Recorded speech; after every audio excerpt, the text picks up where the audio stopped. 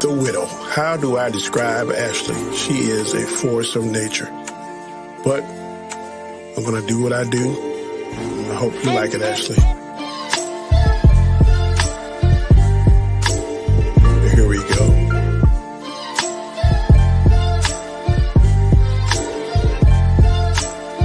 She's the widow. A cute, sexy thing. She has a husky voice with a southern twang. If you come at her, then pack a lunch. If you throw a jab, then she'll throw a punch. I think the MCU is her favorite topic.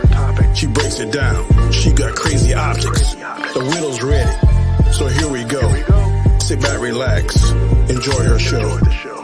The widow. That name alone says it all.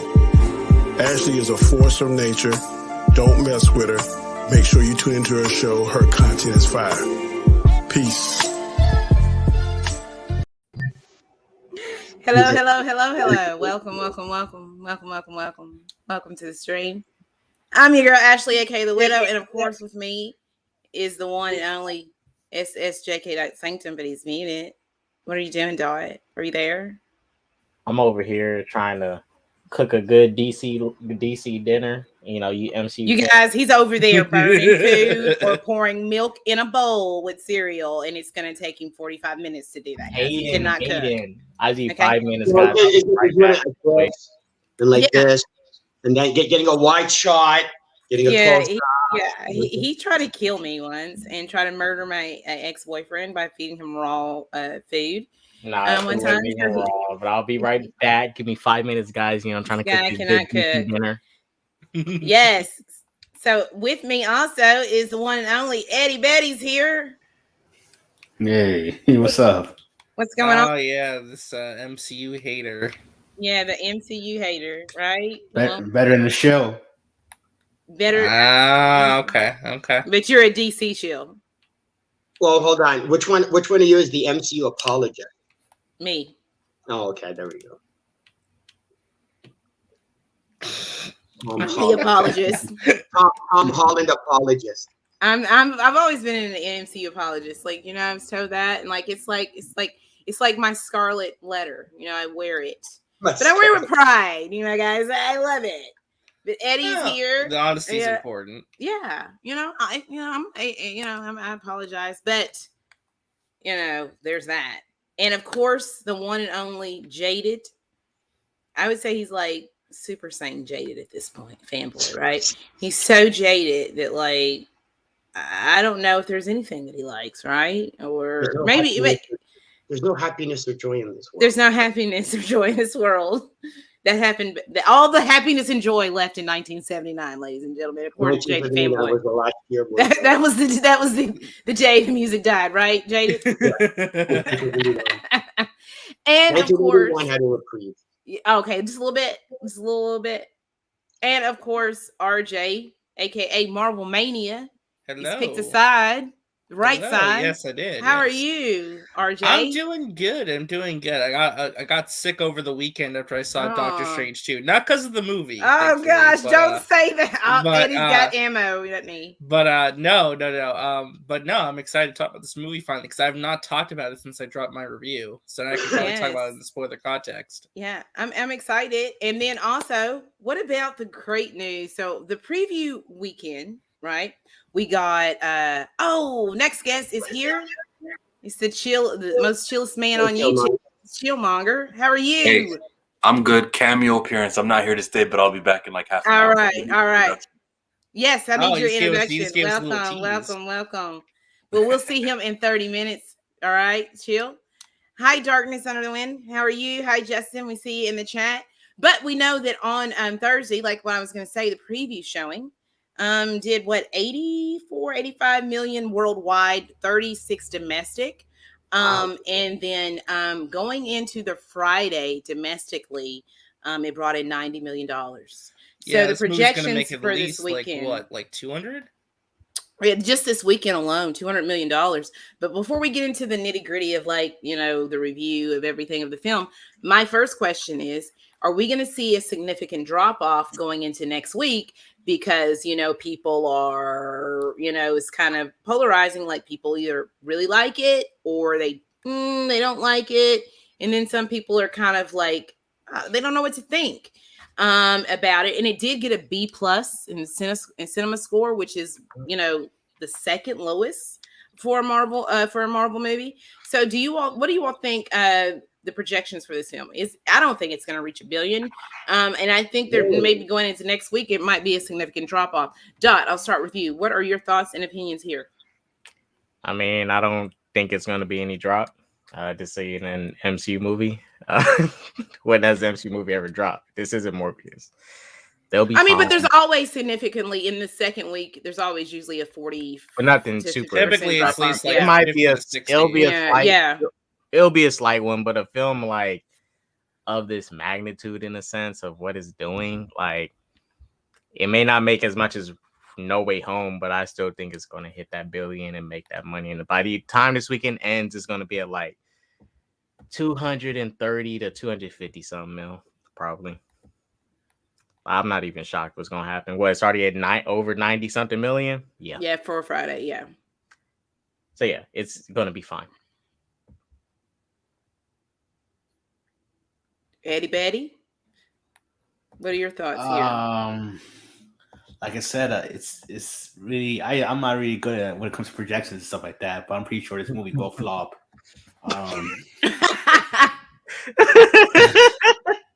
Okay. Oh my See, God. RJ, Darkness agrees with you.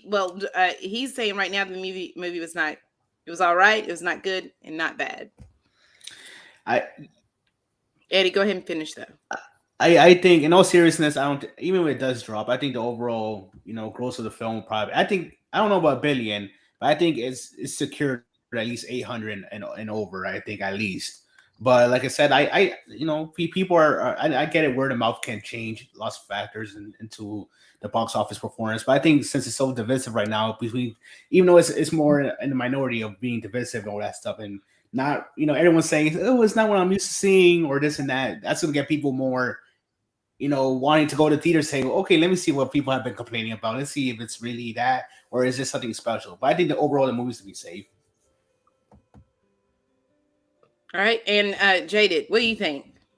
Well, I suck at this because apparently I thought the Batman was going to make $1 billion, and I figured this one would make $1 billion. But having really thought about it, it's like the repeat.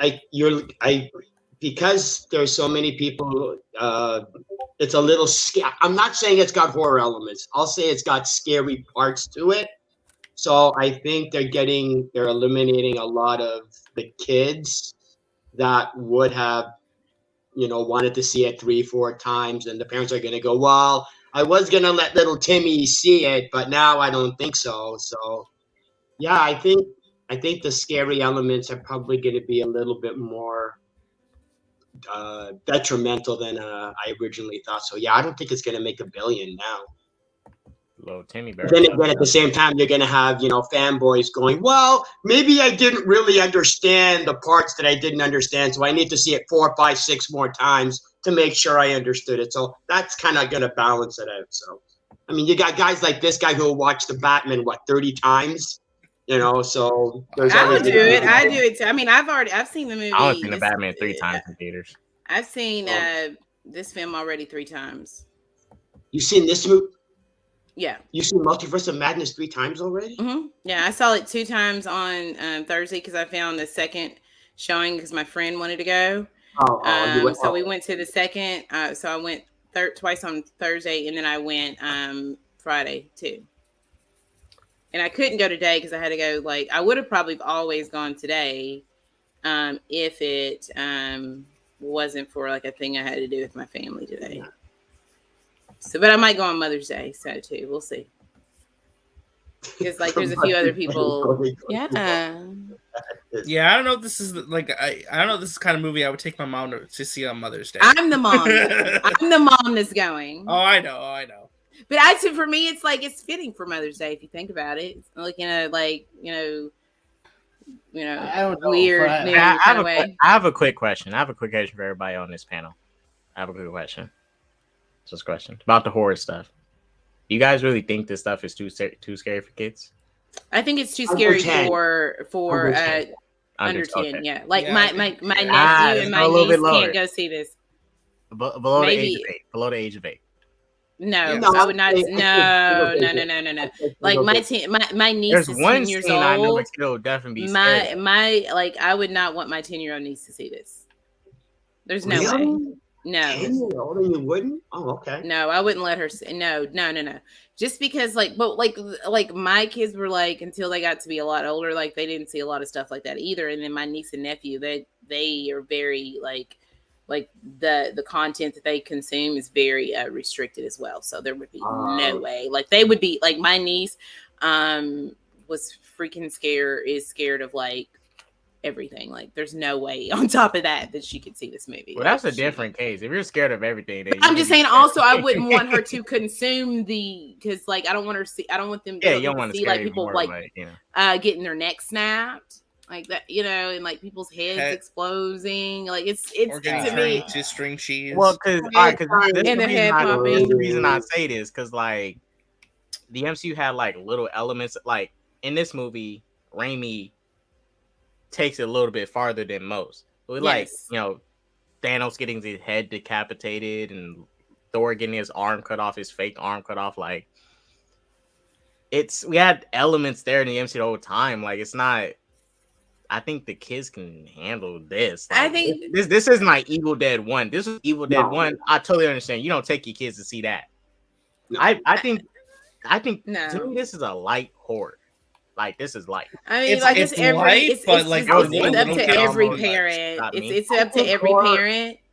I'm not like judging other people who make decisions for their kids or whatever they do. Yeah. The kids in my family under the age of 10, absolutely not happening. Like I just basically chaos is saying F them kids. So what's F them kids like that. F them kids. So what's really the case then? What's really the case? What's really the case? No, you can what, Eddie? No, go ahead, Eddie. No, I was just saying, what's the case then? Is it the horror or the violence? It's the mixture. It's like the scary elements. I think it's more so for me the violence than the horror. Okay, then all right, then I can. Because for me personally, I mean, we'll get into it more later. Like, I didn't find this movie scary. I think it's just imagery and. But are you 7? But are you 7? That is true. I mean, I'm not 7. So there was one part where I slightly jumped at. One part. The scene I slightly jumped. I can go like, "Ooh," but I was like, "Ooh." The scene when one was inside her temple and the minions came out and it was just black and they showed his face. I was like, "Oh shit!" That's the only there was occasional jump scares. Yeah. See, I think saying horror or horror elements is ridiculous. It's scary at best, scary and unexpected. But saying that it's horror. I don't understand what horror movies you guys have seen. I think it's horror elements. I think like an aspect of what mainly of what Wanda was. Wanda was legit. Michael Jason Voorhees this movie. She was Carrie. It was very Carrie-esque. Yeah, there was the blood over the face. Like that was a very Carrie moment. Yeah, that was a very Carrie moment. And so there's that. We'll go ahead. I wanted, before we get deeper into Doctor Strange, I wanted to just get everyone's thoughts and opinions really quickly on Moon Knight. Really quickly. And what did everybody think about the show overall? What did you think about the season finale? And moving forward, is this 6-episode arc does it work, or do we need longer episodes or more episodes moving forward for these shows? Eddie. So are you making sure I was talking to the right Eddie? Is that what we were doing? No, because I thought you were gonna talk to What's up? Sorry I'm late. Nice. So you're gonna have to repeat that one more time, please. Right, Eddie. Come on, please. No, hello, Anzo. Welcome. You're done. Hello. You didn't hear my question, Eddie? I heard you about Moon Knight. Are we on a stream, Eddie? Like, can you just repeat it one more time, please? I think he got distracted by the doorbell. He's like, dude, is that my pizza? Oh, well, Eddie, the question that I had for you, my kind sir, was Moon Knight. What were your overall feelings for the show, right? What did you think of the season finale? And is this 6 episode arc, working for you? Or do the episodes need to be longer, or do we need more episodes moving forward? Let's see. So in terms of the overall show itself, I was kind of let down, I guess. Maybe I was expecting more than what they were going for, because people were already saying this is gonna be like pretty much on Disney's Daredevil or this that they're taking more seriously, and some other factors like that into the Moonlight, because I didn't know anything about him. I only knew a little bit of stuff from the character that I read before the show was even announced, but I was like, it was my first time experiencing this character, and I know other people were saying, well, he's basically like a Batman like character with a personality disorder or something like that. I don't remember what the talks were about, but I was like, yep, I'm on board. This is the first time we see this character. But then seeing the show, I loved the first episode.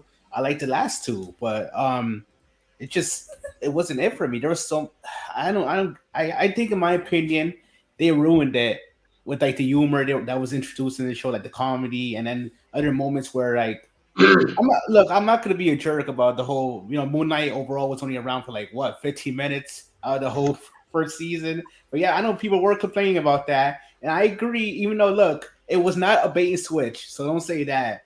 If anything, they did focus on the person behind the Moon Knight suit, just not the actual superhero itself. But no way was Layla, even though I like that character, she was not front and center. She was a side thing. But they were focusing more on the emotional, mental side of Mark / Steven. But look, I'm not gonna say the show is garbage. I don't think it's garbage, but I was let down. But I think it's just mid, in my opinion, mid to slightly good. Like I really need a second. Put it together, midnight. Yeah, I really need a second season. Oh my god! Did you really give it a nickname? Yeah, he did. He did earlier. So now he thinks he's so original. In terms of the finale, I liked it. Like I said, the finale needed to be good. Yes, it went by quickly when I watched it too. I was like, damn, for real? But it was kind of rushed in a way. But I think when it comes to the big when Khonshu and Amit turned big, I thought that was cool. And then Moon Knight actually flying with the cape and all that stuff was tight. And then Layla, of course, with her own superhero. So I like the part when she said, "I am a Egyptian superhero." I know people are gonna rip that to shreds, but I like that. I felt like it was a little bit pandering. Like she could have just said, "Are you a superhero?" Like I think Egyptian superhero. Because then that's like a double meaning for her. She's Egyptian and she's a woman. So if the little girl was just conveyed that with excitement, I think that she didn't have to add that. They confirmed she's the Scarlet Scarab. Yeah, that's why. Yeah, but this is my thing. That little thing like you brought up was a little bit pandering because it's like all these dudes around goons and stuff shooting guns and stuff. Giant monsters are fighting near a pyramid, and what the first thing on this girl's mind is not like run or hide. Is are you an Egyptian superhero? It's like I mean, look, how many Egyptian superheroes do you know? Get out of here! You don't need to ask this. Get up out of here. It's kind of fair to say how many Egyptian superheroes do you know in M2 anyway. But in terms of the season finale, I thought it was alright. But like I said, I need more. And to see this guy Jake get introduced in the end, I was like, oh, that's kind of cool. I hope they don't ruin it. Like I guess a potential they never confirmed it, but they changed it from series finale to season finale. They thought nobody would notice, but they did. But that's all I'm gonna say on Moon Knight. I expected more. I'm not disappointed overall. I just really need more. But I'll say this: my favorite episode is the season finale. My second favorite episode is the 5th episode, and my favorite moment is probably visually at least is when Khonshu reverses the night sky. That scene was visually stunning. I was like, bro, I can't believe it. That was the craziest shit I ever seen. But yeah, that's all I think about Moon Knight. RJ, we'll go to you next.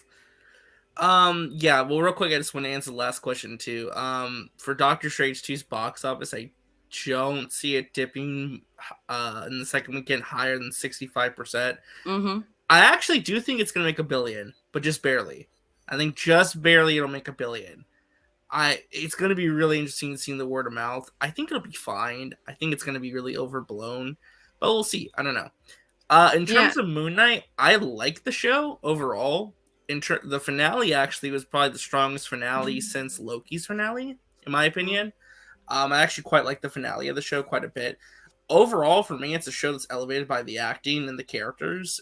In terms of story, it's pretty basic, but it's the characters and the performances that really elevated the show for me to where at the end I was like, oh, I really like this show. So I really enjoyed Moon Knight. I do wish that they would get away from the 6-episode format because I feel like it's too constrictive. I would like it to be more flexible. Just give a show however many episodes it needs to tell a story. Don't feel like it has to be constrained into like just a singular format of either 6 or 9.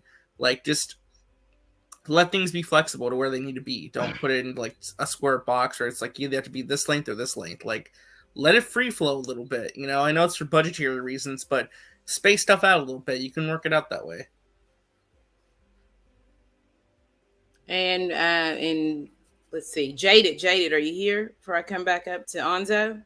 Well, the thing is, I'm not going to be able to do a really good analysis because I saw episode 1 and I really wasn't interested. It's not that I didn't like, I just wasn't really. You didn't watch it. And I saw episode 5, and then so after you seeing skipped. So you went from 1 to 5. Yeah, I ended up seeing episode 5. How the hell could you do that? Why, Jaded? Why waste your time, Jaded?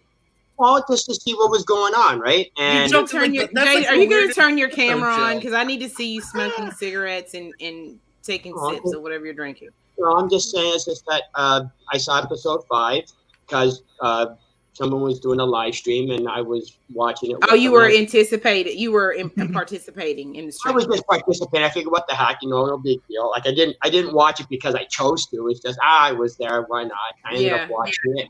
And after watching episode 5 and what they did in episode 5, it's like, there's no reason to take this show seriously. So I didn't really care. Even though that you've missed. Well, no, because what they showed. 2, 3, 4. With what I saw in episode 5 and what they were doing, it didn't make any sense because it didn't make sense because you didn't see 2, 3, 4. Because in episode 5, in the beginning of the show, in the episode, Mark says that Steven, he made up Steven. Steven is a figment of his imagination. Yes. Well, if Steven is a figment of his imagination, when Mark dies, why is Steven there? Why isn't Jake there? I mean, like he is there. Jake is there. He's in the sarcophagus. Yeah, but I'm saying they should have been on the boat. Like, why is? I get what you're saying. Well, I'm saying, and not only because that, he doesn't know that Jake exists. He had to shed Steven because he intentionally made Steven and was aware of Steven's existence. I agree. Unlike Jake. Right. But what I'm saying is, why was Steven, who was a figment of his imagination, why was he there thinking separately when they died? And that didn't make any sense to me. And then it's like he takes a bat and he's hitting. That doesn't make any sense to me. Well, Jada, are you saying that basically when he died, he should have went to the afterlife technically alone? Alone, yeah. Yeah. Oh, yeah. Well, I see what you mean. Yeah. Superboy says I questioned it a bit. I was like, technically, he should be here by himself, unless let's say it's like Hulk and Bruce Banner. If they both die, they would probably be separate in the afterlife, since they are technically two separate people. Like if in the beginning of the episode he had not said, "I invented you to protect you from the harsh reality," then I would have gone, well, gee, okay, they're two separate entities. Because I would have, but because he had said, "I made you up," then why? And that is why when Mark falls into the sand, it makes no sense. You know what I mean? When he falls, it's not Mark, or you mean Steven? It does make sense. When Steven falls, it's a more for with him. It's more symbolic, like him shedding this crutch, right? Yeah, but he's already dead. But he's dead. It's not like he still has to shed the crutch. He still has to shed it in order to make it to the field of reeds. No, actually, I was talking about when he was going back to get Steve, when he was walking through the sands. No, I'm talking about the first part. When he's walking through the sands. I know what he's talking about because me and Onzo had the debate about it already. Had the whole debate. Because the sands take souls, right? Yeah, and he's a figure of the imagination. Right. So So he's not a soul, right? He's not a soul. That's what I'm saying. He's not a soul. And here's the thing, Widow. What got me was when the people were coming out of the sand, they were only going after Mark. They weren't going after Steven. Mm-hmm. And I'm going, oh, okay, so this show's going to do something with that.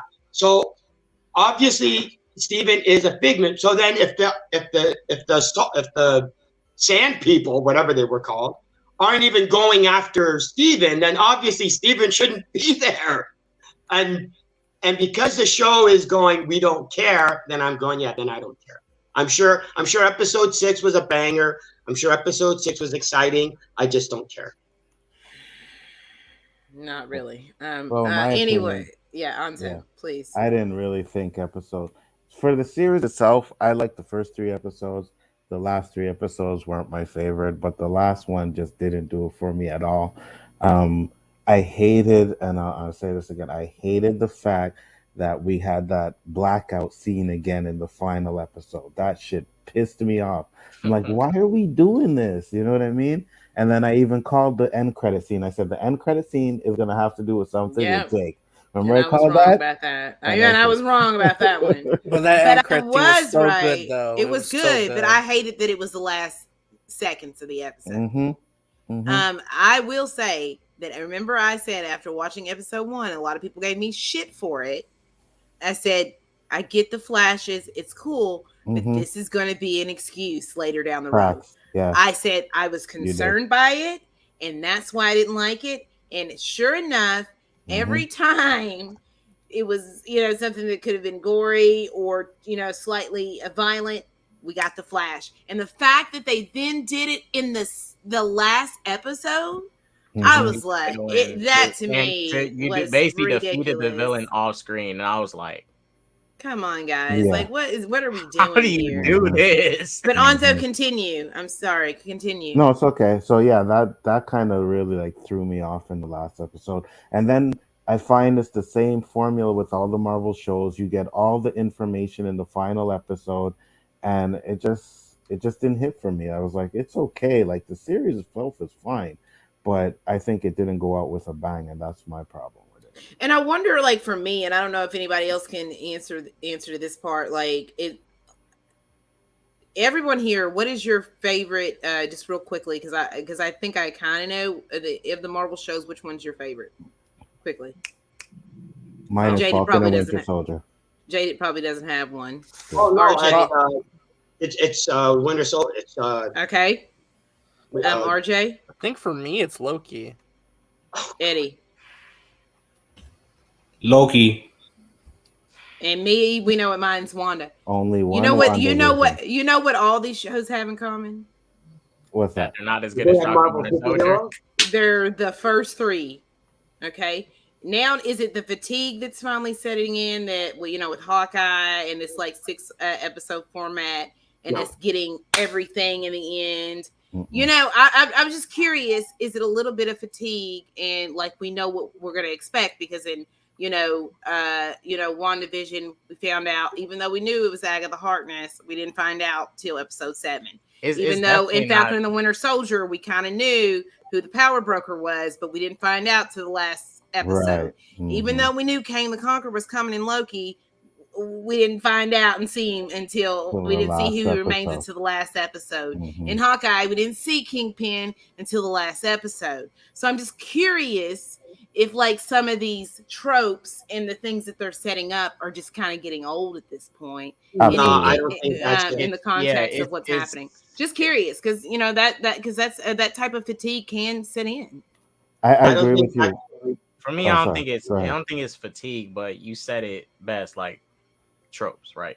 Yeah, I understand. There's tropes in every movie. There's everything, but it's when you start doing your tropes so consistently over and over and over again. It's we can't use a trope excuse too much, because you can't use, because then they use it as an excuse. I'm not using it as an excuse. No. I'm saying they need to fix it as an issue. It's a problem. Yeah, I'm not saying you are using it as an excuse. I'm not saying that. I'm saying, speaking in general, to people that would defend it's like, oh, it's normal. It's what it is. Like, but just because it happens repeatedly over and over again doesn't mean it's okay. Like, I don't want to say it, but like I'm right now watching Ozark. And the writing in Ozark way better than this show here, even Better Call Saul, Breaking Bad. Like, you can write good shows just as you can do it. You can do it. Yeah. Going off of KDOT, I don't think it's fatigue. I think it's because those first 3 shows, they actually had a story and a reason, and they actually put effort into it. Whereas with Hawkeye, it was like, yeah, let's try and do a show with 5 different stories. Yeah, and it's like, let's just try and do a story with her. And Moon Knight, let's just try and do a story with her. With Wanda, there was an actual reason and a purpose for that show. With Loki, there was an actual purpose for that show. Whereas, and we actually get payoffs too, right? Sorry. Yeah, that is true. And those shows have a payoff. Whereas Hawkeye doesn't really have a payoff. It's like, okay, so. Well, Hawkeye had a good build-up, but it screwed the pooch at the very end because that finale was just not it. I just think that the story they didn't invest in the stories as much as they did in the first. Well, what's about Hawkeye too is that the deleted scene showed you a much better show, and that's never. Yeah. It was so good too. And yeah, I agree with Kate. I don't think it's fatigue. I just think, like you said, it's the tropes and the formulaic way that Marvel portrays their movies is what people are getting tired of. Because I think Doctor Strange is going to make a lot of money.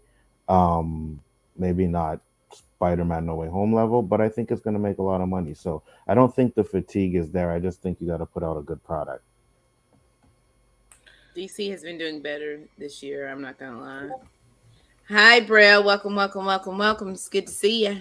So Peacemaker was fire. I think Peacemaker is better than Moon Knight. Absolutely. From a structured of it, like the way the show is structured, it feels like a complete series. Even if they stopped and then said, this is the end, and next time you see these characters, they're going to be in a film. I still felt like I got a complete show. A complete season, beginning, middle, and end. And with Moon Knight, it's just like. Now what? You gave me all the beginning. Just a little bit of the end. A middle, excuse me. That's all I got. My question to you, because I don't think I've heard you talk about this. What did you feel about Layla being the Avatar and stuff like that? I liked it. I mean, I really had issues with her in the first two episodes I saw her in. So in 2 and 3, I did not like her. I thought she was very weak. But by the time we got to episode 4, like that episode was my favorite because like with the horror elements and like I really liked episode 4 of the series. And so by episode 4 she was really good. We didn't see her in 5 and we see her again in 6 and I liked her. So 4 and 6 I feel like by the time it was all said and done, I think that she was a lot stronger than what I initially thought about her. Because at first I was not on her at all, but I was excited to see her, be the Avatar. I really didn't like when Toret's voice was coming out. Like, I feel like it didn't sync up and match. Just like when, I didn't like that. Also, like when I didn't like when Mark was like, in the tomb and he was like, Khonshu was coming out of him. I didn't really care for that, either one of those. But, I thought that she was good. I didn't like I said the line where I feel like it was a bit pandering. Like, I feel like if you have a little girl who looks like her, who's Egyptian, say, are you a superhero? We kind of get the context. Like, you don't need to jam that down our throat. And I like in Falcon and Winter Soldier where it was like opposite, where the little boy says to him, you're the Black Falcon, and he says, no, I'm just Falcon. You know what I mean? So like, to me it was like one way, because like people do that, like we be doing and expect, be like, what up, Black Falcon? Like that happens, you know what I mean? So like, and I just felt like then they kind of like flipped it on its head and used it as like this moment like to pander, when I feel like if they would have just had the little girl there and just asked, it would have been just as impactful than you like having to like say, in case you didn't know, for all the dummies in the back, kind of like, I think that people would have got it. You know what I mean? Because, in my opinion, that's just how I feel about it. But I thought she was cool. Yeah. I just don't. I think for me personally, I think we should have had, it just be Moon Knight and Harold. I don't think that we really needed to see her as that, or she could have dealt with the goons or something like that. I don't know. I think it just took away from Moon Knight and what he was supposed to do a bit. Just a bit. Oh yeah, I forgot you hate women. Oh no, I love women. She was actually hot. Yeah. She was actually hot in that shit. It's all about the She was hot in that shit. When I seen her, I was like, oh, okay, she's cute. Not bad. She looked good. But I don't know. It's just for the season finale, I thought it would have been a lot better. I was excited for it. And I just think it wasn't as good as I was hoping for. Do you guys think it's going to get a second season or no? I don't think so. I think it will. If it doesn't get a second season, it's such a missed opportunity. It really is. I mean, right now it's still listed as a limited series, so we will see. I hate that so much. They need to continue it. We've got a guest here in the building. Zod Ryder's here. Hi, Zod. How are you? Welcome. Hey, everybody. We're good. We're just talking about Moon Knight right now. I'm trying to give a few more moments until Chill gets in here before we start our questions and our initial thoughts about Doctor Strange: The Multiverse of Madness. Yeah, I didn't think we'd gotten through all of Doctor Strange already. Yeah. No, we haven't even started that yet. So, what are your thoughts on Moon Knight overall? So far, I still haven't finished Moon Knight. I forgot. I'm only 2 episodes in on Moon Knight, so. Well, we can't really ask you too much. We don't want to spoil it too much. But what do you think of the first 2 episodes? I'm enjoying it so far. I guess I was expecting a little bit more brutality. Mm-hmm. I was expecting it to be feel a little bit more adult, and to me, it just feels like another Disney Plus Marvel show right now. To me, with 2 episodes in, I mean, I'm pretty sure that it might pick up. I mean, I don't know, because I'm not really listening to spoilers or whatever. I'm trying to just wait and see until I've seen it all. But at this point, I don't really, it's not really standing out to me at this moment. I liked the first episode a little more than the second episode, but actually Enzo's the guy that ruined the Moon Knight show for me, which is why I didn't watch it anymore. How did he ruin it? He had a great idea for episode 2. And I went, if they did that, Enzo, I would love it. And then I asked anybody, did you watch the episode? And they go, yeah, I did it. And I explained Enzo's idea, and they go, did they do that? And I went, yeah, well, if they're not going to do that, I don't care. Brea has a good point. He says, I think the Egyptian superhero line would have benefited from additional exposition on the national trauma women suffer from in Egypt, along with public unrest due to military activity.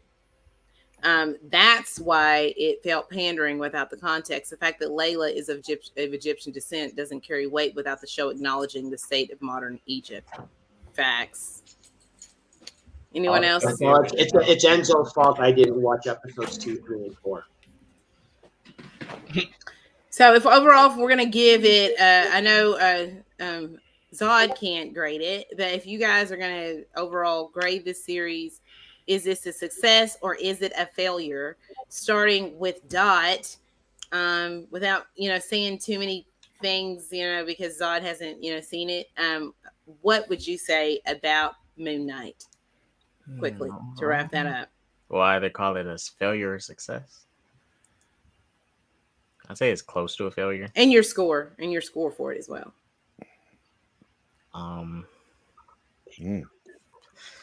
Loki's average 3 out of 10.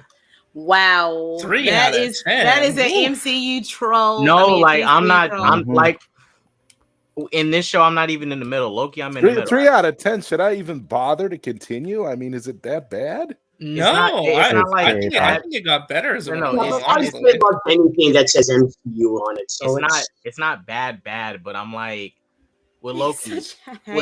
Loki, I'm completely in the middle, so I give it a average grade. With Moon Knight, I'm not. Like, I'm not in the middle. I don't. It's only like 2 episodes I probably like. K. Dot, I love your honesty, man. I really do, because, like I said, I watched the first episode of Moon Knight. I thought the first episode showed some promise, and then it went down. And then it went downhill for me with the second episode, and I'm like, Raya says it's a 7 out of 10. Like that. Okay, I'm like 2 episodes. I mean, my score might be is low, but it ain't that low. Loki only gets a higher really? score. I'm legit. Really? I mean, for me, I guess for a Marvel property, because I'm an MCU apologist, it's low. Wow. Anzo, is this show a success, a failure, and what is your score? I won't say it's a failure. What do you think? I won't say it's a failure. I won't say that. I think it's mediocre because, like I said, I like the first 3 episodes. Wasn't feeling the other 2, and then the last one I didn't really like that much. So I would probably give it maybe a 6 out of 10. I think that's good. I'll give it 6 out of 10. Yeah. For Moon Knight, the series that everybody said was going to be on par with Daredevil. We thought that. Yeah, that's what we were hoping, Zod, and that's not what we got. No, at all. It's not what we got at all. Jaded, I know you've seen again. I've only seen 2 episodes. So I mean, just score each episode then that you've seen and your thoughts, because I know you're not going to continue on and go back and finish it. It's not worth watching. It's as irrelevant as the Hawkeye at the TV show. It's meaningless. Maybe season 2, it's actually going to be worth watching, but I don't see as far as I'm concerned, season 1 isn't worth watching. Thank you, Jaded Fanboy. Appreciate that, bro. Because I'm only 2 episodes in too, so I mean, he watched, but with Jaded, at least you're on 1 and 2. He watched 1 and then went to 5 because he was part of a watch party. So he probably wouldn't even went past 1. Part of a watch party. Yeah. So Eddie, overall score here, is this a success in your opinion, failure? What do you think about Moon Knight as we wrap up this little discussion about it?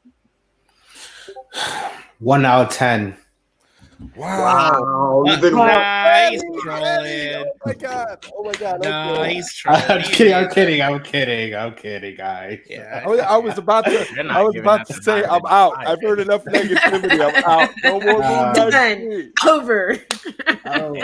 Don't give it nothing higher than a 5. You gotta be honest, man. Be honest. I'll be honest for a change, like I always say. Nothing 5.1. 5.1. I'll give it I'll be fair, since I did like the first episode 1 and the last 2. I'll give it a 7 out of 10. There were some good moments in between, but like still, it's like there's so much that it just, I don't know. I guess it was my expectations, to be honest with you. It pretty much was, but I'll give it a chance. I hope it gets a second season so that the actual writers and all that stuff can see the criticism of the first season and change all that stuff to make it better. But for now, it's just an average show. Like I said, midnight. That's what I could call it.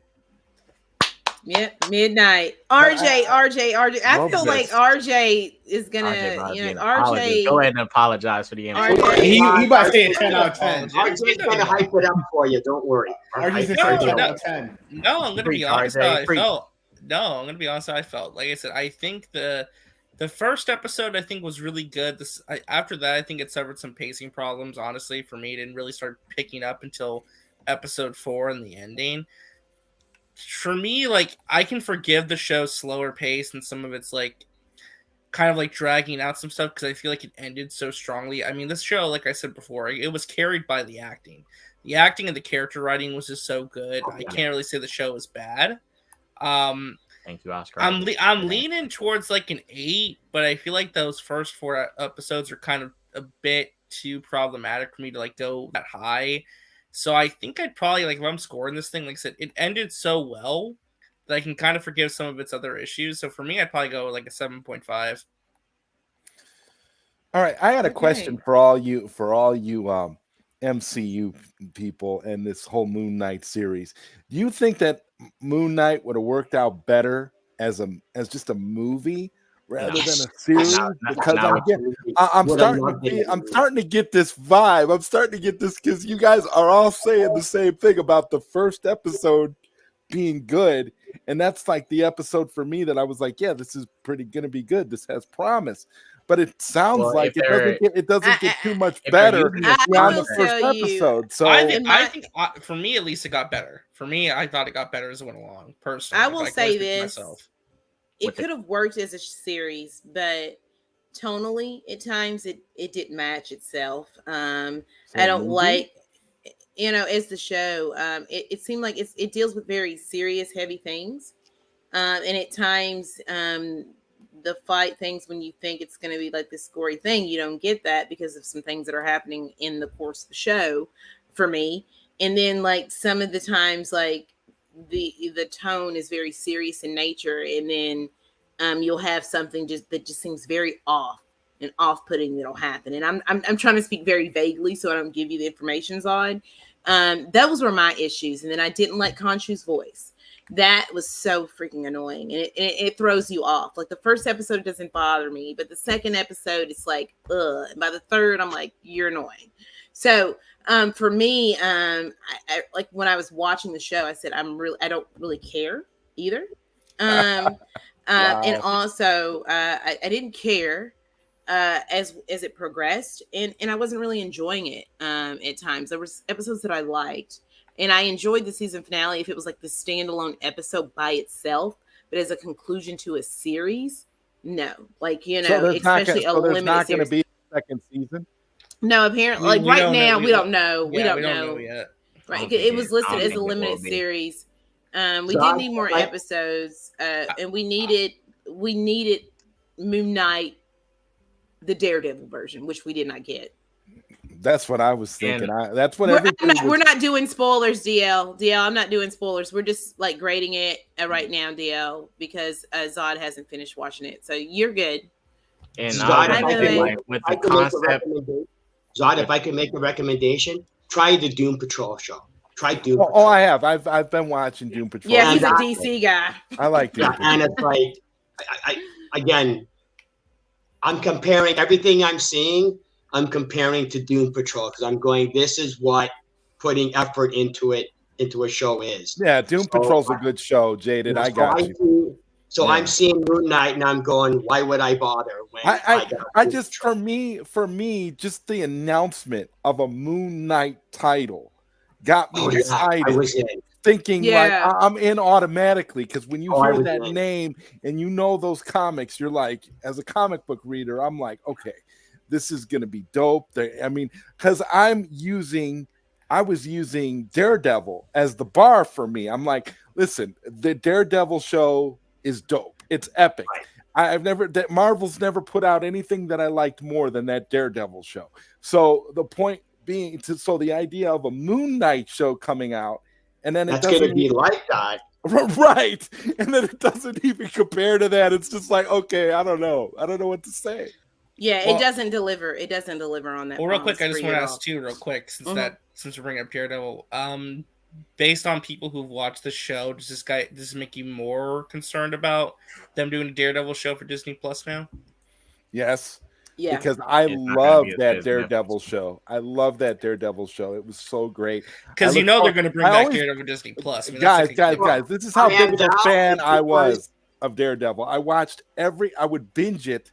The moment that whenever it came out, that the day it came out, I would watch it till it was over. I would watch the whole thing. There wouldn't be any pauses for me. That's how big of a Daredevil fan that I am. So for me, that show, this whole Disney Plus concept, if this is what we have to go by and they're just going to water it down, I kind of hope they decide not to go in that direction. DL has a question. He says, why has nothing reached the quality of Daredevil? because Disney Plus didn't put the effort that Netflix did. That's the thing. Because Disney went, we got a built-in audience. We could put anything out. We're gonna get X amount of people watching it anyway. Netflix actually had to put effort into it. DL says, remember what they did to Kingpin and Hawkeye? I'd be worried. I mean, yeah. I didn't watch Hawkeye, so I mean, you ain't missing nothing. You ain't missing. You're not missing. I didn't want to bring back to Zod's I had a question though. If they should have done this as a movie or not. Yeah. I think with the story they was telling, with let's say the concepts they did in the show, Moon Knight's DID issue, Arthur and his thing, and then the Layla stuff. I don't think you could successfully even do all that together in a movie because you only get 2 hours and 20 something minutes to make all that work. They could do a 3-hour movie though. I think that Moon Knight doesn't need 3 hours. That is a film. I mean, it's a for series. The concept they're doing, you can't even work within the time frame that they got because this show dragged out the DID stuff for That's the thing though, K-Dot. The reason that they should have cut down a lot of the DID. We needed two more. We needed 2 more episodes, and you should have. If you didn't want us to see Jake, in the first 3, show us in 4. Give us 8 episodes. Don't wait till you know what I'm saying. Show us these characters sooner, and we got to stop. I'm going to throw up points. And John hasn't seen anything. Yeah, even as someone who liked the show, watching that finale, I was like, I wish there was at least 1 more episode to let some of this stuff breathe for just a little bit. Wow, RJ, hearing you say that has me really nervous. Yeah, he's right. I like the story and what it did. I just wish there was 1 more episode just to let some stuff breathe. He's right. Anzo, didn't you have a question? Yeah, I was gonna say. Well, I know we're gonna get into the Multiverse Madness. We're getting ready to do that, right? But doesn't that give you hope that maybe they can make a little bit darker of a Daredevil series? Well, yeah, as long as it's on Disney Plus. If they're going to explore the way they did in Multiverse of Madness, then yeah, I can see that easily. All right. But it's just like I mean they have the parental controls. Chillmonger, real quick, what were your just overall general thoughts of Chillmonger? And we know what it's a phenomenal YouTube channel. You can check him out every week. I thought Moon Knight was good, decent, but at the ending, the Jake Lockley don't say anything because God hasn't seen it. God hasn't seen it. He's only seen episodes. Yeah, sorry. It was a decent show. Decent show. A decent show. That's really the best that anybody can say about it, apart from RJ. I'm nervous because I'm like, man, this is wow. Yeah, no. So now let's go ahead and shift it to what the main topic is, right? We've all had a chance to see Doctor Strange and the Multiverse of Madness, right? And I had a chance to see it 3 times in theaters. And we're going to talk about that. But first, before we have a few questions about it, I want everyone's just without, giving away how you feel about the film, just or specific things or examples from the movie, just general thoughts. Go, dotty dot. I like Sam Raimi's style all over this movie. I loved Wanda's acting. I liked America Chavez. Doctor Strange was fine. Plot was fine. And you're being a hater. Better magic spells than anything I ever seen Doctor Strange do in the MCU. Shouts out to the magic spells. Shouts out Raimi. A lot of great magic spells. That's it. All right. And Anzo. I love this movie, man. I think it's great. I think they did a lot of things in this movie that, people said that Disney won't do. Oh, no, we're not going to see this. We're not going to see that. And they did a lot of that stuff in this movie. So overall, I think it's great. I enjoyed it. I've seen it 3 times already, too. Once in the theater, though. But I enjoyed it. I think it's great. All right. And Jaded. This isn't even a popcorn movie. It's cotton candy. It's fireworks. It's the equivalent. It's the equivalent of Sharknado meets the MCU. That's I love it. Anybody who takes this movie seriously needs to, I don't know, breathe or something. I don't know. we have stepped into the Jaded verse. We are in Jaded's world now. Nice.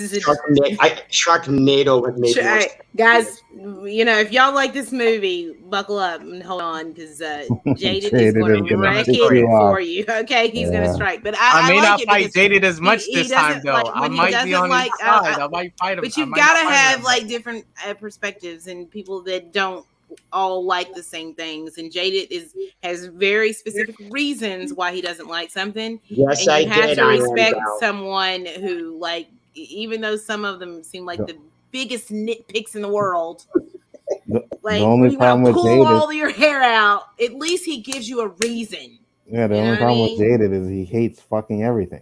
Like, there's nothing Jaded don't like. If it came out after 1979, you don't like it. I will hype up KGF 2, and everybody watch KGF 2. Watch KGF 1, and then watch KGF 2 in theaters. Absolutely loved it. So, Eddie Betty. Eddie Betty. Preach a good word, Eddie. Look, man, this movie. He's about to chill. He's about to troll. I like trolling. Hold up, Eddie. Please. I know how he truly feels. Trolling. So Ahead, I know how he truly feels. Speak from your heart, Eddie. Speak from your heart. Look, every time I go to theaters to watch these Marvel films, I always come out crying because it's like I really did not want to watch it. But let me be honest.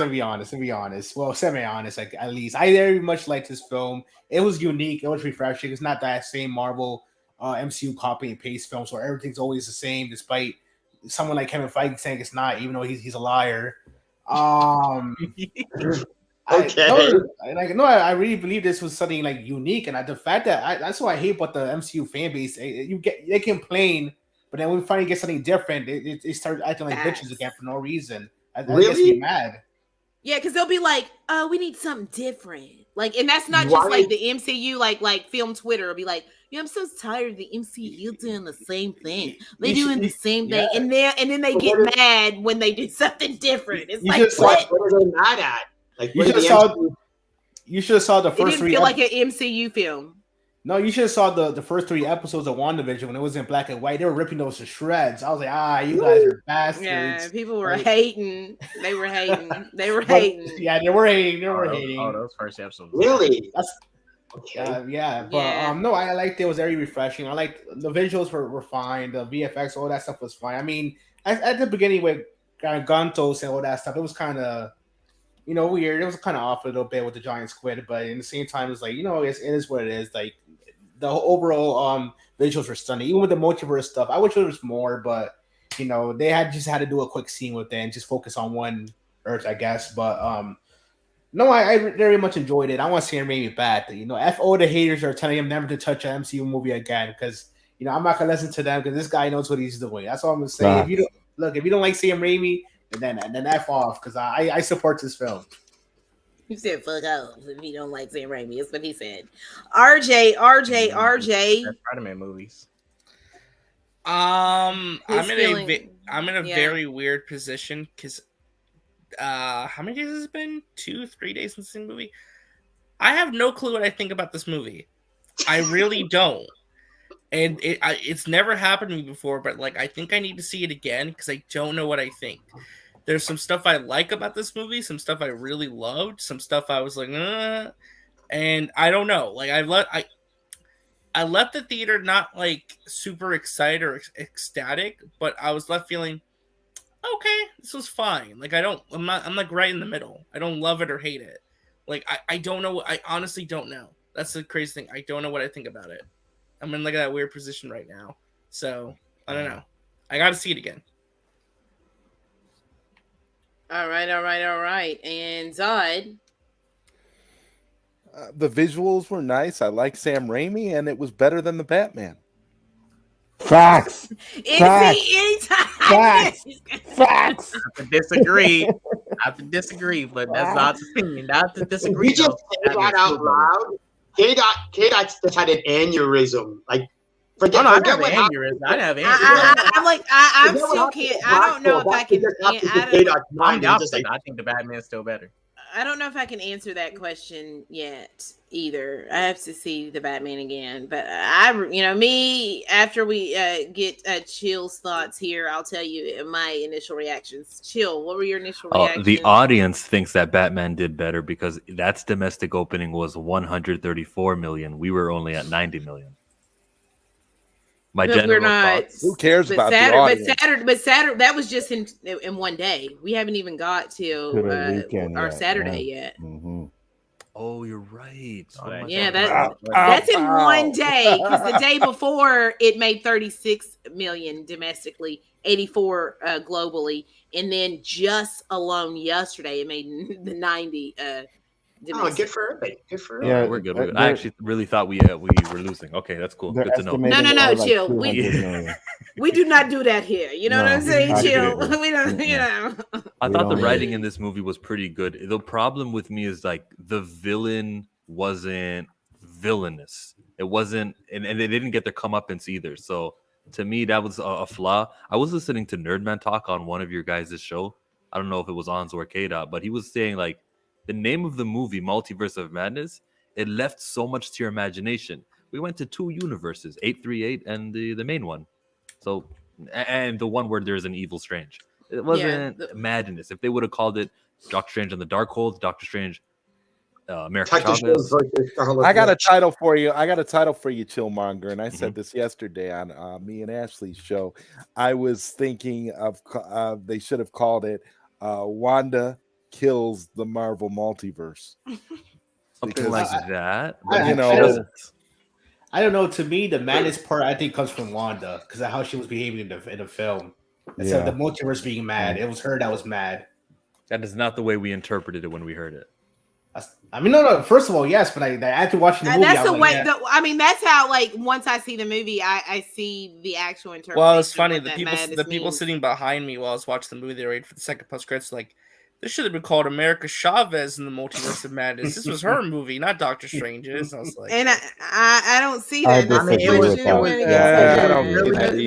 That's a question I don't want anybody to answer because that's the question we got. Ashley, coming up real quick. Could I show something real quick? Sure. Is it a troll? So no, it's not a troll. It's not a troll. So Okay. Let's see what this is. It's definitely not a troll. You can add it, you got the. It's definitely not a troll, not a troll. This dude is about to troll. Look at what the MC fan did to my car window. Look at it. Look at the MC fan. Oh my god! Oh my gosh, guys! Like really? I got them. That really happened. That was the Wasp. That really happened to his car, but he's saying an MCU fan did. That happened to him. It wouldn't surprise me, K-Dot. It wouldn't surprise me. I swear they did that. I was just walking outside. I just said the Batman's better than they throw a rock in my window and stuff. Yeah, I can't believe sympathy, bro. So that's actually greasy MCU fans. I can't believe it. You know what, K-Dot? K-Dot? K-Dot, that was a DCEU fan that seen your post talking about Avengers was the movie that did it right.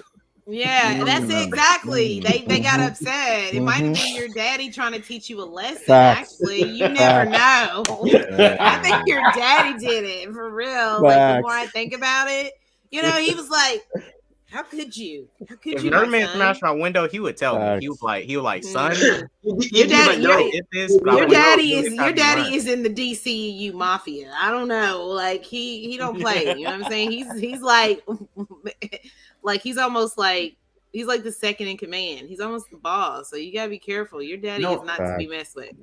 He's like the penguin. I gotta fix. Just wanted to show that MCU fans. Yeah, I believe you about these coming MCU fans. No, and in the first question I want to ask is kind of the question we already proposed just now. Does the Multiverse of Madness feel like a Doctor Strange film? And please, outside of just yes or no, give me examples to back up your claims, please. We're going to start with you, Dot, right now. Go ahead and give me your thoughts right now.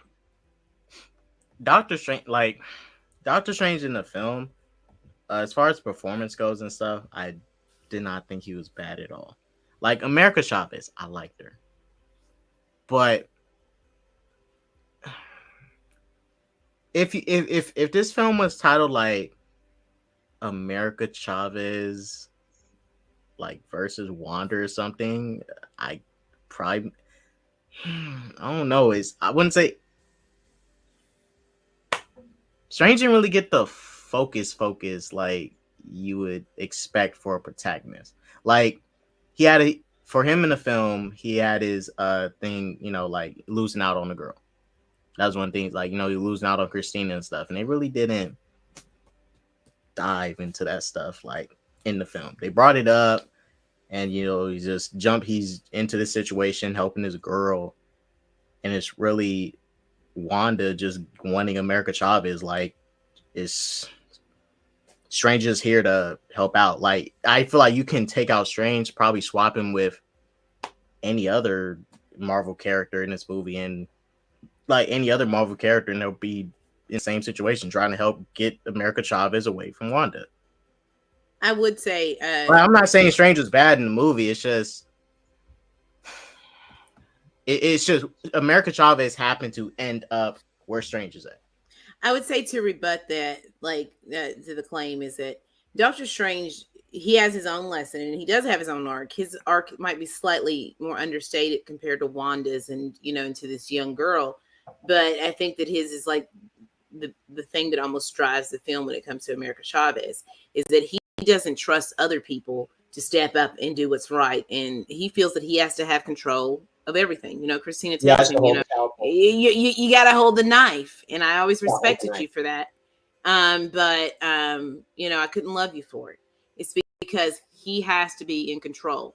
And that's one thing that he's got to learn to let go of control. And Wanda's also on the other end attempting, to control everything, to make sure that she can get her children back.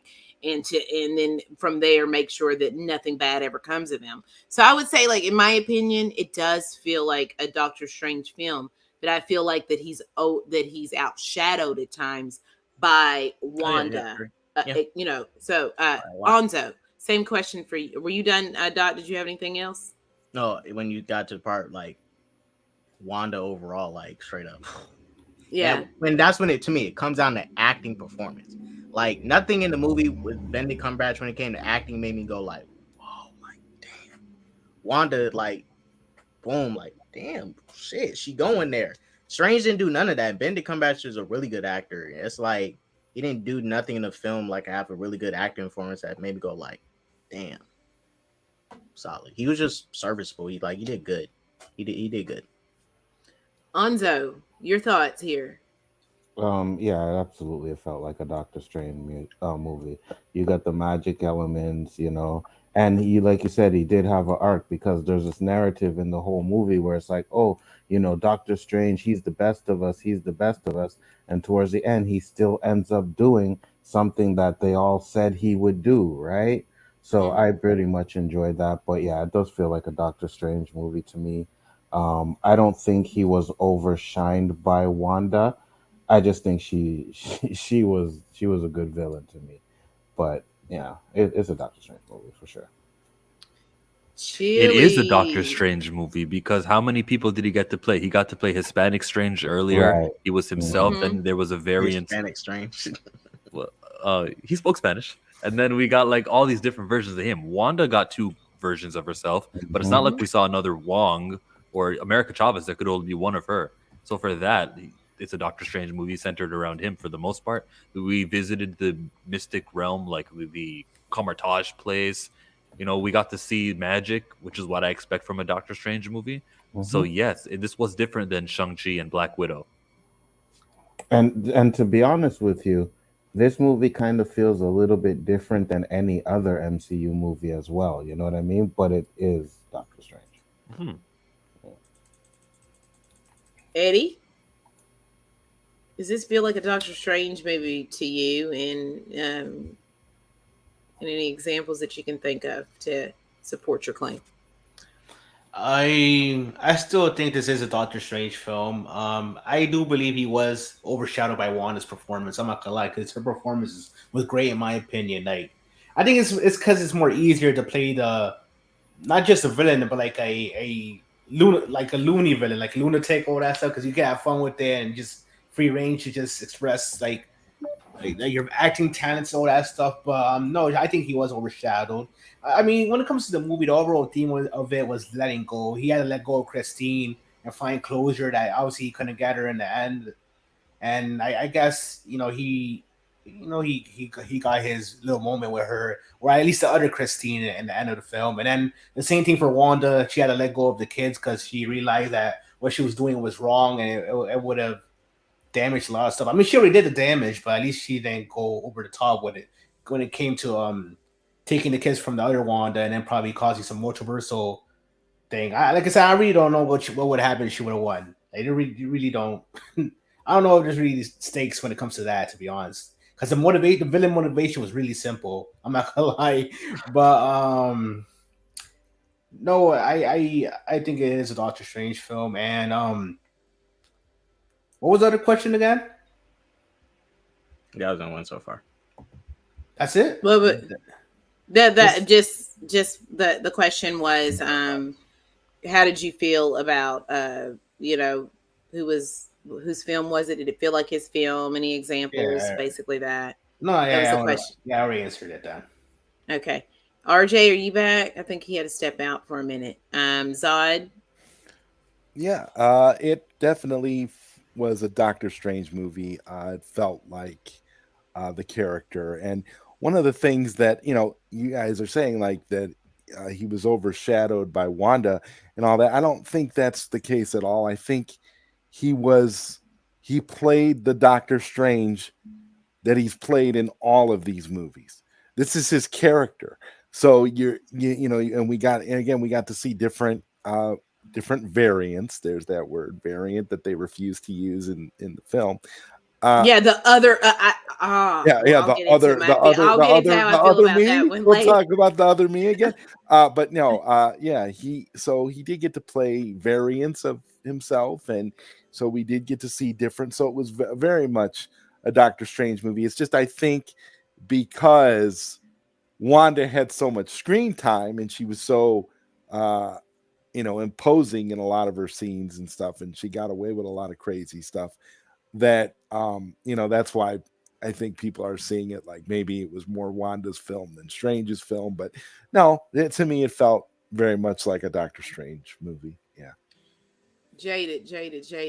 I think this was a Doctor Strange movie, like Civil War was a Captain America movie. I mean, that's like Wanda was basically Bucky. I mean, it's like Winter Soldier. Sorry, was Winter Soldier a Bucky's a movie, or was it a Captain America movie? Well, no, it was Captain America, but it had other elements of the story. So yes, Captain America or Doctor Strange, it was the story from his focal point. So yeah, it was as much a Doctor Strange movie as Winter Soldier was a Captain America movie. It just had another main character as part of the focal point. Okay. But to say it was a Doctor Strange movie like the first one, no, I wouldn't say that. Yeah. That's a good point. That's a very good point. Yeah. RJ. And then we're gonna. Yeah, for me, like it definitely. We'll get back to Ray's. Ray, we're gonna go back to your question after I finish with RJ. Go ahead, RJ. Okay. For me, it definitely felt like a Doctor Strange movie. I mean, the main theme of the movie is asking the question, "Are you happy?" Like, they repeat that many times. It's about coming to the realization about your own state in the world and whether or not you're finding happiness and fulfillment with the life that you have. Right? They kind of use Strange, but I mean, it definitely is his movie. I agree with Jaded. It's a lot like Winter Soldier, where it's kind of sharing screen time with Wanda. But even though she's a co-lead, I still think Strange dictates the story. I mean, he is the lead protagonist, and he has a character arc. So I think it's just as much his movie as Wanda's. I think that is a good balance that the movie had. So.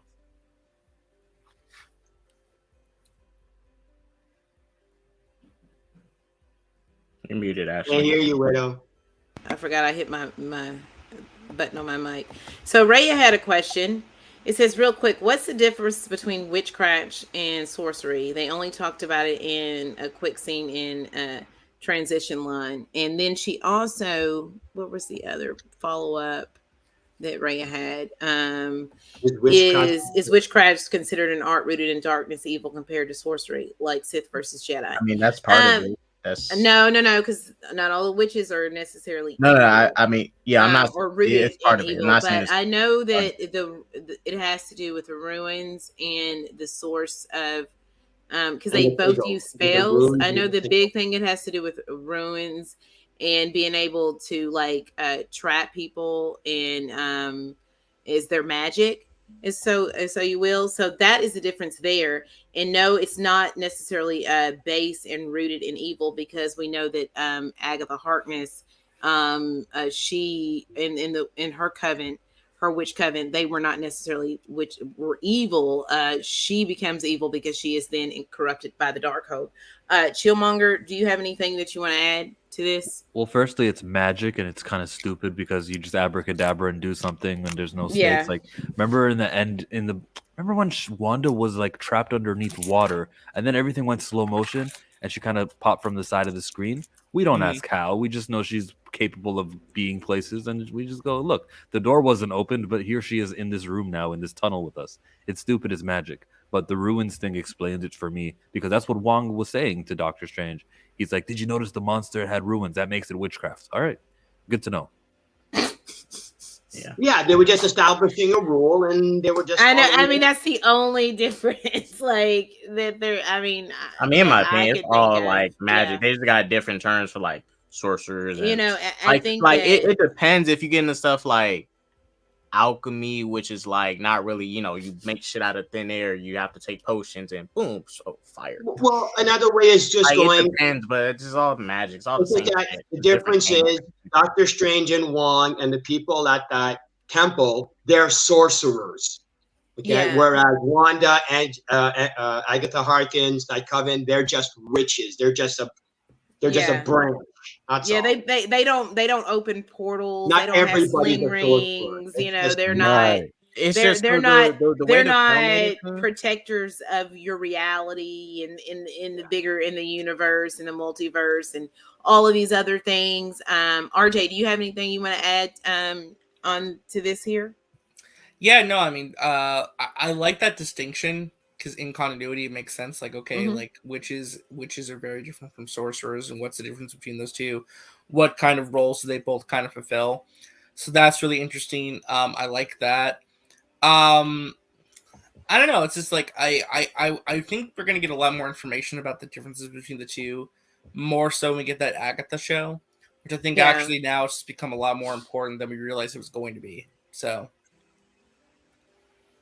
there's that. Anybody else have anything that will want to shed light, add when it comes to? Well, I was gonna say the way Wong made it seem like when he, like when he told Strange like it's witchcraft, there's all the runes and stuff. He made it seem like it was a little bit more of a darker, like more, not a good form of magic to use. Yeah. So let's get into our next question here because like we have more questions.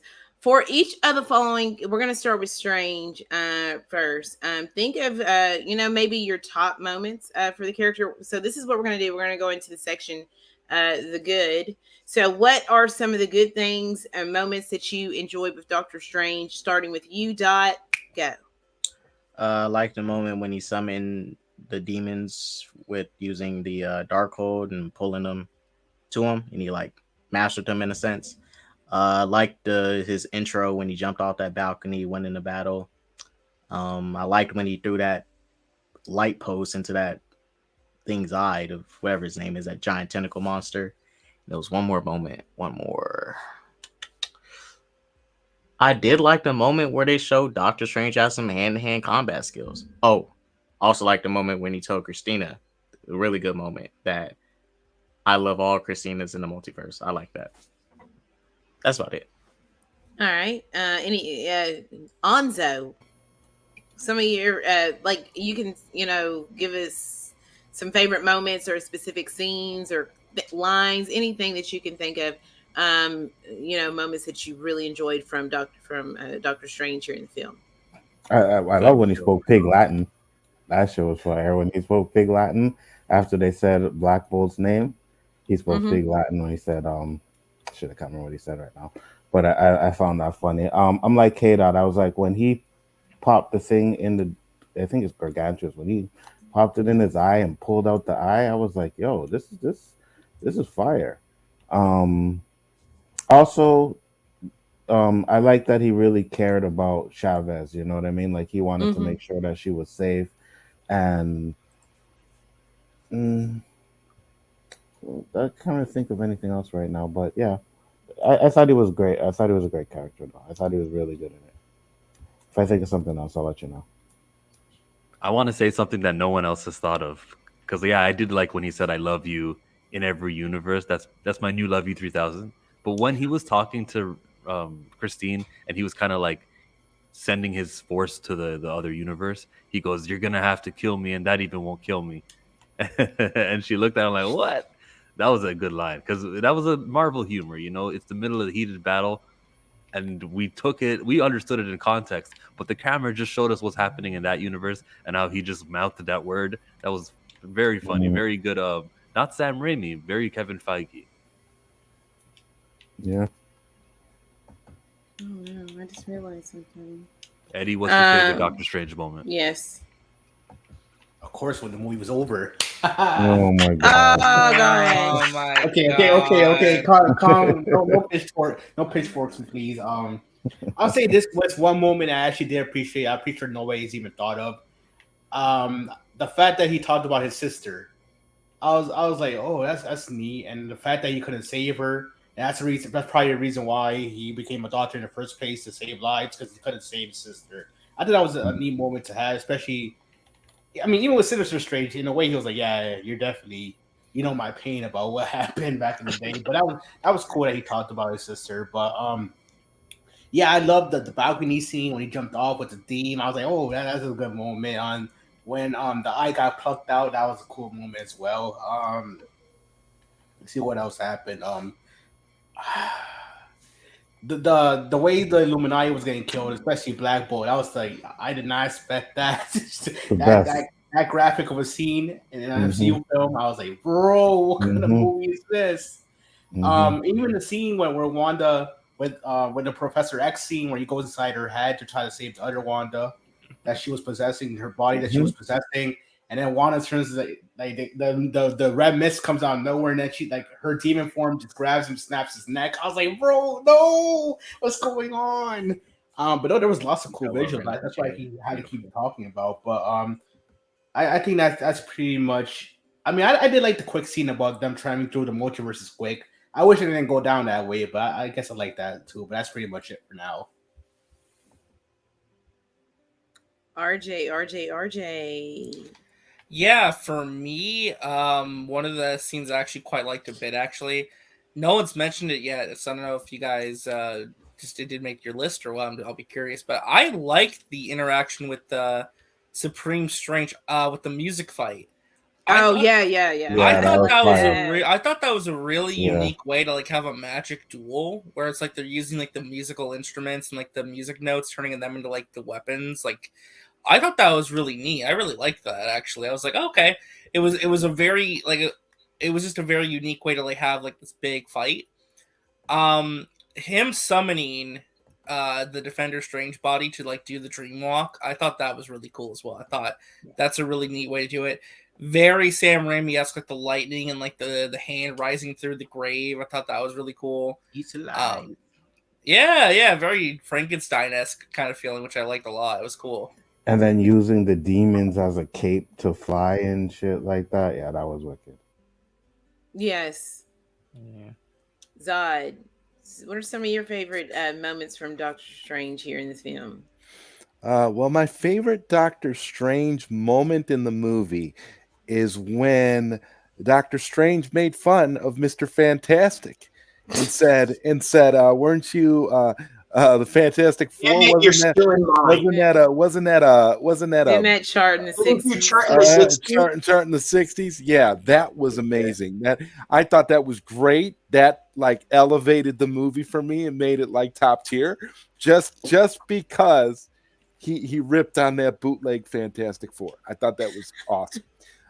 So that was my all-time favorite moment. And I also I liked all of the pretty much all the interactions that Strange had with America. It seemed like he genuinely he almost came off very fatherly towards her, which I thought was unique for Doctor Strange, because he kind of has a very droll arrogance about him, and to see him actually care about this girl and want to, actually protect her and her well-being. I agree with Eddie on that. I think that was a very good thing. So almost all of their interactions I thought were cool.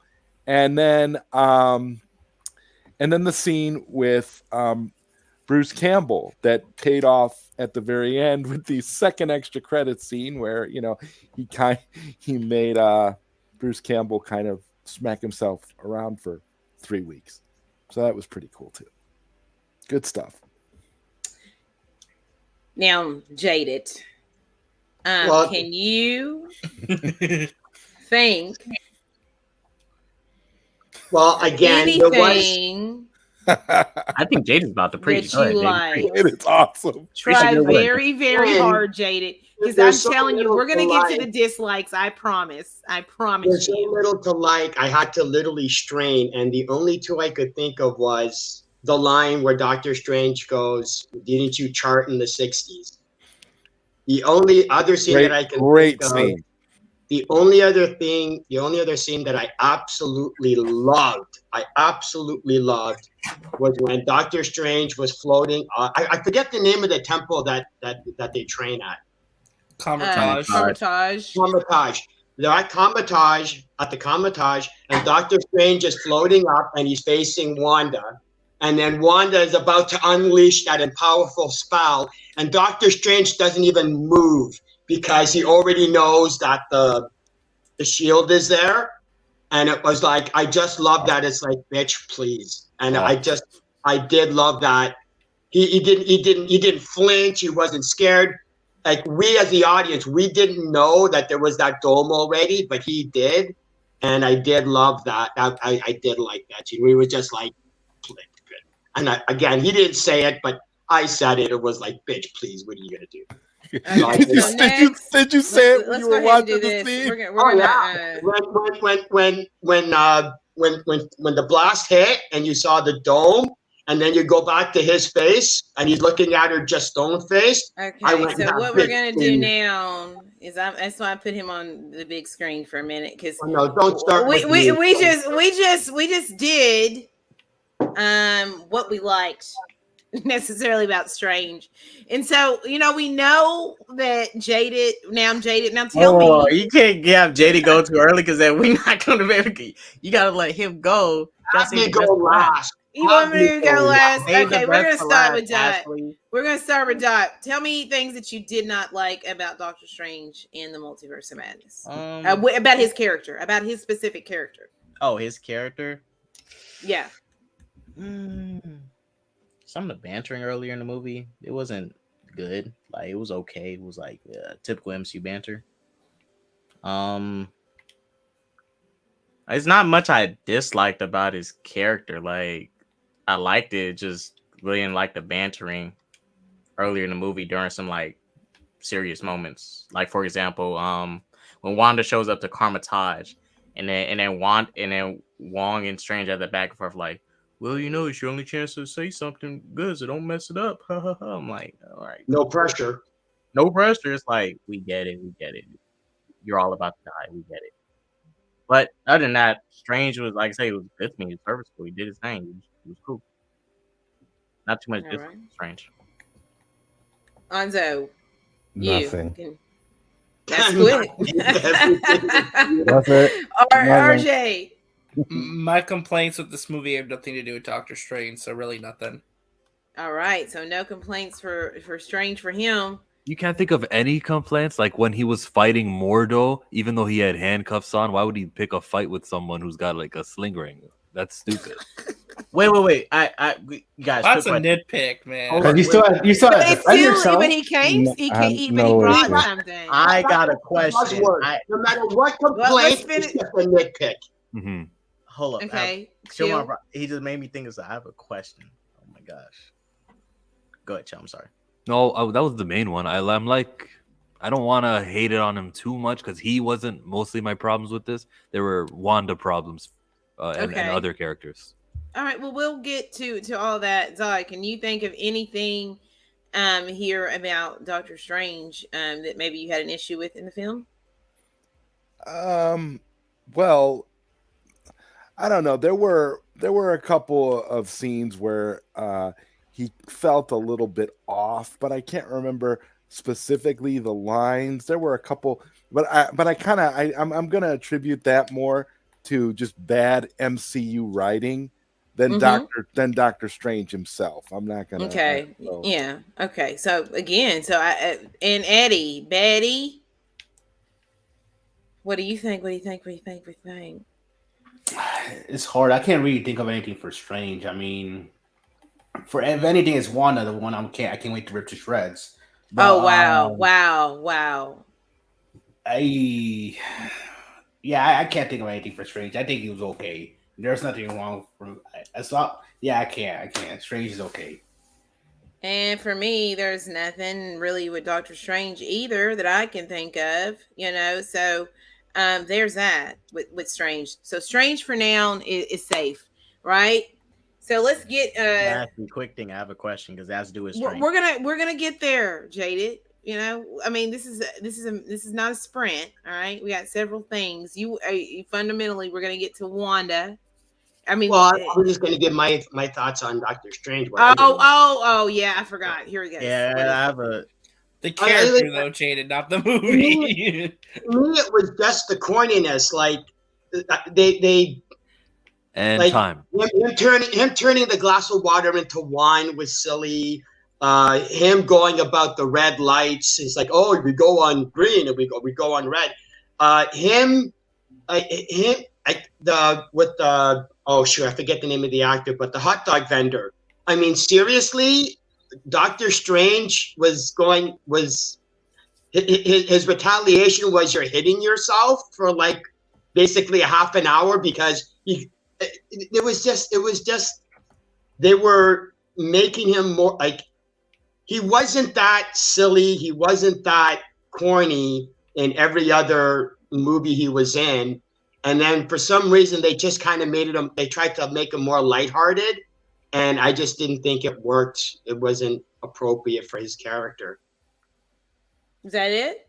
Yeah, that's pretty much it. Just the corniness and the making him silly and lighthearted. And it's like you don't have to make every MCU character lighthearted and funny and joking. You can have a serious character. Add a question. It might turn to a dislike for Strange, but I had a question.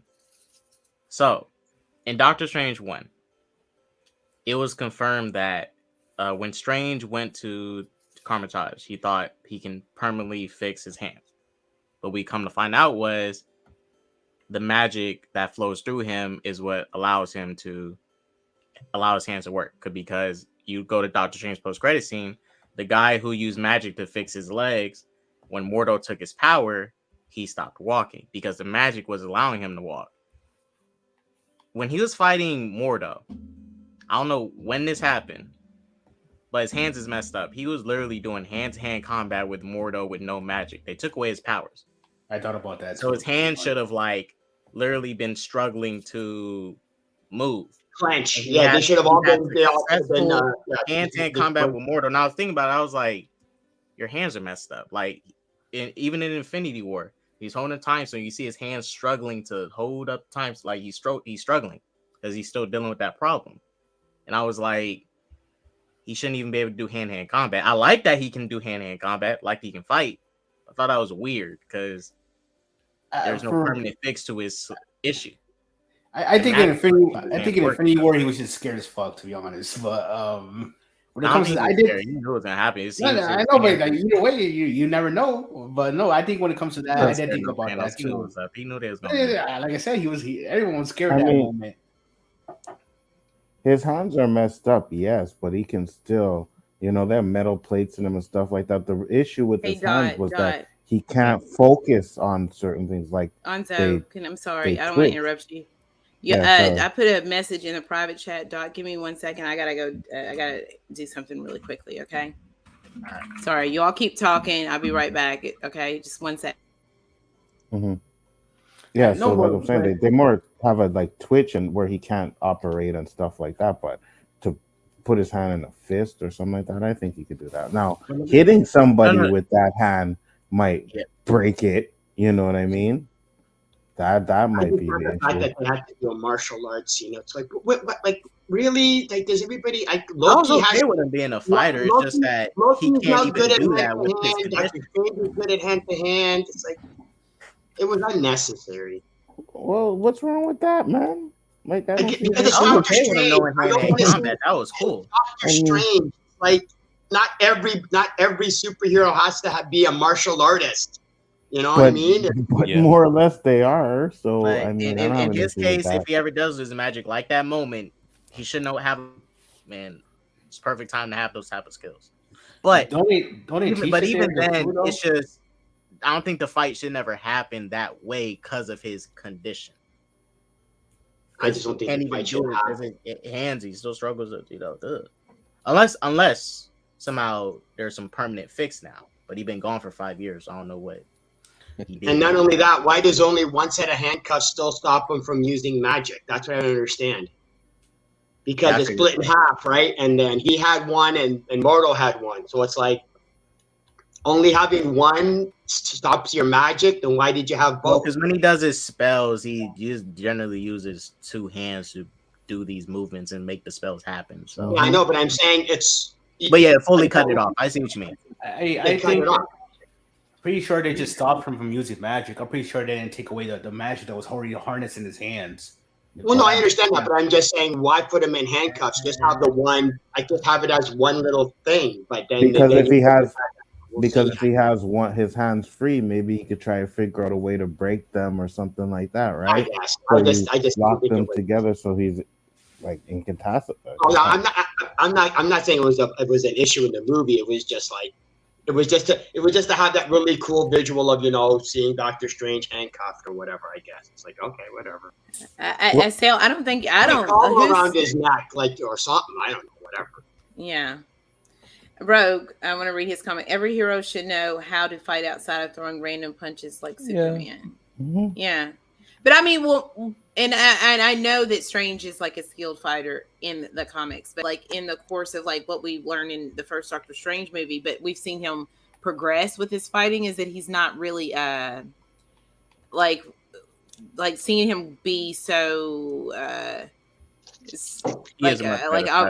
going against Mordo. It at times I kind of didn't believe it because he was such a more skilled fighter, even though it's like a multiverse. It's a variant version of him still just his fighting technique alone. I don't feel like that Strange should have necessarily been able I feel like Mordo would have got him. Yeah, really. Mordo had a chair on the Illuminati. He was not a schmuck.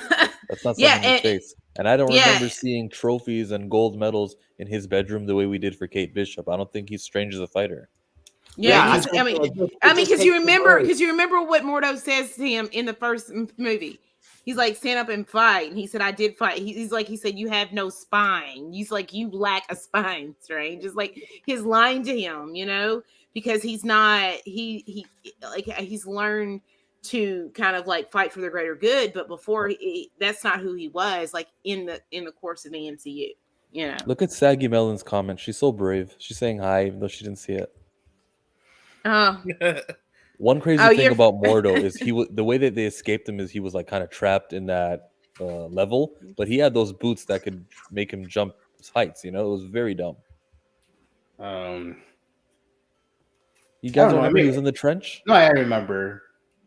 I mean, I don't know. It makes sense that he's a skilled fighter because he saw in the first movie. He's also super hyper intelligent because, like I said, and in the comics, because when you think about like the death of Doctor Strange and the things that he does in the course of that story, which I'm still not finished with, but I'm still behind a bit, but I think that he kind of seems like that Strange a bit when it comes to prep time in this film, but it still doesn't seem like he should be able to fight against Mordo, in my opinion, like that easily in a fight, especially with those on your hand. And did you recognize I don't think there should have been a fight at all. Like, I think there should have been a fight at all. To be fair, he didn't beat his ass. He just escaped through the other level. He didn't really beat him to the ground or anything like that. Look at this dude. Your daddy using his rap. What's that username though? What? This is his rap. I think it's his rap channel. MCU has finally made a good film. Wow. Or good for I am you guys. so disappointed in Nerd. Oh my gosh. I know. I'm disappointed. He has gone so full MCU fanboy. If this was a Doctor Strange, because the first movie was kind of built on this, and that's why I was kind of iffy about it, because the whole movie is built around this. And when the Ancient One finally reveals to Strange that, oh no, he never fixed his issue. The magic is just helping things flow, and that was a big thing in the first movie. And then for him to just, it's a little thing. It's a little thing, but him just fight like that and not struggle. And you see his hands, like, him struggling, like the magic's all gone. Like that was a big thing in these movies and stuff. And he's just like, oh, his hands are fixed and stuff. They took away all the magic in that moment. I was like, it didn't add up to the first movie. That's why I say the MCU stuff in this movie was kind of like, ugh, because the connectivity was like, yeah, and that didn't connect for me. All right. But that's it. RJ, do you have anything you want to add here to this conversation? Like I said, not really. I mean, I don't know. No, I get the points being made though. I respect them. All right, Zod, chill. I respect anything the fan. No, not really. All right. End credit scene was bad. It rewarded people who are casual fans who actually use the washroom, and the ones who were sticking around got what we got. Bruce Campbell. Yeah. What's wrong with Bruce Campbell though? I thought it was cool. I thought it was cute. It was cheeky, but what? I mean, we got an end credit scene of the Avengers eating shawarmas in one of the movies. Oh yeah, we gotta expect sometimes they're gonna do stuff like this, we got one where the video of like Captain America like talking to the class, but I thought that the second one was cool. I wish that they would have just kind of like made that the first one, because like the people we stay around, and like especially after like Strange like falling, like going to the ground and having that like that moment where he's like in agony and the third eye pops up. So if he would have let that breathe and then like showed us like the Pizza Papa, and then go to Strange, I think that it would have been like, because as soon as you like see him fall, and then the first post-credit scene you see him, he's just like walking like nothing happened. So I think if you would have let that breathe for a second, that like just rearranging the two post-credit scenes might have been okay. Yeah, but the reason why they didn't do that is because the last one was kind of like a meta thing. You know what I mean? Where it's like, finally it's over. He wasn't once just again talking. They didn't take away his magic. Yeah. He wasn't just talking. He wasn't just talking about the hands hitting him. He was actually talking about the movie being over as well. So that's why they put it last. All right. So let's get into our next question, because nobody else has anything to add here. What about Wanda? Because like, what are some good things that we love? I know you all aren't going to say anything about my Wanda, right? She's amazing. Dot. Positive. We'll start with positives for Wanda, and then we'll get into the negatives. Right? Go, Dot. Shoot. Dot, are you there? Well, the positive. Well, he's gone. I'm here. I'm here. The positive. Yeah. The positives I would say for Wanda is that she didn't have more screen time than she did. That's a positive, I think. I think the main positive I could take away from this movie is that they made her into a full-fledged crazy mom villain, and I thought that was cool. That they at least gave her a motivation for going completely nutty. So that was a positive, but I guess that's really all I could say. My negative list is long. So. All right. Let's see. Jaded, you got anything good to say here? Can you think of a good thing? I'm thinking. Hold on, give me a sec. Okay, I think the one it was the line about. It wasn't so much the line of you break the rules, you're the hero. I break the rules, I'm the villain. That was a good setup. The one that I liked is when they were Doctor Strange and Wanda were confronting each other over that school or whatever, and she goes, I was being patient even through your insults, even through your hypocrisy. So I did like the fact that it wasn't just that one line. It was like, no, she's calling out Doctor Strange on his hypocrisy and his judgment, and she's throwing it in his face. So I did like that about her character. All right. I think that's all I can really think of. I mean, RJ Williams says Olsen deserves at least a nomination for how she portrayed the role, even if the direction they too are in. It was horrible. They took her and it was horrible. When it was horrible, yeah. For me, when it comes to Scarlet Witch, I love the way that they portrayed her power set, especially.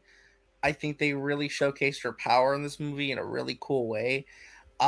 She genuinely went so batshit insane. Some of the visuals were so amazing, like the blood, like her going full Carrie, or her contorting her body to get out of that mirror trap, all breaking her bones into place again. That was really cool. I mean, they really treated her like a slasher movie villain, just her being this unstoppable killing force that you don't want to get close to because she will kill you. I mean, that was really neat. I like that stuff. And in terms of direction, in terms of how it added tension to the movie, I thought that was really neat. All right. Anzo. There's a lot I liked about Wanda. I loved when she was, like Jada said, when she was talking to Doctor Strange above that the temple there, and she's just basically this is me being reasonable. He's like, you think this is you being reasonable? She's like, yeah, because if I didn't send those demons, I would have went for her. The scene where it's Black Bolt can kill you with just the word of his mouth. What mouth? Takes. Oh yeah, that was crazy. I know. Sick. And then there was another one too. Shit. What was it? Slipped my mind, and I just had it. But yeah, anyways, I'll come back to that one. But yeah, there was so much epic things with her. I thought she did a great job. And you could probably pass me when you get to negatives because I have none with her either. So. And not even the accent switching up? I didn't notice that. What? I mean, her accent didn't really switch up. It just, in my opinion, she just kind of, females, we can do that. So, she wasn't really speaking too differently. She just seemed like she was, I remember I remember what the other part was when she's talking to Reed Richards and she's like, oh, is their mother still alive? Yeah, because they're going to need someone to raise them. So at least they'll have someone to raise them. Yeah, she was sick. Chill, let's go back to you before we hear what the Eddie Betty's got to say, because I don't know if he's got much good, because he's kind of throwing my Wanda in the trash. So Chill, what do you think here? Well, what she did to Black Bolt was epic. Her powers here when her lines about I'm showing you mercy and I was being reasonable, that was sick too. Somebody kept the camera close up to her face where we can see her pupils, which are larger than the average person. Next time you watch this movie, guys, why are her eyes so round and large? It's not natural the way that she was, but they took advantage of that. And then I dislike a lot of the magic parts of it, but the acting that Elizabeth Olsen did is commendable. All right. All right, so DL's here. Welcome, DL. How are you doing? I'm good. Good to have you here join the panel. So, real quick, did you have any? We're talking about Wanda right now, and so what were you have any positives? What did you think of Wanda here? I actually have a lot of positives, Wanda. I like that they just went full on evil for her. Like, I did not expect it. Like, they didn't even waste any time. Like, establishing she is the main antagonist of the movie, and like, man, she was just really sinister. That's probably like the main positive I can give to her, like how sinister she was in the movie, and like her powers on display, like was awesome. Like, this is some of the coolest magic she's done in that I've seen in the MCU so far, and you definitely feel the Raimi influences with her magic as well. So that mostly everything with Wanda I was really impressed with. Elizabeth Olsen like really showed her range as an actress as well. So a lot of glowing stuff to say about Wanda. That's pretty much my main thing with her. All right, and of course, Nerd Man is here, ladies and gentlemen. Oh boy! Oh Jesus Christ! The beautiful headache has arrived. Time to go. See you guys. Here Good we night. go. The one and only. Tell me some. Well, now he's gone. What just happened? He must be having a connection issue. He'll be back. No, he was probably. like, I ain't dealing with this. Yeah, he'll be back. So, Eddie Betty, are you there? What do you have to say about Wanda here? Good.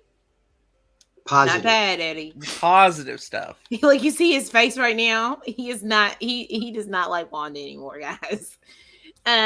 Positive things. We'll start with you at positive, and then we'll let you go to negative. You know, as well after I say what I want to say here. What do you got? Give it to me. Positive. Oh, he's not gonna say anything because he doesn't have anything to say, guys. That's what he's doing. What a Chad move! What a Chad move right there. We have to go through the movie, trying to remember what did we like about her. It's just so. She liked that she died. I'll say this quickly because I really don't want to speak on this trash anymore. The trash. Wanda is just a disgrace now to me. I can't even think about it anymore. But I guess that, like I said, the performance from her as a villain was great. I like that she was a full villain. That it wasn't anything, like it wasn't. They didn't try to redeem her in the end. I mean, yes, you could sacrifice yourself all you want, but you still did all that evil shit. So, but it is what it is. I'm not gonna talk about it now though. But I mean, that's what she is. I mean, I have so much negatives to say. It's not even funny, but the performance was good. The villain was good. The crazy spells and all the horror elements coming from her. I mean, she kind of reminded me of Freddy Krueger from Nightmare on Elm Street. All the shit she was doing. No, if you think about it, like going through like the mirrors and stuff, and grabbing people, yeah, like the mess stuff. Good point. But so you hate her, but what you're saying is the things that she did in the movie made you hate her so much that's like a positive because she's a villain, so you're supposed to not like her. I mean, I like the performance. I just don't like the overall shit she did. Yeah.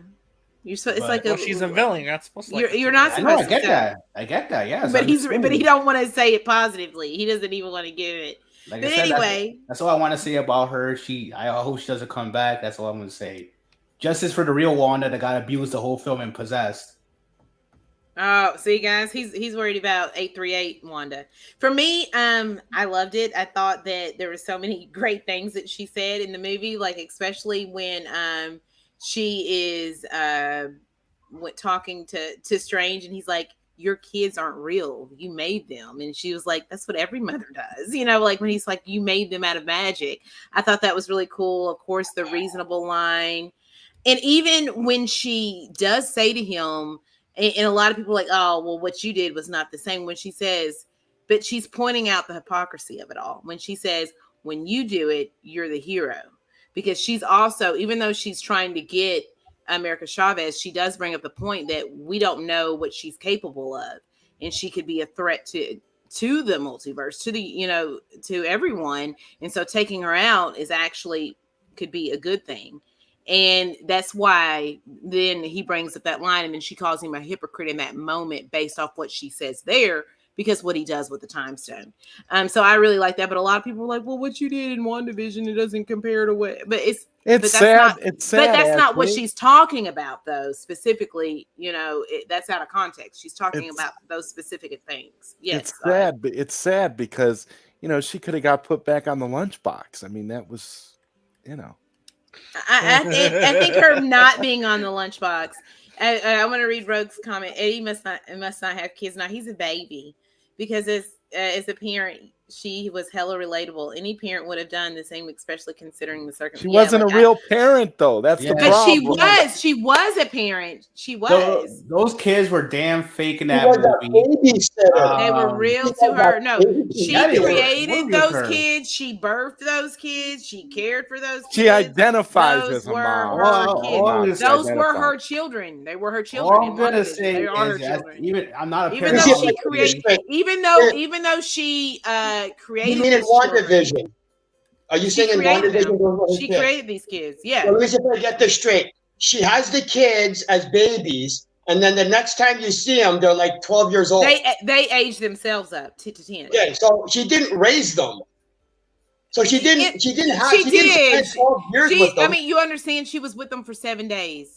Yes, yeah, she still wanted her family. She was a babysitter. Those were her kids. No, she wasn't a babysitter. She was a mother. They were her kids. The Wicked Witch it was everything she wanted. Like, no, she loved it was everything that she wanted. They were her kids. She wanted her husband. She wanted her kids. She wanted her family. She even says in the movie, I could be the Scarlet Witch and I could rule. She said, but I don't want that. Right? All she wanted was her children. Right?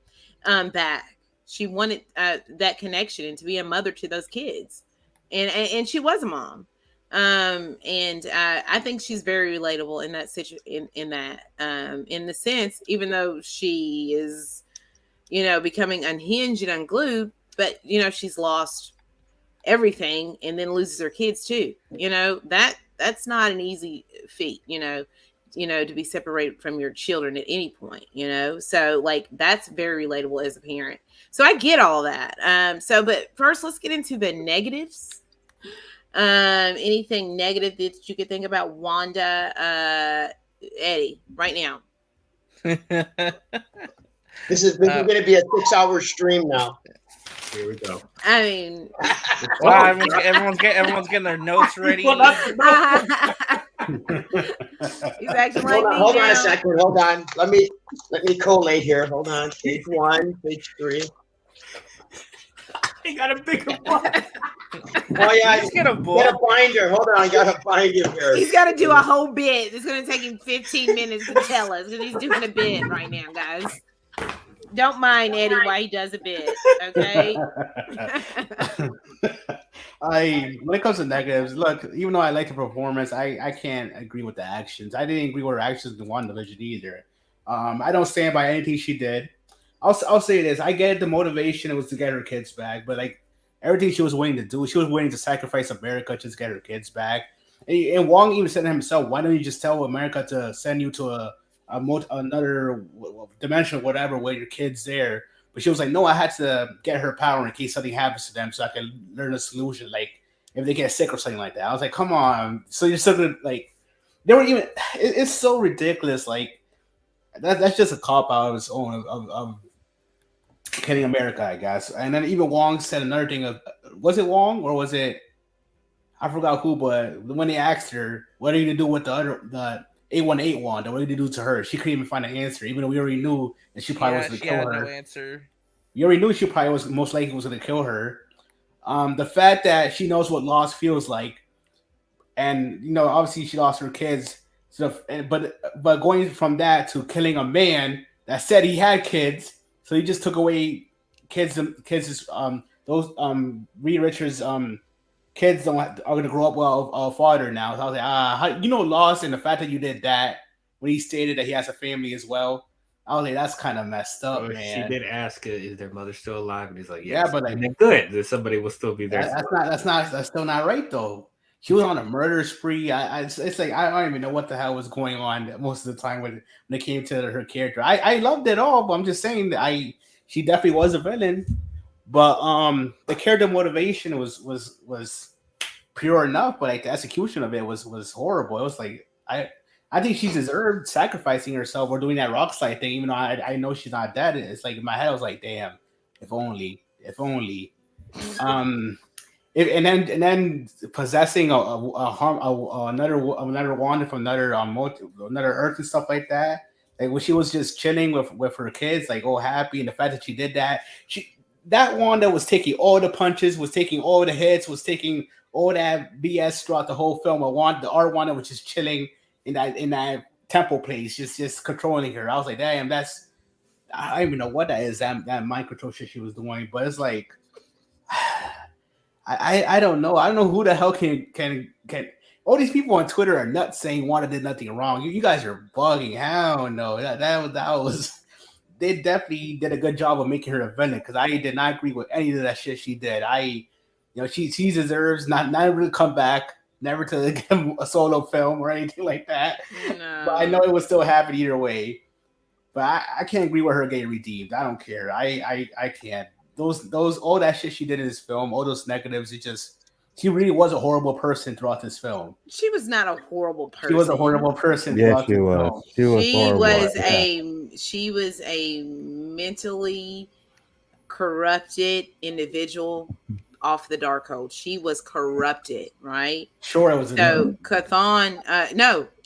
The Darkhold corrupts you. I remember that. So, you have to remember she was corrupted by this book. Like, right, but she finds out the end of WandaVision that she is the prophecy in the Scarlet Witch, as it is in the Darkhold. She wanted to understand her powers, so she began to read this book, not realizing what comes from all of that, getting herself right? into. And what she was getting involved in. And then as it progressed, it becomes to corrupt her. And then as she's at the end of WandaVision, we see her studying, and then she hears her kids' voices, right? So I don't think Wanda is a horrible person. I think she was corrupted by the Darkhold that made her this other person. Like, she's still hyper emotional, right? Like her emotions fuel her power. And we see that through the course of each film that we see her in, and we see her do that here, like with the loss of her children. And now that's just compounded because now she's corrupted by the Darkhold. So I wouldn't say she's a horrible person. I would say that she was someone who was very broken and sad and was trying to understand, this power and where it comes from and how to harness it. And then she was corrupted by something that she didn't completely understand, in my opinion. But Anzo, any negatives that you might have about Wanda's character? Nope. Nothing. Not a single thing. Nope. Okay. All right. That's interesting. All right. I didn't like her slip up when she was speaking to Strange and she actually said the name of America. You don't like the delivery of it? No, that she forgot that she wasn't supposed to know that. She was the one sending the monsters to Strange, and she's just casually talking to him. She says America. I feel like if you plotted it, slip. I don't forgive it. Slip.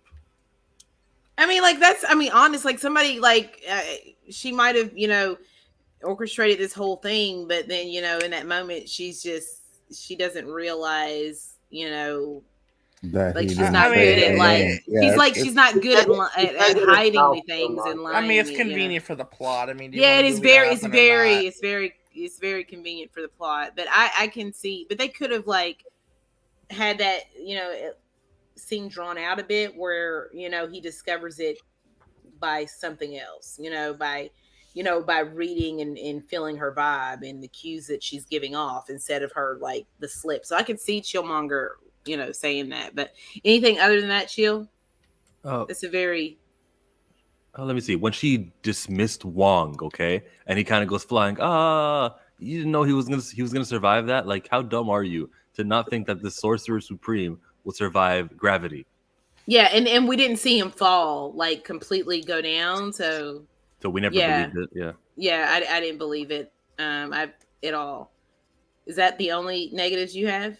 Yeah, it wasn't that bad. It was, pretty good character. Okay. All right, good. RJ. All right, let's go. He sighed. So let's get into this. All right. This must be long. So first things first. Do you guys remember a little show by the name of Game of Thrones? Never heard of it. Yes, but I didn't get past the first episode. I equate what happened to Wanda Maximoff with what I determine as the Daenerys effect.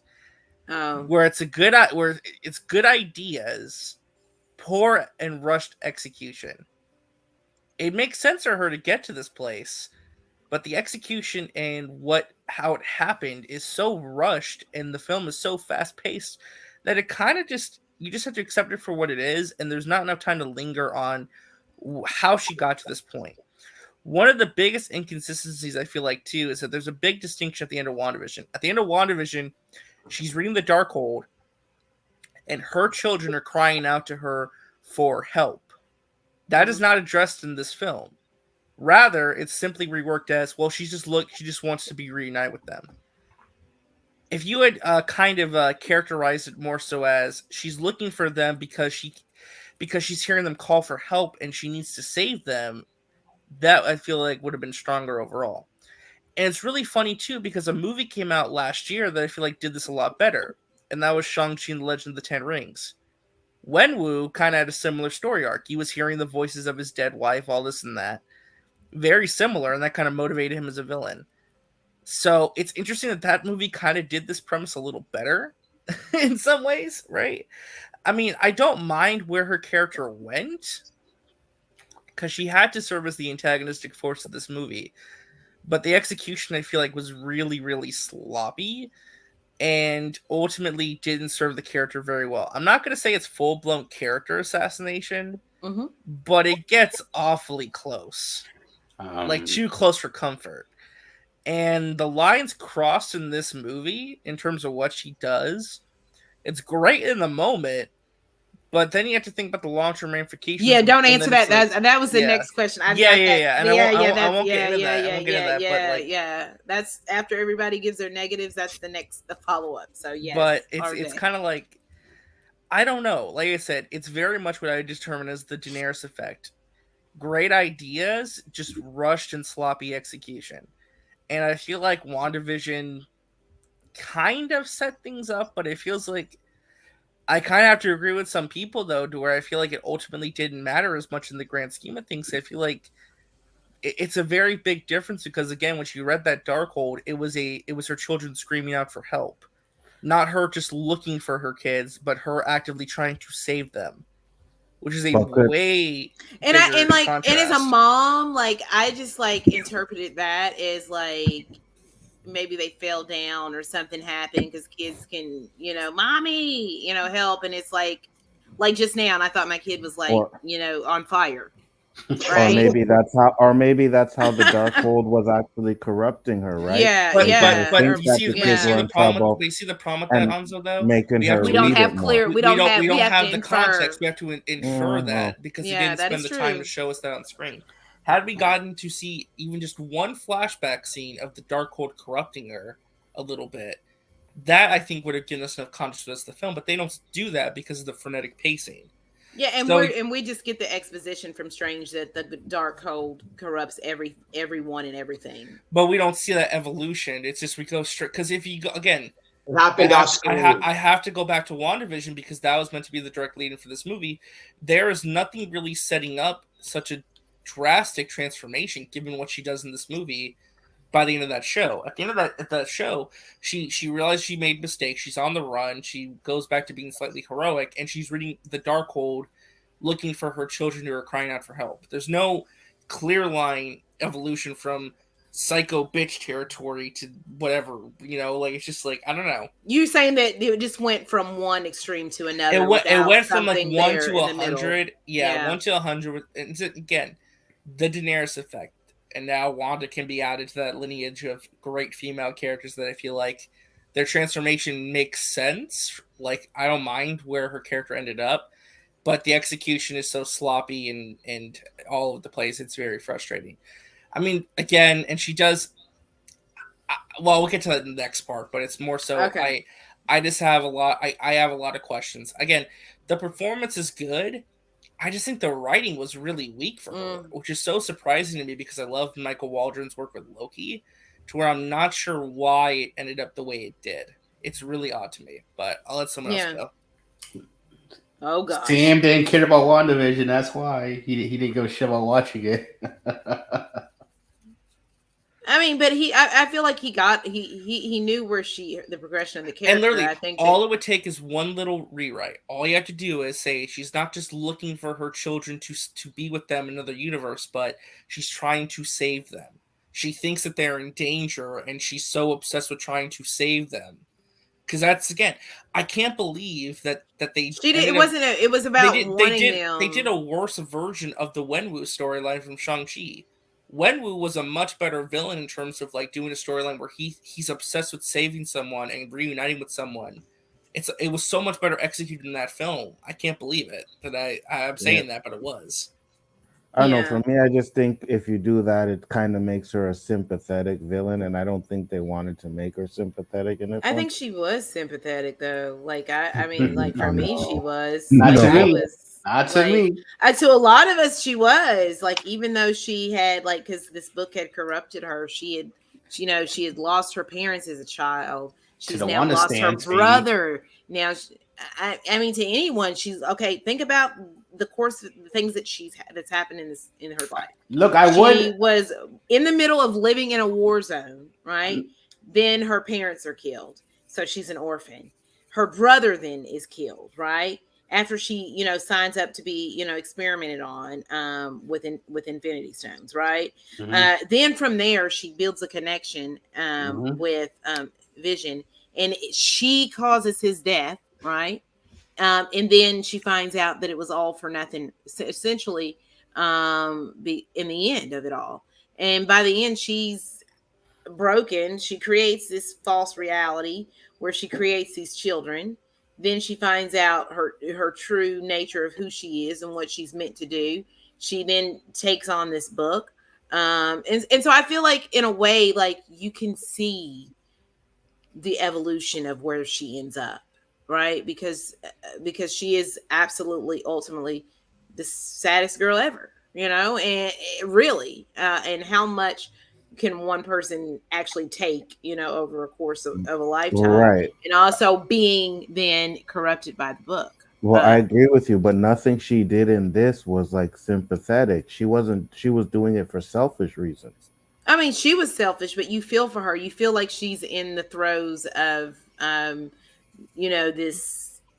this love for these children, and she wants them, and you feel for her in that way. It's just the motives and what she's doing to get them that's not right. Like I equate it to Killmonger in a way. Like he's sympathetic, and you feel that what he wants and what he desires is correct, but his methods are wrong. So I feel like she is sympathetic. Jaded, any negative ruse here for you? Well, there's a bunch, but I just want to cover one because it's going to be long enough. Yeah.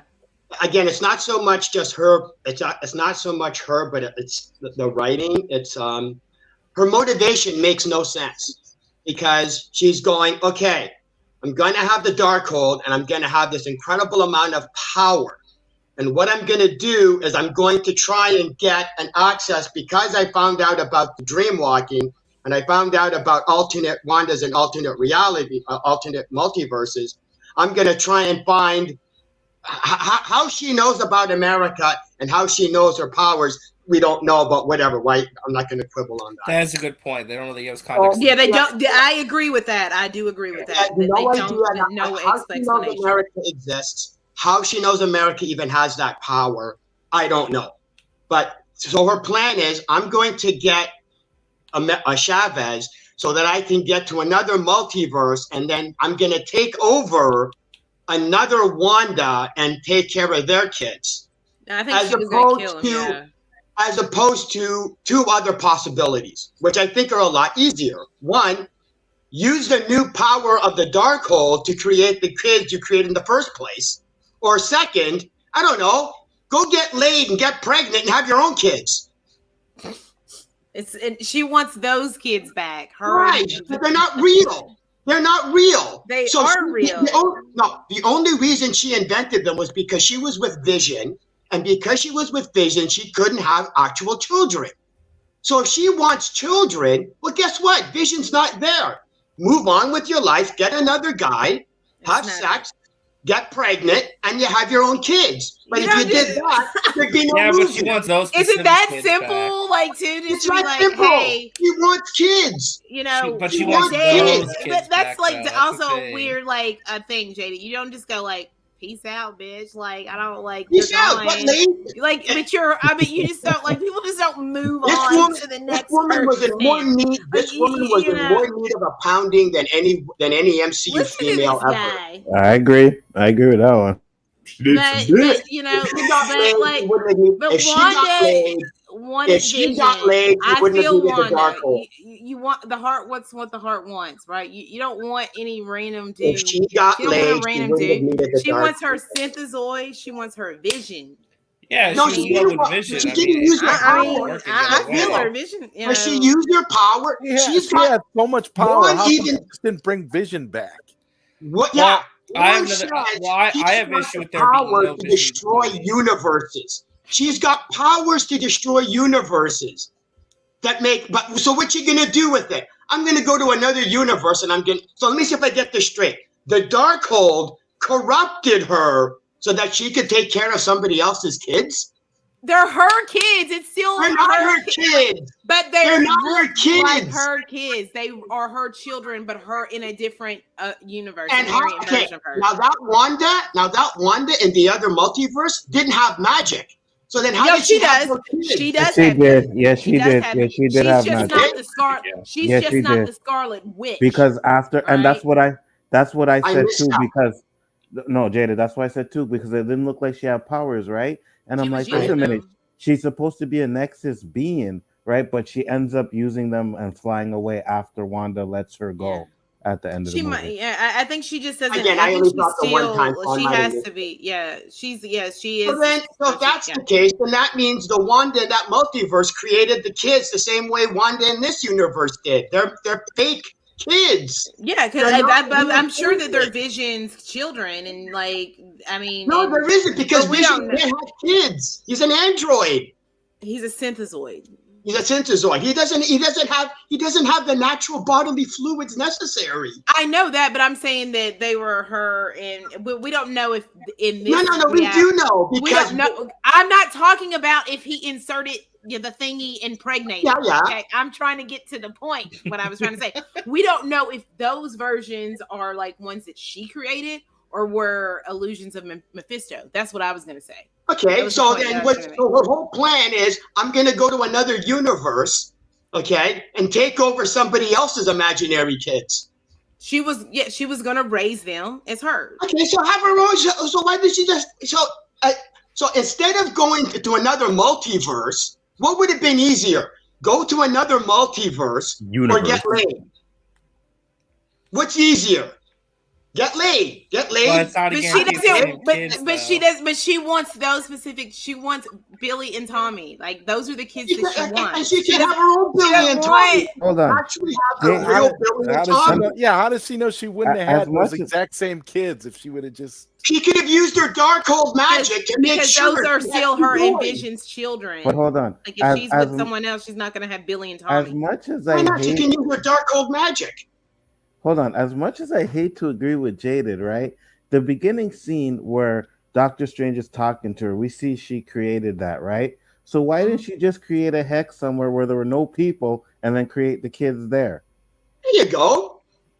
You got the Darkhold power. You can because the kids can't walk outside the hex.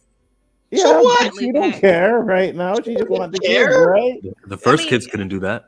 Yeah, I know. So she could have did that. So yeah. But maybe because she doesn't want the kids to confine to a hex. You know, if something happens and they need to leave, like something because she's also a superhero and a superpower being. Right. So what if something happens? Let me finish. Something happens to that universe and they need to escape. Those kids can't leave that freaking hex. I agree, but we also don't know if the kids she was going to take were part of a hex either. No, We don't know if those kids were created in a hex. We don't know if From those my kids were understanding, created they in a weren't. hex. I mean, like from the There was nothing to clues that the establish that, story's Widow. telling us that they're not. Because I mean, like obviously, you know, those kids, because she was, you know, the whole point of her wanting to get America Chavez and not just use her for that one time as her power, but to drain her power was if something happened, she could traverse the multiverse. She said that she was going to keep Chavez alive because no matter what, that way, in case she was going to take her power. No, she was going to take her power, which was going to kill her. Which would kill her. No, Doctor Strange says you're going to kill her, and she goes, "No, I'm not, because no matter what illness my kids have." No, that's not true. That's not what she says. That's not true. He says taking your power is going to kill her, and she says, "Well, a sacrifice or something about her being a sacrifice for the greater good." Why? And then he's like, "You sound like the rest of them." I know, but there was also the other line where she goes, there's a cure in every multiverse. Yeah, but what I'm saying, but he said, why kill her? Why take her power? And then that's her reason. Take her power so that she can go to. Oh, okay. That was no. You're fine. You're fine. I was just making that clear for you. Anything else? So she was going to kill her and just take her power. Yeah. Okay, so how did Doctor Strange know taking her power was going to kill her? Because if you drain someone of their power, it kills them.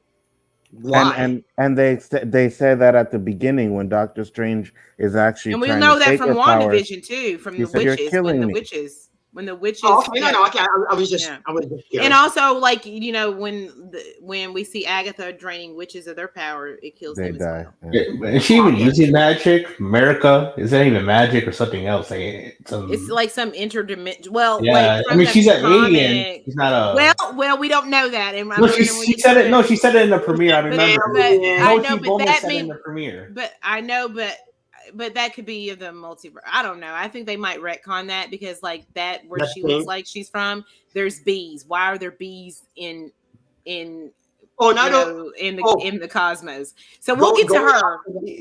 Going off of that, I love how we got that scene. So let me see if I get this straight.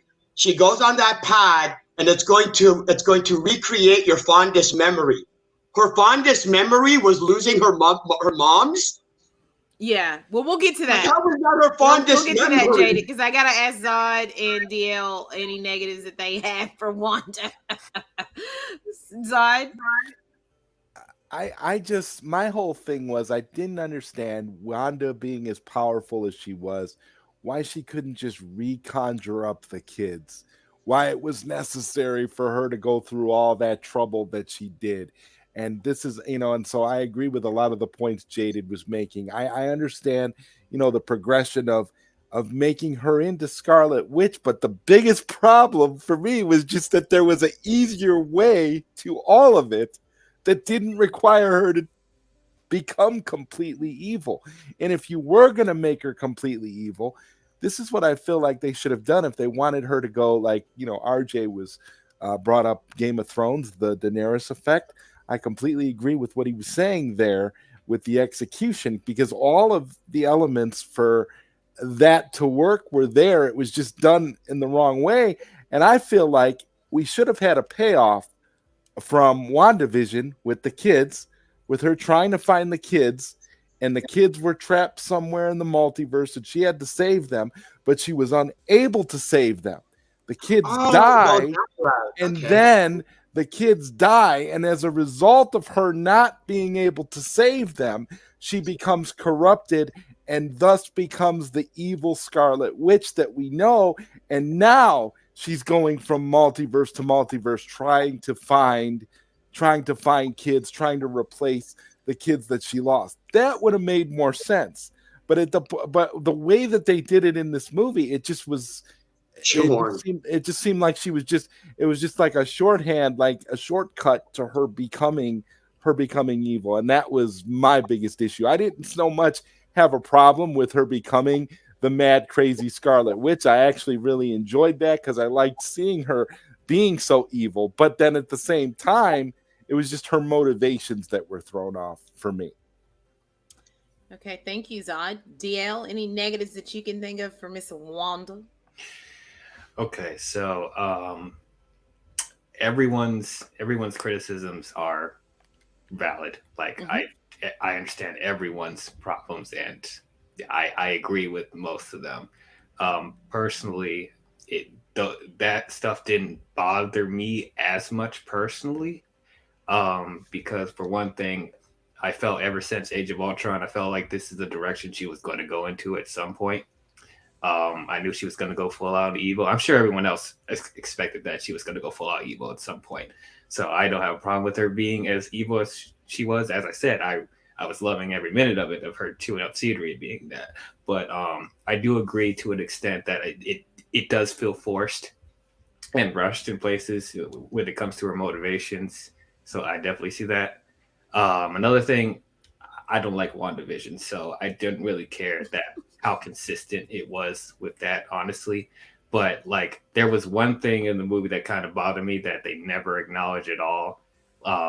When at the end, when Wanda was going to that 838's Wanda's world and seeing the kids and stuff like that, it's weird that they never brought up Vision at all. Like, there was no Vision in Wanda's world, and I felt like that could have been the crux to help her, like, redeem herself.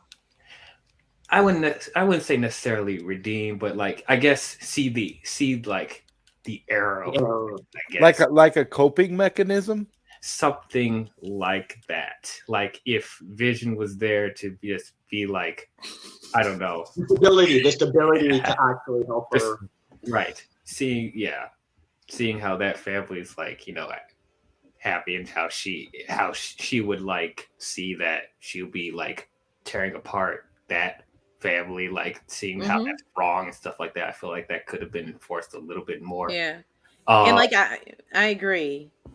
Yeah. Actually, the funny thing is, I could see Vision trying to be the logical thing, and Wanda being the way she is, she goes, "Screw your logic," and just pounding at him.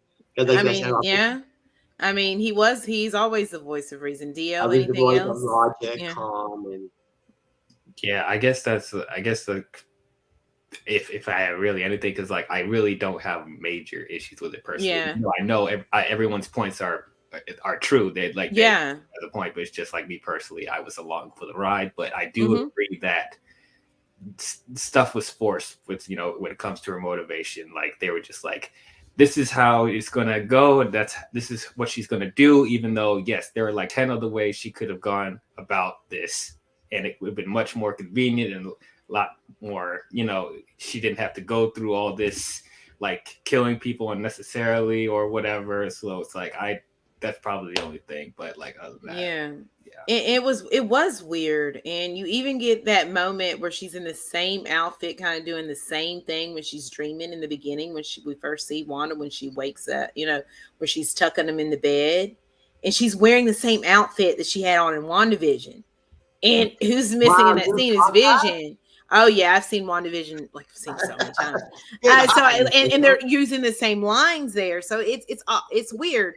So and then I started asking myself questions. Obviously, there's no answer for it. Like, but I started like, you know, well, is Vision not there because maybe the situation with the kids happened before Thanos? Could they not afford the actor? No, well, I have my own opinion what I think might be happening there. That blew it up on the special effects. Yeah, like with you know, that maybe Vision died, was already dead by this time. Maybe Thanos, maybe the kids happened before Thanos. I was like thinking in my own sense, like, now where's Vision? Because it does feel very weird, and I'm very consistent.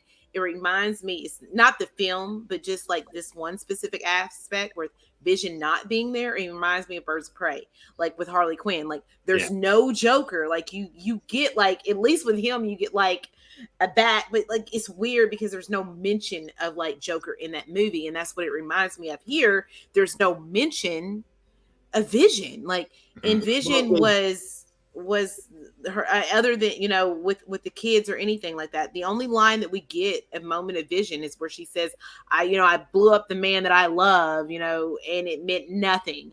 Other than that, there's no mention of Vision. There's no like, oh, when will Daddy be home? Nothing. Like we get nothing. There was no boner either. That was a bummer.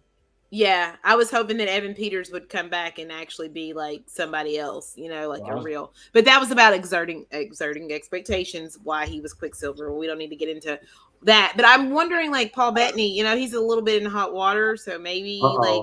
Oh, maybe and like they might have already had wind of some of these things in the sense that like he was doing drugs with Johnny Depp and he's got to go to court, you know, and like these things might have already been known, you know. So he's in trouble because he got caught. Well, like he might have been allegedly, you know, snorting coke in these things. Okay. Oh my God. It's Disney. It's Disney, but it's Disney in immorality clauses, and he has to testify in a trial. Oh. So we don't know, like, you know, because it wasn't like, I mean, this film.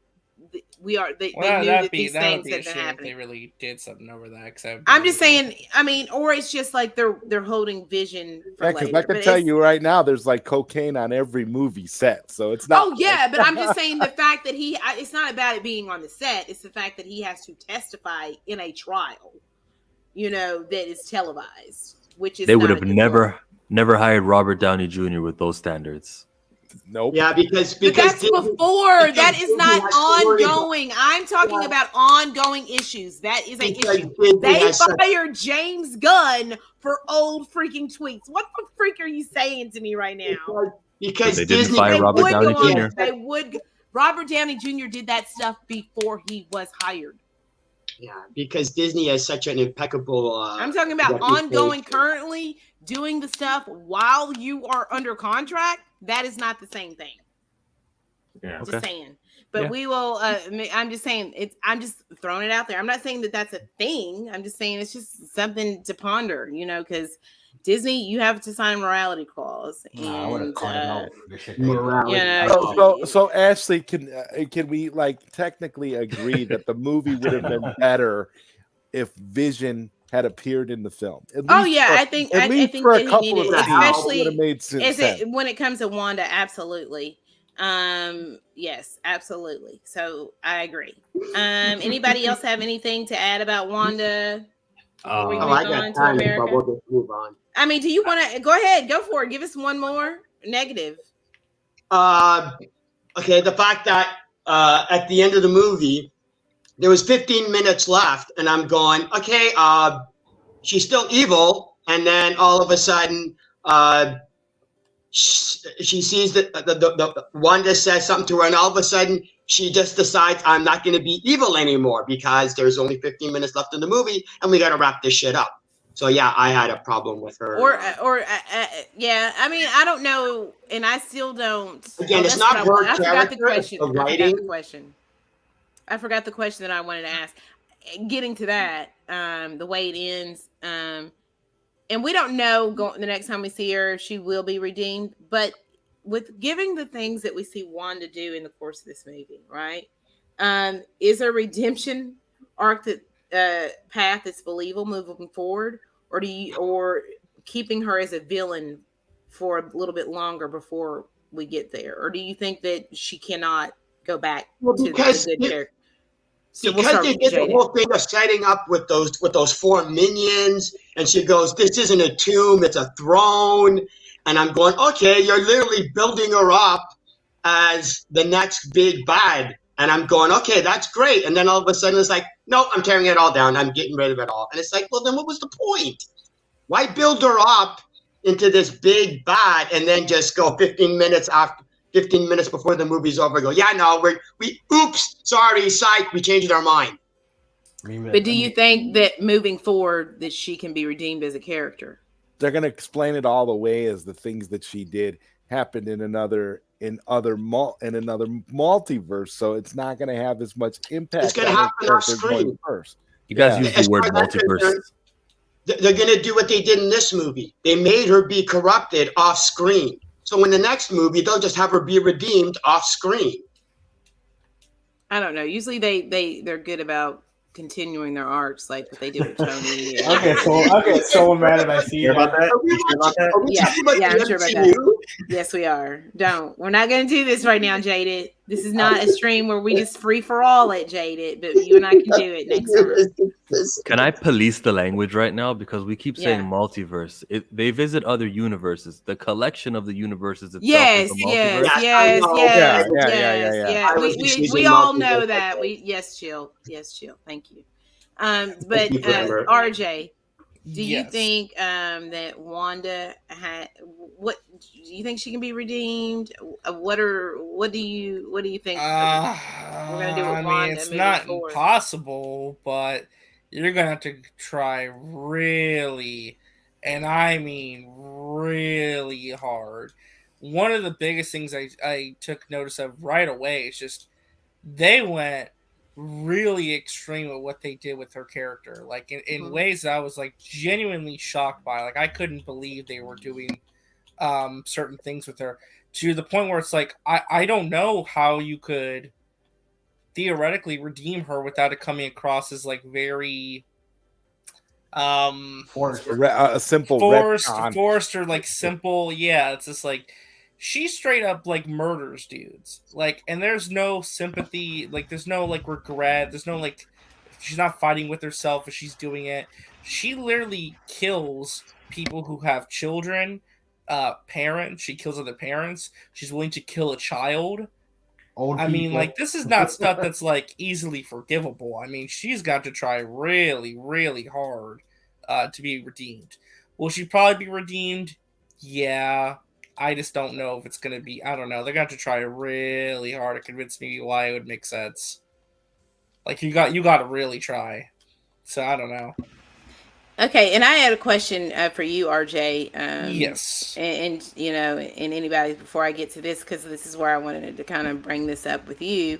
And I'm curious if she's, you know, going to stay evil for a while, and then maybe, you know, she's gonna not have her memories, you know, and we're gonna see her end up with Doctor Doom. You know, like I feel like that might be where she ends up. You're talking about that story? Yeah. I think that's what. Yeah, I think that might be, or maybe like possible. Some introduction, like with the Brotherhood or something like that. What do you think, Chill? What really quickly? Do you think that she could be redeemed? And if not, where do you what kind of storyline would you see for Wanda? Like I said to Big Brel, if she can somehow be the reason mutants arrive in the MCU, I'm good. Yep, redeemed. Cool. To the point. Anzo, redemption. Can she be redeemed? I'm pretty sure she can, but I don't want her redeemed. I want her evil. I want her to stay evil. Her to stay bad. It's pretty much bad in the comics anyways, right? I mean, I guess she had little stunts where she was good, but more or less she's bad. I want her to stay that way. I want her to stay evil for quite a while too, and then maybe like right before she wraps up her story, maybe a shift, you know. But I think that her being evil is good, you know, like we need a strong, powerful, evil witch, you know, in the MCU. And I don't want them to, you know, be like, oh, well, let's go back to this soft, you know, Wanda, you know, who's like now has to struggle with herself and fight her demons and like feel bad and like not be sure of herself, you know, and like trying to, you know, be this anti-hero. I want her to stay evil for as long as she possibly can. And then maybe at the end, if you want to like give her some type of redemption, cool, you know. Eddie, what can Wanda be redeemed? I think we know the answer to this question. Of course, I'm pretty sure they will go that path. Do I want it? No, I don't think she deserves it. I think she's done so much horrible shit in this film that she really does not deserve it. I know it will go that way. But to be honest, once I see her, you know, once I see Avengers Assemble and I see her pull up, I'm gonna be tight when I see that shit. But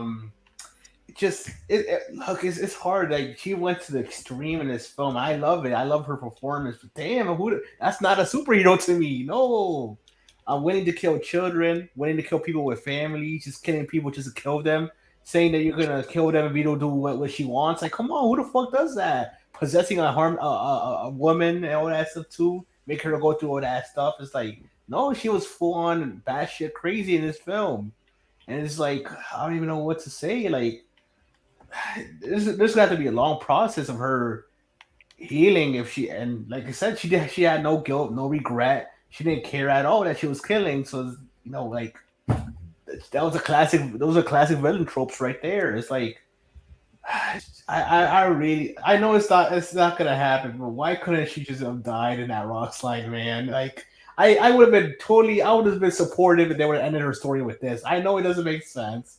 It's like, well, what about the redemption? But like, no, you don't freaking deserve it. I'm sorry. No matter how much you could come back to your no matter what you say or no matter how you act, once you return to the MCU at post this movie, all I'm gonna think about is the shit of you neck snapping, exploding people, and all that stuff. It's like, no, I can't support it. I can't support it. I'll watch it, but I can't support it if it happens. So there's that. There's his opinion. I should have known that he's like, don't Wanda. He don't even want to see her again. He said, I don't want to see your I think you already knew his answer. You don't want to see her face. DL, what do you think? Well, Eddie, do you want to add something real quick? No, I'm just saying it got me mad to the point that even though this is fictional, if I see Elizabeth Olsen, it's on. We're fighting in the streets. He's fighting in these streets. Wow. Yeah, but Loki. I mean, Loki did kill a lot of people, but we didn't like see him up close, snapping necks. Oh, you need to visually see it to be like, no, I'm done. Like, I guess for some people, but Loki it was surprised that he got to where he is. So maybe Wanda, but I don't want that for Wanda though. That's what I mean. DL, what do you think? So I'll say this: if you can redeem Anakin Skywalker, you can redeem Wanda. That boy died when he got redeemed. Yeah, he died when he got redeemed, though. I mean, they won't happen for Wanda's character. I'm not saying. Yeah, I don't know. She already technically died, though. So what are you going to kill her off again? She's not dead. But they did the fake out death. Though is my point. I'm saying like in 9 years when she's done, she's dying, okay, then you can do that. Right. So it's go ahead, DL. Yeah, they always do the death fake outs in Marvel, so why are we complaining about it now? So I don't want her to be redeemed either. I like this evil Wanda. She seems more confident in herself as a character. She's much more powerful. She's much more just interesting to watch. And as I said, this is how she is in the comics. She eventually turns evil. So it's like, I want her to stay this way. However, I'm expecting the redemption story because they want to sell toys with her. So it's like, I'm expecting that at some point. But like the best case scenario for me, I want her to be like, kind of like in the Magneto type of position where it's like, I still have my own motives and I will wreck you if you get in my way. But like, I will align with you if there is a bigger threat than me. So that's how I think that will be the best case scenario if they want her to still align with the Avengers at some point or the other heroes in the Marvel universe. But it's like, no, I don't want her to go back to being good. So it really depends what they're going to do with her character going forward with whatever, if it's a show or a movie, what's the direction they're going to go in with that. When you guys were talking about whether they'll do the Doctor Doom storyline with her or if they will have her align with the Brotherhood when the X-Men come in, I'm fine with either one. Like, I think both of them would be cool, whatever direction they go into. But like, yeah, I'd much rather her stay evil. But like, if they want her to still have a little bit of good, I mean, because she is still a tragic character, so that's why I'm not like she can't be redeemed at all, because she has dealt with a lot of turmoil in her life. So it's like that's always been a constant with her character. So that's why I'm like, it's not impossible for her to be redeemed, but like as RJ said, they would have to try really hard at this point, because she went straight up savage in this movie. Like, she didn't give a fuck about what she was doing. So it's like it just depends how they do it, but I would much rather just stay evil. Zod, your thoughts here? I want that Doctor Doom storyline from the comics. Mm-hmm. That's what I want, and I hope that's where they go. Forget about the redemption. We don't need it. I think I think the biggest clue we got in the movie that we might get that Doctor Doom story was the fact that Mr. Fantastic was in the film, and she straight up murked Mr. Fantastic. So I fully expect that storyline, and I want to see Wanda stay evil. I don't think she needs a redemption arc. We've been there and we've done that with these characters. I think they need to stay true to who she is in the comic books and allow the full Scarlet Witch to flourish. That's what I'm looking forward to. All right. Anybody else have anything to add here about Wanda? Now would be the time to do so. Jaded, do you have anything else? Is Jaded here? Nah, I'm good. All right. I like that she has this musical dun dun dun dun, and you knew we were talking about her. Yeah. Everybody needs their theme music. Kanye said. I know. I'll say it again. Yes. Say it again. I hope she's gone. She ain't gone. She just signed a 7-picture deal. She ain't Eddie, gonna be. sorry. Yeah, she's gonna be around for a while, bro. 7? It's 6 pictures, I think, actually. I'm just saying they already introduced a Multiverse. Get us another Wanda, Yeah. a new, better version, not the one that's all villainy and all. Excuse me, Elizabeth Olsen is the pinnacle of we need a real proper superhero. Woman, she serves it all. We need a real proper superhero, not no sloppy. Demented. We don't want no hero. That's what we were talking about. We don't want no damn hero. We want villain Wanda. The Wanda stands sexy villain Wanda. Like I said, it is what it is. I want to say RJ had to leave, but thank you, RJ, so much for being here. We're gonna move on to America Chavez, right now. Oh gosh, but we're gonna start with the good. So if we'll move that to America Chavez. We'll start with Eddie. Eddie, let me know your thoughts on America Chavez. Good, please. The good things.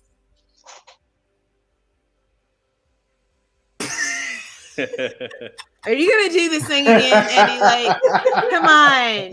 We're almost 3 hours in. We got a lot to cover this.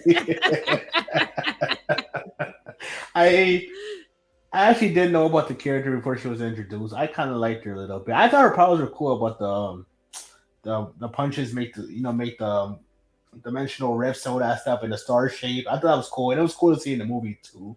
I guess I really don't know. She wasn't. I kind of feel like she was just there to be there, but she wasn't important to the overall story about wanting her powers to do all that stuff to begin with. But it's like, I guess it's good to have a new character introduced in MCU. I really don't know what to say about her.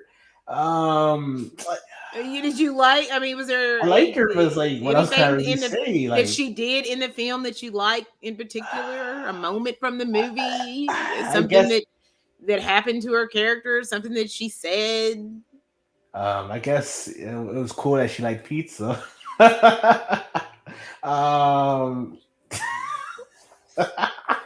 I'll be serious. No, when she was beating Wanda's ass in the end, that was pretty cool. She punched her a couple times in the face. That's what she got. That's what she deserved. Like I said, she's a beginner character to be introduced in this movie. They're really not. I guess a flashback or the thing we saw or her memory of her mom's and all that stuff. I guess that was showing us more of her background. Like I said, they hardly explain it here what she really is, but it's like there's really nothing else to go by. I like the character, but it's flat and simple. There's nothing else to it. All right. Onzo. I didn't hate the character. There's just really not much. So she's like, sounds like she's mid to you all. Like she's just mid. Yeah, she was. Well, at least we'll get there. through. At least we're gonna get through this part pretty quickly, I guess. Yeah, right. Because to be honest with you, she wasn't bad in the movie at all. I thought she was sweet. Yeah, she was a sweet little girl. I thought she was kind of cute, but there was nothing that stands out for me with her though. But I didn't hate her.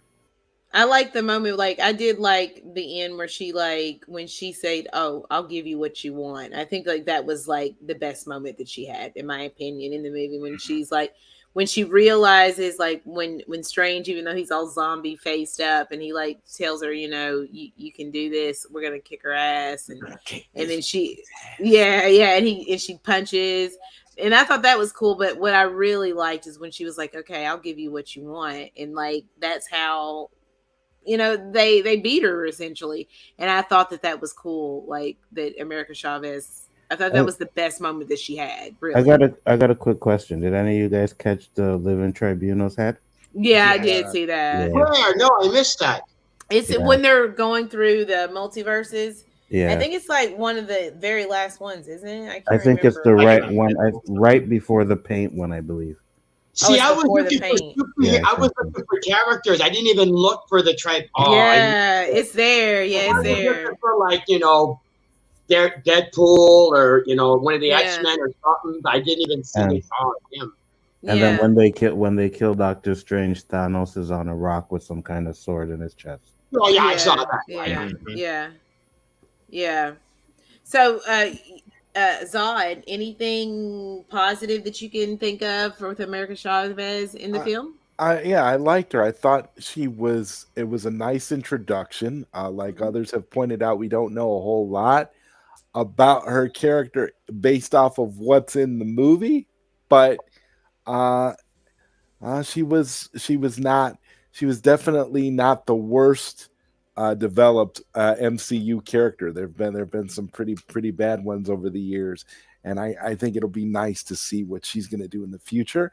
One of my favorite moment with her in the movie was just when she was going toe to toe with Wanda at the end. I thought that was really cool to see her having the confidence as a character, having confidence in her powers, because all throughout the movie she kept saying, well, I can't do it, I don't have control over it. And I also felt like we got glimpses of mutantism from X-Men.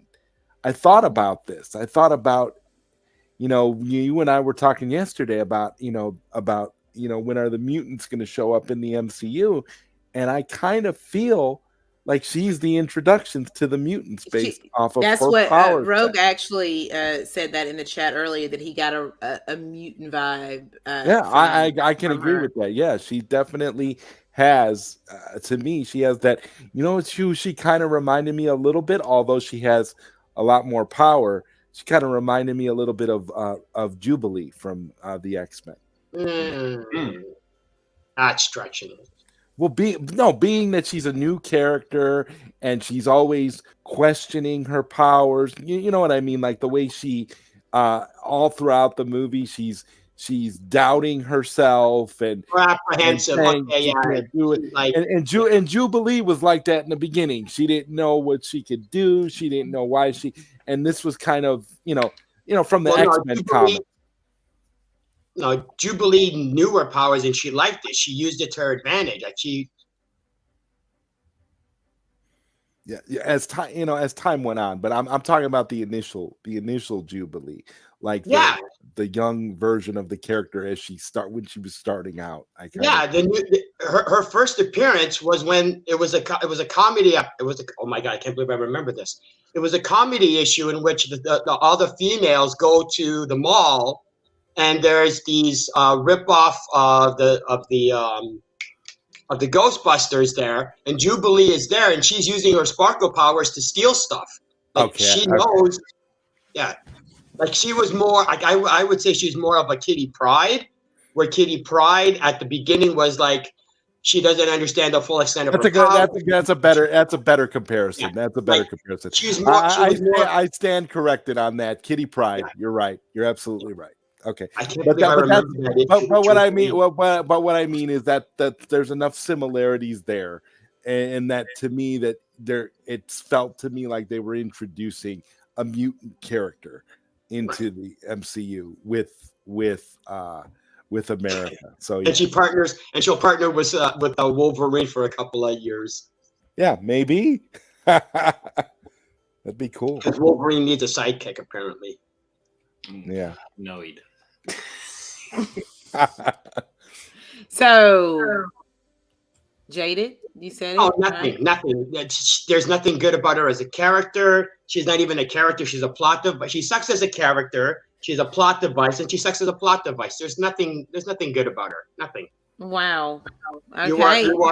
Your attempts at trying to find some type of redeemable aspect is like, it's like, Daddy said it the best. She likes pizza. Like that's how weak of a character she is. She's nothing. And not even really pizza balls. She loves those pizza There's balls. pizza in She's every like universe. pizza in general. Hey, I hate to break it to you, Chavez. In the other universes, that's not pepperoni. Okay, it ain't pepperoni. It's some other kind of meat. Okay? Oh my gosh.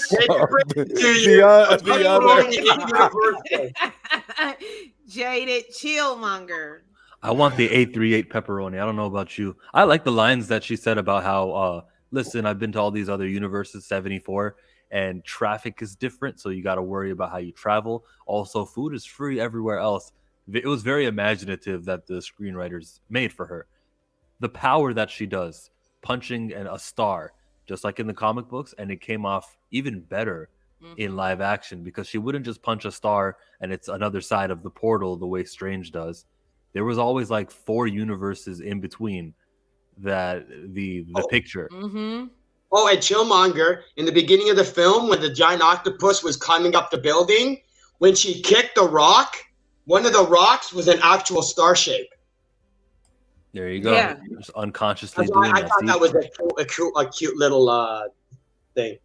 Yeah, she was cute. She had her little moments when she got scared by the eye monster when it turned around. It was underneath and it stared at her. Like that was a cool moment with her. But the power set, everything to do with introducing it is great. Plus the fact that she is the only one in the multiverse who has this superpower is significant also. Why do you look like one of the girls from Rush Hour 2? Remember when they had to pick and get K-Dot? Huh? You remember they were in Japan? China. And then Jackie Chan was like, hey, look, you can have anyone you want, Carter. And they were all in the kimonos, silk. Where's your look? I thought that was what we were doing today. Yeah, man. We need the dashiki. Give me a second to get into my true form, my final form. Okay, please. Get into your final form. Come on. Yes, I'm going to his final form. Hold on. Okay, now we've had so many like moves of like people where they were. Who's not talked about America Chavez? I know Eddie did, Chill did, DL. Yes. I liked her. She was sweet. She was charming. Like her witty banter. I like how she played off of Strange and Wong and stuff like that. And I agree with the powers. It looked amazing. When she was punching through dimensions. It was a star, stuff like that, and it showed like more than one dimension through the portal. That was really cool. Whenever she hits, turns into a star. That was awesome. That's pretty much all I could say because like I kind of agree with Jaded. She feels more like a plot device than a character, but she is very likable enough where I feel like this is a solid introduction to where I'm not laughing at you, Dad. I'm sorry. Oh. You just came off the set of Coming to America, man. Brother Dot here, yeah. That's what I was thinking. Brother. But, I would like to be referred to as Brother Hotep Dot. Yeah, Brother Hotep. DM, continue. Yeah, but it's like, but yeah, she felt more like a plot device to the character, but I did enjoy watching her. I did think she was good, and this is a good introduction to her where I do want to see where she goes from here. So yeah, I thought she was good. So negatives about America Chavez Dot. He's a plot device. Yeah, right. First things first. As a okay. quick message from Brother Hotep Dot. My black brothers and sisters, y'all need to stop putting that devil juice inside y'all hair. That's all I'll say. That Jerry curl juice. Devil juice. Praise to Allah.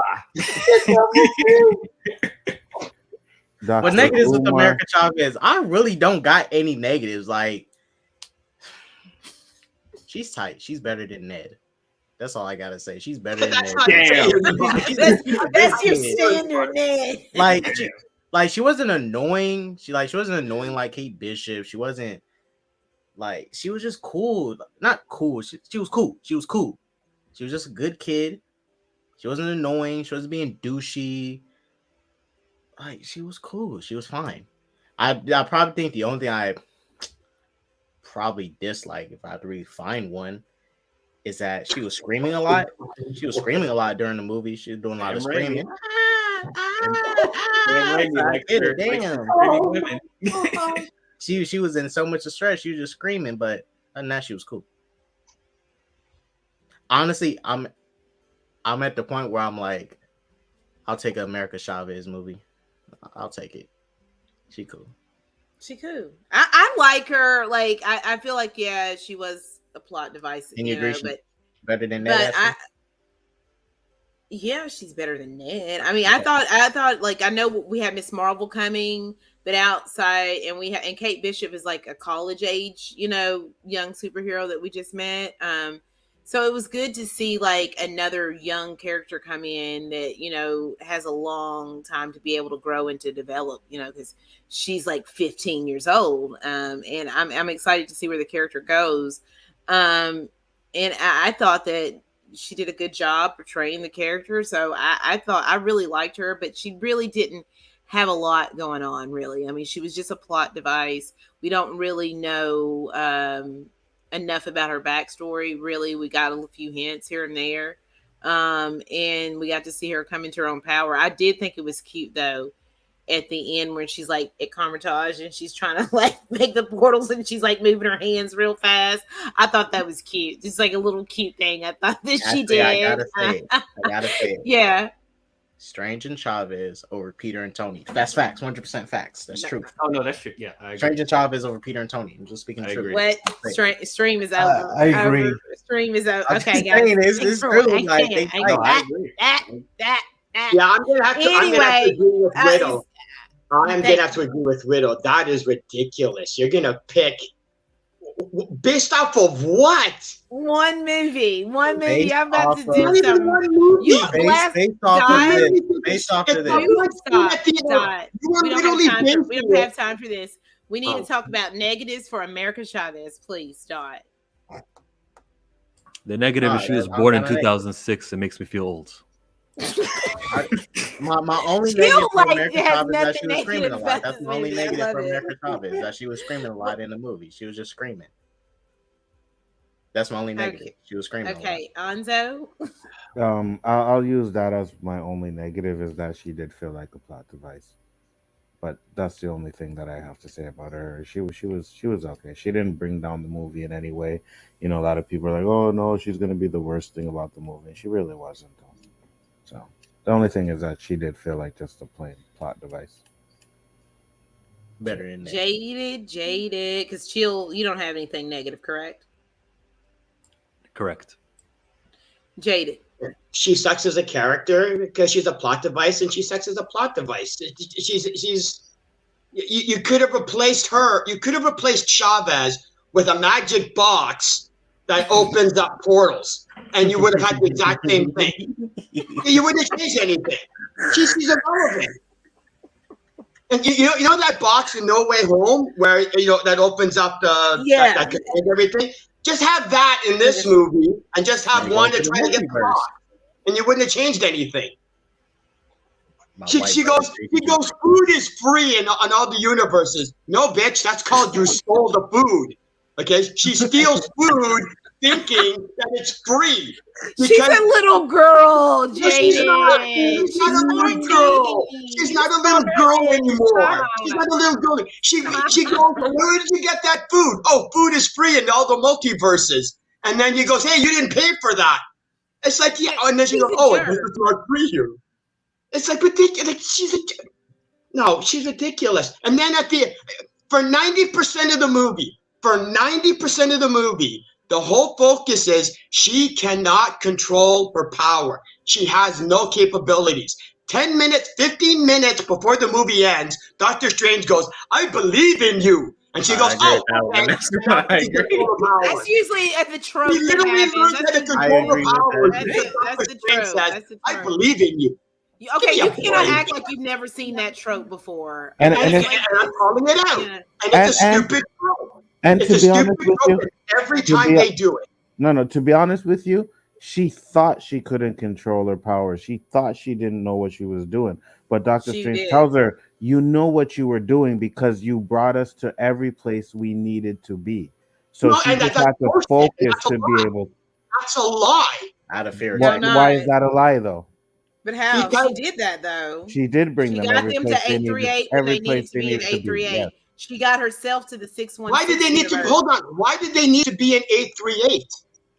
Why did they need to go to that planet so that he could get captured? So that hold on.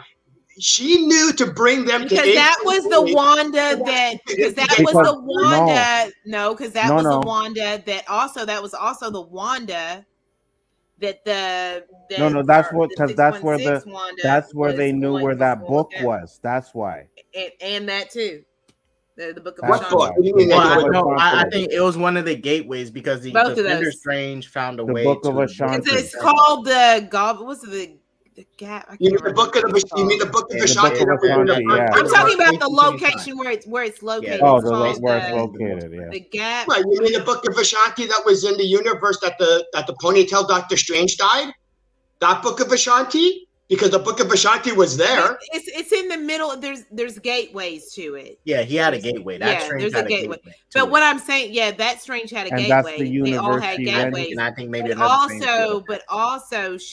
also because of the Wanda too that she was going to possess as well. She was so then wait a minute. So what about if she knew where to go, what was she doing with those other 72 universes beforehand? She wasn't being chased. She wasn't being chased. No. She wasn't being chased yet. Then she wasn't that that was the more.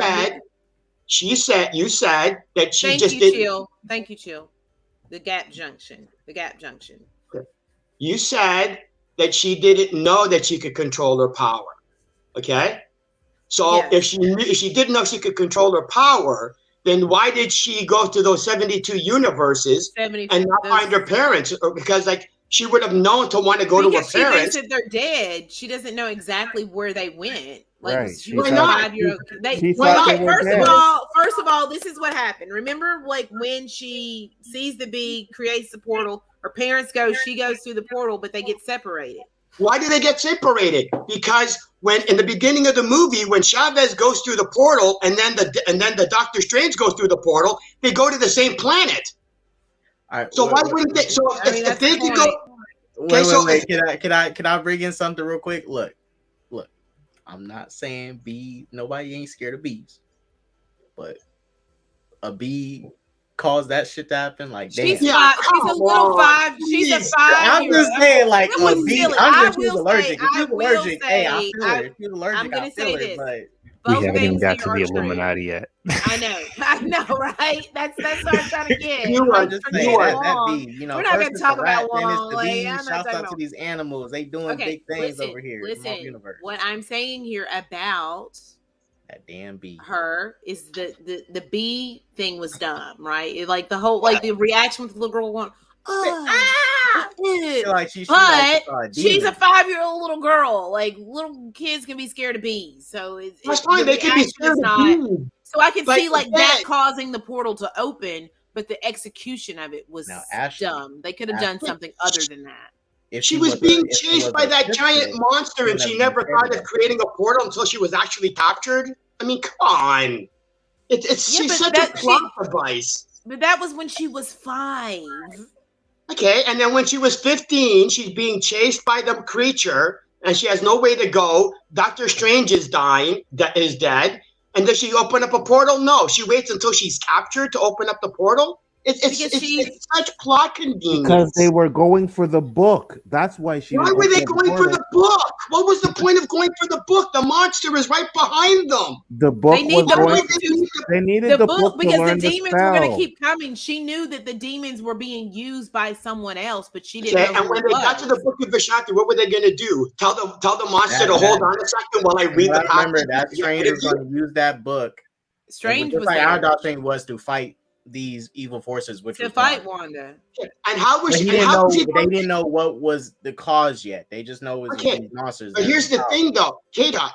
The monster, they couldn't stop the monster. The monster was chasing them. So when they got to the Book of Vishanti, what was Doctor Strange going to do? Go, hey, excuse me, monster. Can you give me a second? Just stand over there. I'm going to try and find the page in the book. I mean, it's not going to happen. Look, what I assumed it was going to look. This I think it's going to be. But he was also the sorcerer. But Defender Strange was also. That's bullshit. Okay, Defender Strange is a sorcerer supreme, so he already knows about the book's existence. He already knows what spell he probably needs. So I don't think it would take him that long to conjure the spell to Why? He couldn't even control the monster. Because the monster. That's not him reading a spell. He was controlling it, and then he got sidetracked when he had one hand. The other one there. He was getting ready to kill America Chavez, so he was distracted when the monster got him. So he was controlling the monster. But anyway, let's move it along.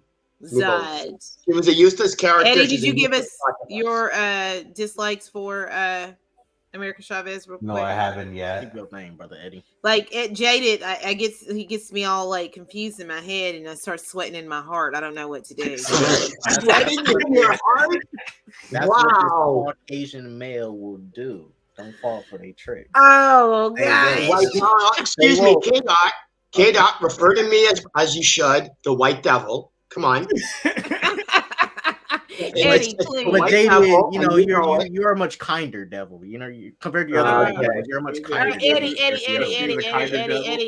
Eddie, Betty. He's in the dark. He's got his calendar pose going. He's practicing for that. That calendar. Tell us what about America Chavez did you not really particularly like, my friend? Well, you already know the bottom line when it comes to me. Another woman being introduced to the MCU. Can't believe it. Here comes the troll. Yep, here we go. Okay. Another useless female superhero. Wow. What a shock. Women. Get up, brother Eddie. We need more sisters in the MCU. That's what I say. Need more sisters. There's not Eddie's enough against Mary all women, though. There's not enough Mary Sues. There's not enough Mary Sues in the MCU, so we have to keep adding more. Yeah. Eddie, really? Come on. It was a good opening joke, but tell me, really. Negatives, I guess, the plot device and the fact that she thought screaming, I guess that's one of them. The thing about the bee thing, I get it. She was a little girl. I'll let it slide for now. But it was silly though. It was. It was. Like, it would have stung her. It would have been something else, but it didn't. I guess it's hard because it's hard to come up with negatives and positives at the same time for this character. Like the character really just there to be there, but I think she was like good. It was a good introduction, but they could have done a better job with it. You know. Yeah. That's pretty much all I have. Some of the stuff was silly, like the bee was silly. Her obsession with like getting food was silly. Like she's like, yeah, but I like her though. But I just feel like the way they used her at times, it was a bit silly in the movie. Zod, any negatives that you have for America Chavez? I think the food thing was just to give her a quirk and just to give her something that you can kind of endear to her, since she is such a sparsely developed character and they're just introducing her. So, but I agree with all of you about her being used as just a plot device. And I guess that's really the only negative you can say, in the sense that,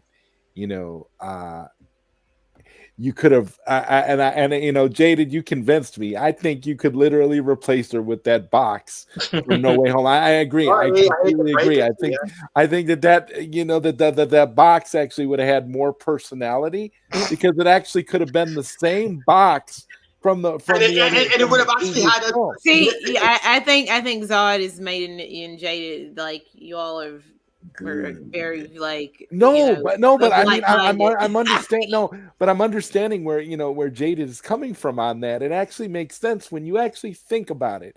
With the amount of scenes that she had, cuteness and the nice introduction of a new likable character notwithstanding, the things that she did, the things that she actually accomplished in the story could be accomplished with a simple object. You really didn't need her for that. So I can kind of see where you're coming from with that. But yeah, as far as like the negative on herself is just the fact that she was used as a plot device that could have easily been replaced by an inanimate object, and that's the problem. Strangers tells the box, "I believe in you. You can do it. You can." do it. Remember how the box, or like for example, in like a DC movie, like the mother boxes, right? Serving a plot device, the mother boxes would just multiverse box. A multiverse box, or again, but I think the box from No Way Home would have worked though, right? The box. Yeah, and it would have been a great callback and a great reference and a great connection to the previous film. Yeah. We have to change it, but that was a different type of box. I mean, it was just maybe but guys, maybe the box has different properties and has different. It's magic. Yeah, it's a magic box. I mean, look, I'm not saying you can't have a box. I'm saying you can have a certain box. You just can't magic box because that box is specific for press the button, they all go back. It's not multiverse travel. A multiverse box. But yeah, you could use a multiverse box. I agree. Just can't use that box. DL. R-shaped box. So I'm gonna sound like a broken record. Plot device. And yeah, there's a couple of. I agree with K. There's a couple of times where a little too much. Sam Raimi likes women screaming in his movies for some reason. So I don't know, but it's whatever. I didn't notice the bee thing you guys were talking about. I can't believe you guys were arguing for like 10 minutes about the bee thing. Thank you. I didn't even realize that. Memory thing. This is what we do. Like it's just like a. I have to because the bee was the one that triggered her powers. And that's how she lost her parents. Came out. That's why the bee's so important. So that's something I looked and that was her happy memory. I don't know. As a guy who grew up allergic to bee stings as a kid, I kind of can empathize with that scene. So that's why I don't really look at that scene as being too divisive, because the thing is, if you're a 5-year-old, we don't know. She could have been allergic to bee stings. Yeah. And if you're a 5-year-old, you're allergic to bee stings, it could be scary. She's allergic. Even if you're a 5-year-old and you see a bee, like I've been around 5-year-olds who were like that with bees. But let's go with that. Let's say she's allergic to bee stings. She gets sucked into the other universe. She's by herself. She's alone. She'll be dead. Right. She didn't get stung. But I'm saying 5-year-olds, I've been around a 5-year-old. I've seen them react to bees similar to that completely. So like it's really? not How like many kids do you know open portals to other dimensions? They don't open portals to other dimensions, obviously, but they have a reaction to a bee. They react to a bee like they're scared. Like kids are. Here we go again, ladies and gentlemen. Here we go again. I'm sorry. I apologize. I'm done. I'm gonna stop. CL continue. Me and Jay, I was bee argument again. Here we go. I'm done. To be fair, I have seen kids around her age that react the same way, regardless if they have powers or not. My brother is the same way. He's allergic to bees, and he reacts the same way, and he's taller than me. So it's like, but you guys adding a different factor for more reasons to be scared. You're allergic because you could die. You could easily die. That'd be. But I've seen kids who weren't. I've seen kids who weren't. I've seen grown ass women act that way when they see a bee. What are you guys talking about? Yes, I was in a car. That's a bee. I'll be running too, but that's a bee, man. Bees are. I'm not scared of bees now, but like anyway, are we gonna like? Anyway, I did not mean to have to bring that up again, but it's like, Jesus Christ, just don't. Because there's 3 more things I want to really get to, and then like gloss over. It's funny. I'll look out for it when I watch it again, but like, and honestly, the thing with you could replace her with the box from No Way Home, and we wouldn't change that much, other than some emotional stuff here and there. I don't necessarily disagree with that, but as I said, I still like her enough as a personality where it's like, I want to see more from her. I'm expecting them to do an American Chavez Miss Marvel crossover at some point. It's going to happen. It's going to happen. Well, I'm just curious, why a Miss Marvel Chavez? It's gonna happen. It's gonna happen. They're all they're building like, it diverse and. Yeah, they're gonna be together. It'll happen. Avengers movie coming. I literally got because from what I'm seeing, like when I saw the Miss Marvel trailer and then watching the Multiverse of Madness, it's like they seem very similar when it comes to personality and their quirks. Oh, okay, like a little team up movie type thing. They would be really good friends, and they're essentially like the same age. Oh, okay. I think the characters are the same. I was just curious. Okay. Yeah. One question: who's Miss Marvel? Ms. Thank you. Appreciate that. Here we go. Gosh, I say it like a country person. Miss Marvel. That's what we say. They say Ms. It's like Ms. That's just like a Kentucky thing. Killmonger is the grammar. Sister Ashley. Killmonger is the grammar. I'm not from Canada. You know what I'm saying? Sister like Ashley, I'm from don't let Brother Kentucky, Chill and I talk like I'm from Kentucky. Is that not how they said it in school?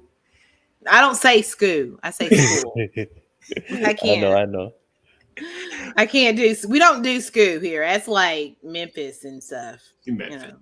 Brother Chillmonger does have a point, but Sister Ashley, out of she we raise strong black women here. She can she can do whatever. We raise strong black women. We just let our black queens do whatever they want. She can say ski if she wanted. Ski. I don't say ski. Y'all stop. Yes, you do. You just said it twice. I say school. School. There we go. I didn't say school. Chillmonger asked me, did I say that? And I say, no, I don't say it. Is this like argument that. a plot device? I guess. Y'all act like y'all ain't never heard a country person before. I have family in Georgia. I say some country shit. I say some country shit. I say like because my mom says it. Because my mom says it. So when you refer to ironing, my mom says earn. I say earn. Like, wait. Okay, so country, before we move on, I'm gonna gift you all one that is probably one of the most countryest things I say. Okay. And I think Chillmonger might have heard. I know Dot. It's oil. You know what oil is? Oil. No. Oil. Wait, what? Oil. Oh, I'm like, what did you say? Oil. Monday. Yeah. You were worried about you were talking about us segueing about the bee. We're segueing about freaking the word school. Are you kidding country me? accents. It's not school. Country accents. We segue over everything. Yeah. I don't wash. I wash. No, I can't. I can't wash nothing. I ain't washing. I'm washing. But anyway. Anything else? Did I get the dislikes? Did I do dislikes about Wanda? About who? Did I do dislikes about Wanda yet? Oh yeah, you need to come back. Give us yours real quick because where you have. Oh no, well yeah, let DL finish his and. I'm done. DL's done. He's done. Before we get on to the Illuminati. Oh, and then Christine, and then we have Christine and Strange, and then one more thing, and then we'll be wrapping it up. So what, Dot? So real quick for Wanda, like I have more positives than I only really have one negative for Wanda, like just one. Positives and get those out the way. I love that Wanda was a unrelentless force. I like that she was a savage. She's what Thanos should have been in Infinity War. Facts. I can see that. She was love when she murdered the Illuminati, snapped Professor X's trash head and stuff. That old man freaking violated Black Bolt's brain. Well, he violated his own brain, but she took his mouth. He violated his own brain. Beautiful, beautiful cinema. When she took Reed Richards, beautiful. That trash team, she killed all of them. They all sucked. Beautiful. But I just loved her as a villain. She was crazy. She was insane. She was not in the right head. All crazy about some fake kids ain't even real. I'm like, damn, she crazy. Shit. Crazy ass white woman. But my one negative, and I'm not sure y'all probably went through this. I didn't get the chance to watch it, but I have to say it. Jaded said it before. It's probably the only thing I agree with him about the Wanda shit. I love Wanda's being powerful and OP and stuff, right? I love it. Do not get me wrong. I understand the motivation for what she's doing in this movie. It's okay motivation. I have no issue with it. But what Wanda does at the end of this movie, now Strange says it, he could be wrong. Things can change. But Strange said Wanda destroyed the Darkhold in every single universe. Mm-hmm. Now, who knows how many there are? Billions, trillions, gazillions, if that's even a word. If gazillions even exist. There's a lot.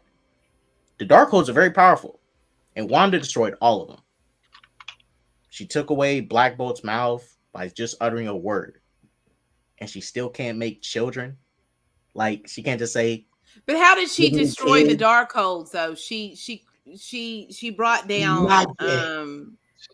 that's how the Darkhold was destroyed, because she ruined the tomb, on Mount Wondergore, which that comes from. Well, let me say, that's the cause. Is that the central tomb? Yes, yes. And once she did that, that's why all of the Darkholds were brought down. So anybody who could have made it to the top of Mount Wondergore that could have destroyed it would have destroyed all the Darkholds. Wait. By that method. How was it established that was the central one? Because that's where the Darkhold was created in this universe. No. The Darkholds that they have the book, they said was a copy. The original was on the walls. Yeah, in that universe. In that one place. In that one. No, it's that one location. No. You're making it up. I'm not making it up. Look, I'm not saying I can't roll with that. From the understanding, from what I understood from the movie, one central place for all of them. Yeah, and they made it so. Just like the Gap Junction is one central place for all of them. Yeah. I'm sorry. What? No, that's only one chapter. Okay, where you get the Gap Junction? Let me explain it though. But the Darkhold is the opposite, Dot, of the Book of Ashanti. Yeah. Okay. So what the fuck are you saying, dude? Well, because according to Dr. Strange, and only one Book of Ashanti is a there could be more Book of Ashantis. Hold up. The Book of Ashanti is real. It's located in the Gap Junction, not in one universe. There could be more. We don't know. No, they all have to get to that one place that'll connect that connects all of that. The Gap Junction, just like Defender Strange went there. Yeah. Okay, fine. Let's run with that. There's one Book of Ashanti, but there's multiple Darkholds. Why? There's only one mountain that has the I can't agree with that, because there's probably other mountains. Okay. There's literally we're just gonna wait and see if the thousands of millions of universes. I'm telling you guys. I am telling you, Dot. I know. Okay. Then how did the other universes How did the other universes get the copy? Make your kids. I don't. How did the other universes that's a question. I don't know that. Okay, then there you go. And also another that's just be like. What does that mean? Like I don't know. Let's say we'll go. I'll agree with you. I'll go with your assumption that this is the Earth 616. Probably Chthon placed those freaking Darkholds in these other universes so his book could corrupt other people and he could possess them and through his book. Wow! Did you? Okay, I'm inferring because they don't tell us that. So unless you read a script that I didn't. I just said that I'm inferring, but you asked me no, they don't give us that information in the film. They don't. Okay. Anyway, let's move it. I have one more, Alan. One more prison one. Like I said, just really small ones. Like only. Yes, please. Next one.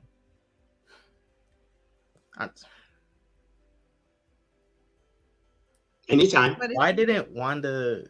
Look, I understand this is after Far From Home. This is 8 months after Endgame, and 9 months after Endgame, all that stuff. And I understand she wants the kids, but she wants a family. Like, White Vision's alive. He got all his memories. Like, she didn't mention him once. Try to go look for him in those 8 months. Vision didn't try to come see her. Like, what's up with that? I think that he's still, like, confused, but her, I don't know. Well, he is white. He is lost. It makes sense. Oh boy, white men be lost. I'm joking.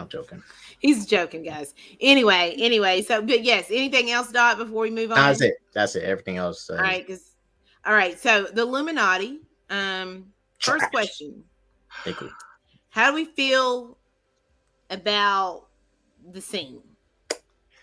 And then from there, each person, we'll talk about each person and then the fighting. But how did overall, like, to me, it was like, were you just in this movie? Like, okay, like, I don't know.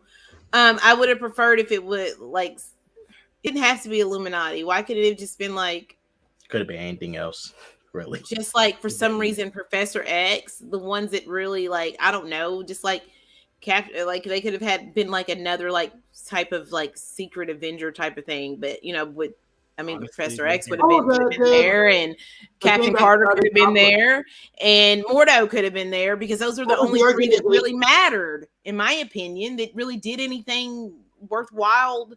Black Bolt was cool, but his death was, but I don't know. I just didn't like it. I didn't like the whole Illuminati thing. I thought some of the deaths were cool. Black Bolt's death was cool, but I just felt like it was a nothing burger. And we'll get to John Krasinski in a minute. Dot, what did you think of the Illuminati here at all, in the deaths? I love that they died. They served a purpose. They served a purpose to Wanda. Now it was a die in front of me and be trash. But overall, I thought 3 of the cameos was legit. Like, tight. Reed Richards, Black Bolt, and Professor X.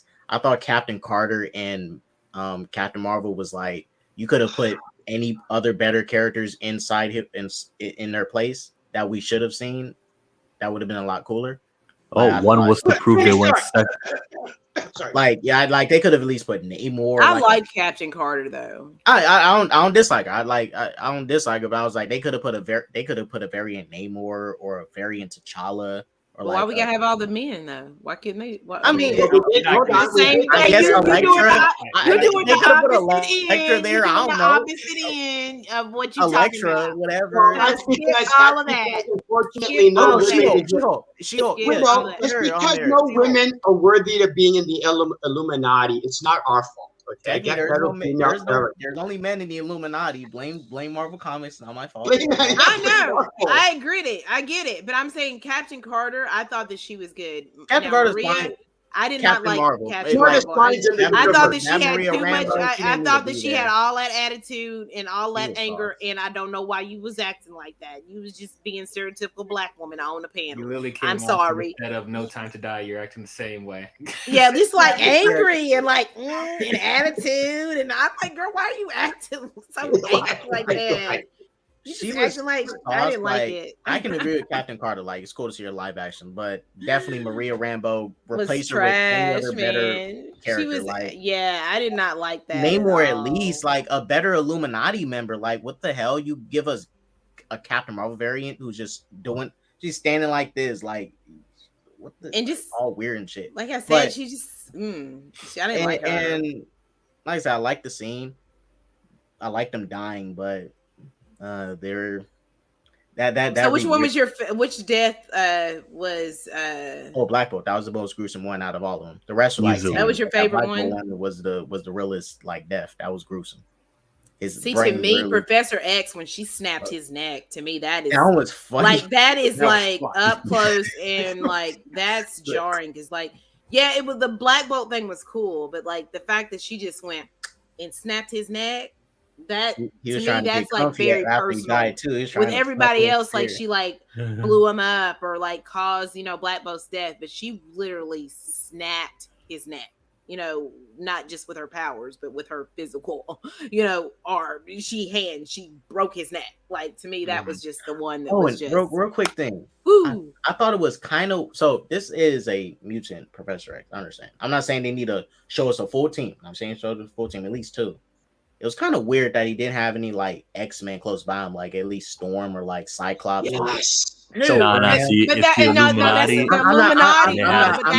they have a solo team. I'm not saying that to show the whole but that's team. not how the Illuminati works, though. The Illuminati I understand that, but this is Professor X, and so, they got. But he's on the Illuminati, and like the Illuminati is members who represented from other teams, and they're secret. Like Doctor their teams Strange don't even know that they're on there. Too. Doctor Strange is a hero. It died a hero to everyone. The only one who didn't know that he died a hero was what's Rachel McAdams' name? Dr. Christine. No, they told her. That's the only person, but no, they said yeah, they told her. They said, yeah, like everybody else, like doesn't know what the Illuminati does. So I'm sorry. Go ahead, Chill. No, you said it right there. Everyone else doesn't know, so that's why you can't have X-Men or Sue or anyone else. Yeah, because they're secret. They're secret, So it's not like they don't coordinate with. Like Captain Carter, if this version of Captain Carter's on the Avengers, they don't know what she's doing while she's on the Illuminati. And we don't know if that's even the case. Like in this world, they could have just been the superhero team. There might not have been an X-Man because we don't really know what they were doing, other than because they don't give us a lot of information about this version of the Illuminati, outside of, when it comes to like how they were formed, Well, how we know is because they played the X-Men animated series, Charles Xavier. Oh, that's true. But they played everybody's theme song, so that I mean, like I don't. Yeah, they did play people's theme. Yeah, that was a mutant Professor X. Yeah, but I heard Kevin Feige said it's not really the same ones from that universe. Yeah, that wasn't Captain Carter from the What If. That was, it's not. Yeah, because if that's the case, then that would contradict What If that is exactly Captain Carter, right? And that's not 93 X-Men. Was the Illuminati only in one universe? Yeah, that's why I was wondering if they called themselves the Illuminati in replace of some other team. We don't know really because they didn't give us a lot of information. So Anzo, was we including dislikes in the thing of the go ahead. One quick one to get mine out the way. Look, so Reed Richards, the way they talked about it, is supposed to be a genius in this universe and stuff, and I'm like, look, I'm not no expert on the multiverse, but I'm like, damn. Don't go into John Krasinski too much though. Well, now I'm not too much, but like, because I have a set. I want how they were looking at how they was. So when they brought up the line to Strange about like, Strange, you are a danger to the multiverse. Like I randomly out of nowhere trying to throw that little side plot into it, and I'm like, okay. And then they go based off their one Strange that destroyed the universe. That your other Strange is going to potentially going to do it, and you're a problem too. But it's like if that's the case, then the universe would have been imploded on himself. I mean, yeah, Kane's coming, but if that's the case, that you're basing just off your Doctor Strange that destroyed one universe, that other Stranges is capable of doing it. Then the universe. It's not like they're everywhere. It's not like it's not like it's like just because you're in a multiverse, just because one version does it does not mean the rest going to do it like that. Like it was basically just off their one Strange. I was like, it's kind of flawed to do. Like just there may be a couple like that Strange, but it's still a flawed logic.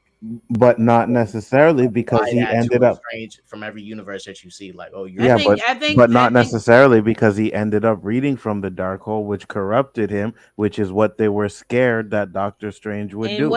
And also what the other Strange... I wouldn't say corrupted. Well, we don't know how much it corrupted him. I mean, gave him that third eye and shit, but that shows that it corrupted he successfully bended those demons to his will and stuff. Like he did it. I mean, but there's also the other. There is the evil Strange. He was corrupted by the Darkhold. Because one that's going around killing other versions of himself. In it.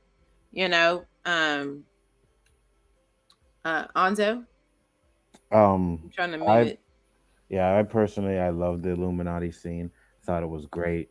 I thought the way they died was amazing. I think Black Bolt's was the best death in the movie so far. Well, there was Black Bolt's death and there was the black girl's death. I think those two deaths were really good in this movie.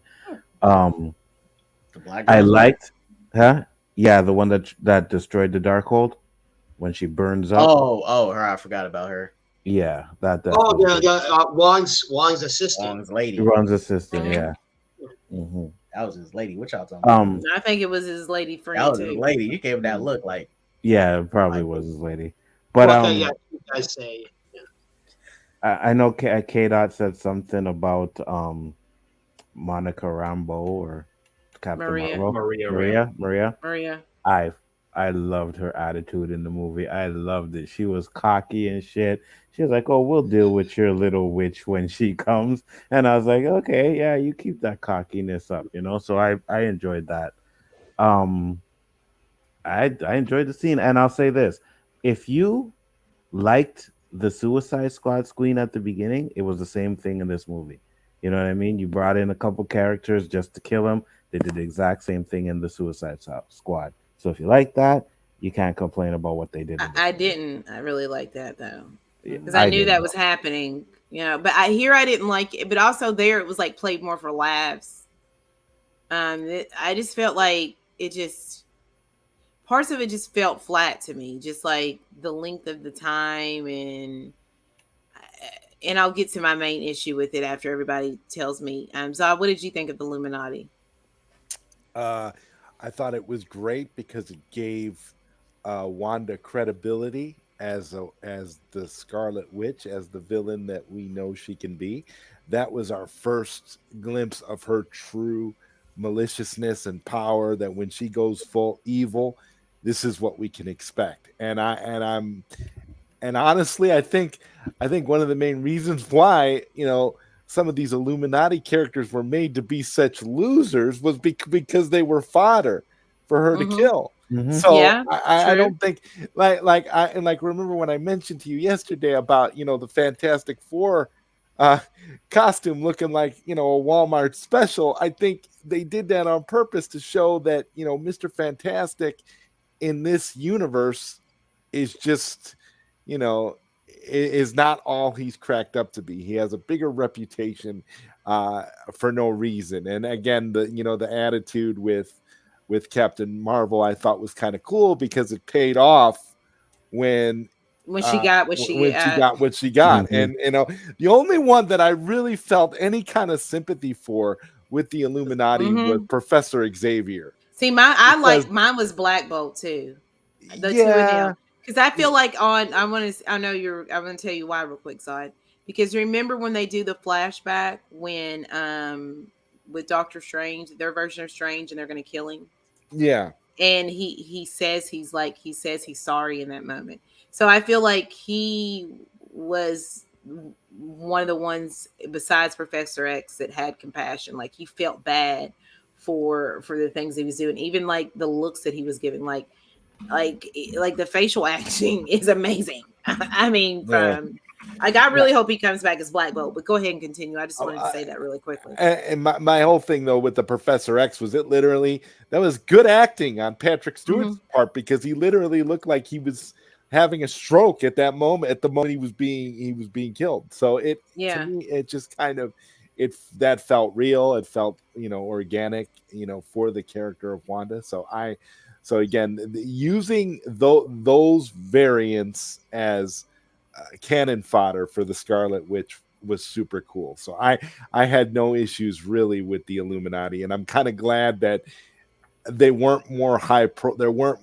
profile surprises. Even though I don't know if you're planning on touching on this later, that all those other rumored cameos that we didn't get in the movie were cut during the 40 minutes that I don't believe that. Wait, was it the ones that's about what like people that's Deadpool just and Toby rumors, and because stuff? that's the rumors that people are saying, because I don't believe that. I just don't believe it. Like, was it from that Mob Culture Twitter account? Like, people are using it, like certain people are saying that, but I don't believe it. Because they're not gonna like shoot stuff with Tom Cruise. Well, this is Disney we're talking about, so they may have. You never know. I don't believe that. Because remember, I think that they might have recorded. My one counter to that I will remind you of, Ashley. My one counter to that is all the scenes that they shot with all these alum actors for the last Star Wars movie, and they didn't use any of that footage. They shot all this footage with Anakin Skywalker. They shot all this footage with Obi-Wan Kenobi, other characters, and they didn't use any of the footage. I know, but like I just don't see them like I don't see them bringing in Tom Cruise like and paying his fee and then cutting and having Tom Cruise on the cutting room floor because Tom Cruise is Tom Cruise. But we don't know what the reasons would be that would make them cut those scenes out though. And like all those scenes that they're saying now, like were really earlier on in the process, and apparently all of the reshoots with Tom Cruise and all that stuff as it was scooped happened during the reshoots after that stuff. So it doesn't like actually even make a lot of sense because Sam Raimi, when he talks about the things that were being cut were actually things that he filmed, like things in his movie. Like he wouldn't have added, like if any variant version would not have been, that would have been added from the studio heads. Like Raimi lost 34 minutes of his vision of the film. That's why I don't believe that, in my opinion. From that standpoint. Yeah, and Kathleen Kennedy is incompetent. Feige isn't. Yeah. And real quick, do we know what the exact like stuff that was cut besides the Tom Cruise thing? The rumor. What else was it? Zod? What else was rumored? There was a scene supposed to be a scene with She-Hulk, and Deadpool, Tom Cruise, and who else? There was one other one. I can't. Oh, Spider-Man. One of the Spider-Men. It was either. I think it was Tobey Maguire since it was Raimi's Spider-Man. Hey, that 838 universe sounds like the movie universe I wanted to be following. They have Inhumans and you have X-Men, Fantastic Four there. What? I know. I even like the way it looked. And the guy who played that's just the only thing. And the guy who played the Inhuman was the same one from the show, right? Yeah, and I hope he comes back because what's his name again? What's his name? I don't remember his real name. Well, the actor's name, like the facial acting, the emoting, like all of it. I think that he's a really good Black Bolt. He was just in a crappy show. Oh, that was Anson Mount. Anson Mount. Thank you. I like him. I really do, and I really hope that Quick question: they killed him off because he's playing Captain Pike for Star Trek for Strange Worlds over on Paramount Plus. So they probably they're saying he's doing really well there. Yeah, so, yeah. And like he might come back. I really hope they bring him back because I liked him. Chillmonger, what did you think about the Illuminati sequence? He was the best part of it because everyone else that kind of knew about it was heavily rumored. Just to see Black Bolt show up was like, whoa, this is crazy. Imagine if they didn't tell us there was even going to be Illuminati in the trailers and how that would have hit. That would have been the best scene of the whole movie. Just see, like even Captain Carter and seeing what's her name, Lashana Lynch as Maria Rambeau. Even that would have been like interesting. But the fact that Fantastic Four was in this movie is like something that I wish we never had hints of because of the way it hit. And if Professor X rolls in an electronic wheelchair, there was no reason to give that away in the teaser trailer. That was so stupid. They gave away a lot. They gave away a lot of the stuff in the trailer. They gave away if you think about it. Everybody but Black. Like the whole powering up when Strange is like dream walking in like the Defender Strange's body and like how he powers up and uses like the spirits of the dead or they ruined that too. So there was some things I'm like, why? Like there was a lot of things in the trailer that shouldn't have been in the trailer. I mean, to be fair, even though I agree with you, they did show too much. Like, what would you show in a trailer? Because like all the money shots. I know everybody be mad about Thor: Love and Thunder, but I would have showed you somebody running and growing and some shots looking off in the distance. That's all you would have got. So you want to make sure I don't watch your Thor movie, Ashley, for sure. Do that. I think the trailer honestly should have just focused on Strange in America. Those are the only two characters I think they should have focused on. Maybe for that, you could have shown her like saying, they got food on every universe. Right. Really painted the movie as like a comedy. Right. This is a Sam Raimi Doctor Strange movie. You're gonna be like pizza ball. Like no. And then they could add a pizza ball promotion. Like they showed the Parmetage with the great smoke. Like show us that. Local AMC. No, it would have been a deal with Little Caesars, just like the Batman calzone. Here he goes. If this is a Those Sam pizza balls Raimi, look Doctor nasty Strange too. movie, That show movie me is some nasty. Sam Raimi shit, please. Something. Show me something that's like Did that. you have Show They me- could any have negative- had Bruce Campbell in the trailer. No, I'm no. glad they didn't do that. I'm glad they didn't do that. Chill, did you have any negatives? Dr. or Christine anything? Palmer may be responsible for this, but I'll blame the Illuminati. 838 is their universe, and then they said 616 is what the MCU is. Anyone who reads comic books, or even if you don't, we all know the 616 is the 616. So even though they're trying to call it 616, I still refuse to call the MCU 616. It is It's Earth actually 199. not. Yeah, that's what I was gonna say. Yeah, that's what it is. Exactly what it is. Earth 199. We were And I have talking a about that video. last night, Zod. Me and Second Street Marvel have a video on that. I'll post it whenever we're done here. Yeah. No, we Chill, were actually what- talking about that, Chill. Where do so, they yeah. actually establish that it's 119 though? Like not in the movies though, right? It always been like the Wiki, Marvel, the Wiki, handbook. Marvel Not A the to movie. Z.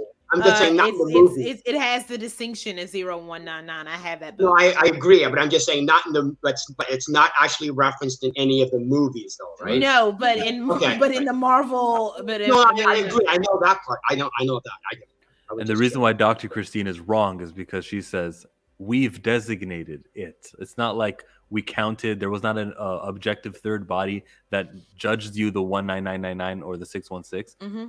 So I don't accept it. Plus, when I'm conversating with you guys, and if I ever say something about the 616, I hate now that there will be confusion. Maybe someone on the panel who doesn't read comics and doesn't really get the whole 616 thing.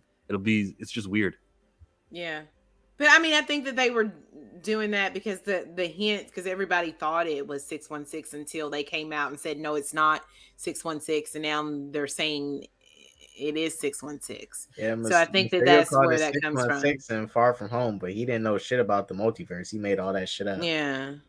But they should have named it 1990s, whatever it is. 019. Yeah. They should have named it that. I don't know why they didn't. I don't know why they don't understand why universes are different numbers. They're so illogical. Is the comics is the comics connected to this multiverse? So then that'll contradict the comics multiverse. Exactly. So you got to pretend that they're different. Yeah, you have to separate them. Even you have to be right. And I agree, separate them, because if that's the case, they say it's a 616, right?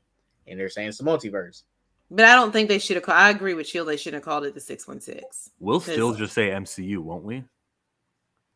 Yeah, but if things get muddied in the waters, like like if we get introduced to, like, say we get introduced to a next set of characters, and what if they're in a different universe, while we're setting up everything with the multiverse, and they say, oh, well, this is, easy. The same way we say the Netflix verse because we don't consider it part of the MCU. Yeah. Or like the ABC Cloak and Dagger, Sony verse. We verse everything, so we don't have to stick to numbers. Yeah, like we have the. But it would still be the MCU verse, though. I'm saying if it's still within the MCU, but they're showing us another universe. Yeah, but then Don't again, you see how dumb what you just said was?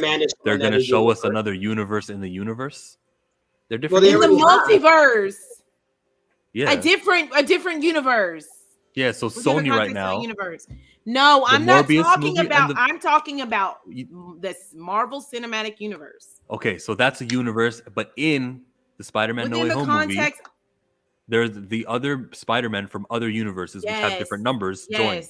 Yes. You see how we don't refer? I'm saying, but people might get muddied in the waters, and in the films they might have to say this is Universe 616 because they've already distinguished this, and that this other universe is something else. We can just call it the MCU, and we can call it the Raimi verse, and then what's the Andrew Garfield universe? What's that one called? The Webverse. The best Spider-Verse. Okay, but you get what I mean. We don't refer to them as the numbers because right now I think that they will within the context of the film if they start introducing so many different universes. So what are the numbers of the other ones? What are the other numbers? We don't know them. We just know 838 and then what they called 616. I'm just saying, but they might do that is what I'm saying to you. Like, so yeah, they'd have to name showing 838, 616, and there's different universes to distinguish. Like if they go to different universes, that's what I'm saying. I don't. I mean, come on, this is the first like full-on multiverse movie. So I'm just saying, if they call this one the 616, we get to it. They show us another universe. It might be because I'm saying that they might be. That's why they're setting that up. So to make sure every universe is distinct within the multiverse, is they show us these different universes. Is what I'm saying. Did you have any negatives, Chillmonger, about the Illuminati? Yeah, you just heard it. Yeah. Jaded. Okay, now are you asking about the Illuminati itself? What did you like? Yeah, good. Like the scene as a whole, them as a whole, the team, the deaths, everything. All of it, just everything about that whole Illuminati. There was no good. I didn't like anything about the Illuminati. Okay, tight. As for negatives, it was a bait and switch. Because when they said that it was going to be the Illuminati, I went, how are they going to even establish the Illuminati? And it was just a reference. This was the Illuminati as a reference to the comic books, just like World War Hulk was just an add-on addition to Thor Ragnarok. It was like, yeah, we'll just include the Illuminati, and it was, again, why was Captain Carter part of the Illuminati? Even if it was the only reason Captain Carter was in the Illuminati was so that she could say, I could do this all day. That was her only reason she was there. Why were there all Chris Evans wasn't going to come back, so they were like, I don't care. You could have had anybody. But it was like a Captain America. Instead of Captain America, they went with Captain Carter. And Captain America shouldn't have been in the Illuminati either, because it's supposed to be the greatest minds.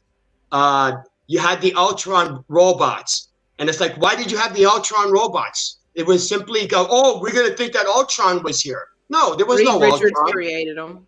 Yeah, but why did they have to look like Ultron? They could have looked like art. They could have looked like because maybe in this universe, and again, it's me inferring. Reed Richards created Ultron in this version of Ultron. Right. And what I'm saying is, and in the trailer, they showed the robots looking like Ultron, so that we as the audience would go, "Oh, they are specifically referring to Ultron that we know." And it was a bait and switch, and I didn't like that.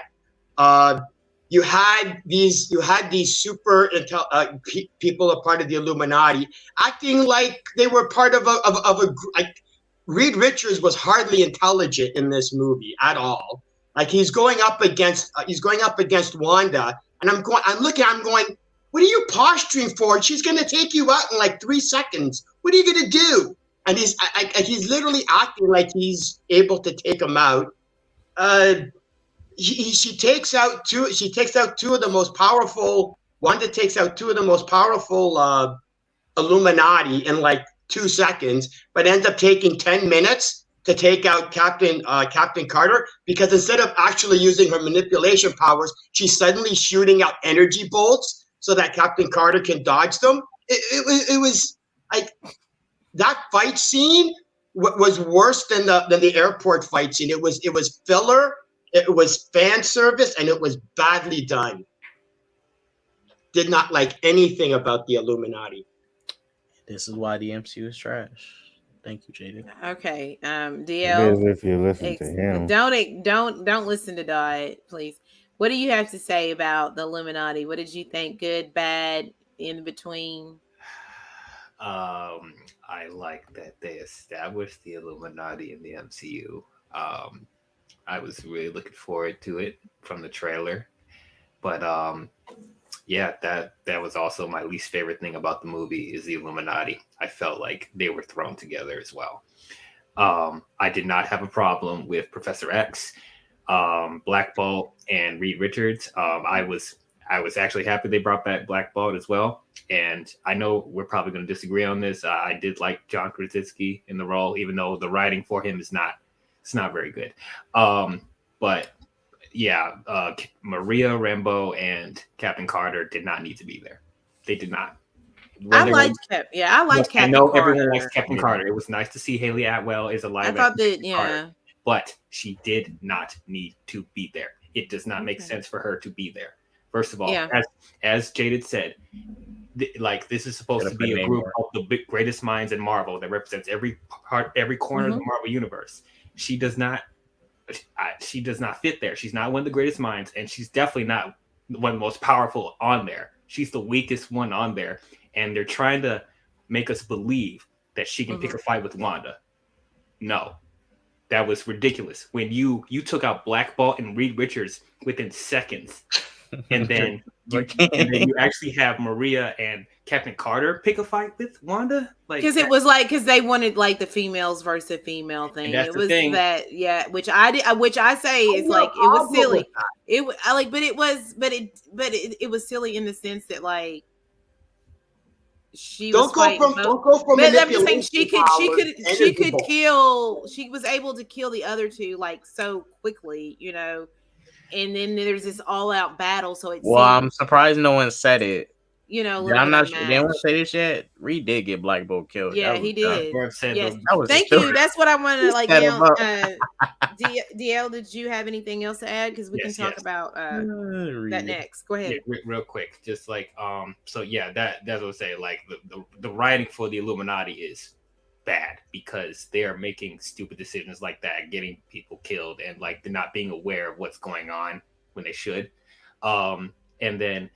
Like, I know I didn't really pay too much attention to the rumors of who was going to be in the movie or who wasn't going to be in the movie. But it's like, after seeing this version of the Illuminati, like, I would have wanted them to do a variant of Namor and a variant of Iron Man, whether it be Tom Cruise or not. I would rather have seen them than Captain Marvel and Captain Carter, to be honest. But at the same time, they were treated as cannon fodder for Wanda. So it's like, would that have made it any better? I don't know.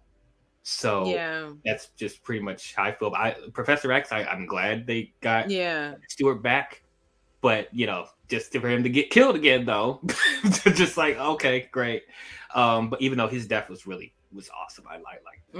But I was surprised it didn't de-age Patrick Stewart, but it's whatever. It looked like he just came off the set of Star Trek Picard, but you know, it was good to see him again, and it didn't like. He had his saggy old man titties and stuff, and he was walking. He looked nice. Stop. Yeah, that's it. It was good seeing him. It really was. It was. Well, they cleaned him up. They cleaned him up a lot better. I think that they don't want to show us Namor yet. You know, but that would have been cool to see Namor. You know, they could have. It still would have been a variant. Right. But I think that they don't want to variants. Like, they don't got to. They didn't want to show that. I don't know, but that I think that it because when I was watching it, and I'm thinking, variants from Loki. This is it. This is Illuminati. Like when I'm like watching it on screen, I'm laughing at him. I'm not even. I'm like it. Like, and then when I'm gonna get into it. Okay, John Krasinski. Okay, I said from the beginning, I don't want that shit. I don't want to see his ass be Mr. Fantastic. I don't think it's a good idea. Because what the fuck we saw, dude. Like it was I'm not challenging you. I just Dot said why. I bet Dot asked me. I'm sorry. That's why I said it. Sorry, that's why I said it like that. I was speaking with Dot. I just really didn't I think he might be miscast a bit. I thought he looked good in the suit. Did he look kind of out of shape to y'all? This body look wearing the suit. He look kind of no. In that bloated picture, he looks. In that picture, he look a little like there, but not on screen. I think it was probably the suit. No, he looked good. He looked good. He looked good. But do I buy him? Is Reed Richards? No. Yeah, but he dies anyway, so it's not. But I'm saying, is he coming back? Why? He's dead. From what I heard, I don't think he's a variant. It was done. I'm just saying. But people really want. I know, but people are really. I'm just saying. Come back. He might be the variant, but he also might be the. I think he's coming back as a direct. I think he's coming back as a director. He's the variant and he's dead. Movie. I'm talking about in the long run. I heard he was confirmed to play him to come back. I haven't heard read that somewhere. I got zero vibes. I'm hoping it was just fan service. I really hope it was just fan service here. It was fan service, just like it would have been if Tom Cruise would have come as. Yeah, but I'm just saying. But Iron we are Man getting superior. A new Fantastic Four, so people still want him to be the main Reed Richards is what I'm saying, and I don't want that, especially now. So, what did you all think of John Krasinski, Dot? I thought he was just okay. I mean, I ain't no big Mr. Fantastic fan, so I don't care about him. I like Mr. Fantastic. But if he does come back, I would think he's gonna be the MCU Reed. But if they're doing so in the comics, he's Kang is their great grandson, right? Yeah, it was a descendant. Hear me out. I feel like they might want to do a Black Reed Richards. I'm thinking that they might. They might. Like they really want to, it might be John David Washington. We might get John David. Either one of them gonna be black. So so they so Kang. Yeah. One of them's gonna be black. And I feel like if he's Reed, not saying it's bad, but one of them's gonna be black. Then I mean then everybody will be like weird everybody will think it's weird if it's not Emily Blunt. But what if it's some other woman and there's a mixed family there, but it might be John David Washington. Yeah, it might be John David Washington. Remember that rumor going around? But I mean, just in the context of this film, did you think that the cameo lived up to the hype from what you saw of him? I mean, I didn't clap for it. I was like, oh, John Krasinski. I didn't clap for none of them. Black Boy, I was like, but him, I was like, you cool. I mean, your suit look okay. You want to... Hey, y'all gonna hate me, but I have to say it. I think the Fantastic Four suits from the original movie was better. Hold on, which movie? Which movie? The first Fantastic Four, the 2005 one. He ain't seen that one's. I think he's not talking about the one I. No, not the old one, not the old live action one, the 90s. Then I think the one in the 90s. I think the 2005 suits was better. I do too. I agree. I like the Tip Story suits. Yeah, I still like Krasinski's suit. I like his suit too, but I like a leaner. So weird. But I like a leaner Reed Richards. I don't like he's just looks too jacked. I don't like the jacked Reed. I don't really like a real jacked. I'm completely fine. Yeah, that's why I say he was looking a little bit weird, like bloated and shit. Like he was looking. He just looked jacked. Like he's been he's like, man, I'm getting my gangs in. Daddy. He look. He's looking good, but I don't know. With the beard too. Yeah, he was supposed to look like a dad. He was supposed to have a dad bod. He didn't have a dad bod, really. No, he looked good. He looked jacked. He looked too good. He looked too good for the role, and he didn't look like Reed Richards. He looked like John Krasinski in a Reed Richards Fantastic Four costume. But I mean, I thought he looked good though. But Jaded, what did you think of John Krasinski here? I don't know what the big deal is about complaining about John Krasinski as Mr. Fantastic. I mean, we've already gotten RDJ as Iron Man, and we got Tom Holland as Spider-Man. So I mean, RDJ was a great Tony Stark. Yeah, Tom Holland is amazing. Yeah, RDJ as Iron Man was a bad idea. Tom Holland as Spider-Man was a bad idea. So John Krasinski. I agree with the Tom Holland shit, but. We're talking let's stay focused here. Did you enjoy him on screen as Reed Richards? No, who cares? He's dead. Okay, well, we care because we're talking about the movie, Jaded. I don't care about John Krasinski. I didn't even know who John Krasinski was until everybody started bitching about him.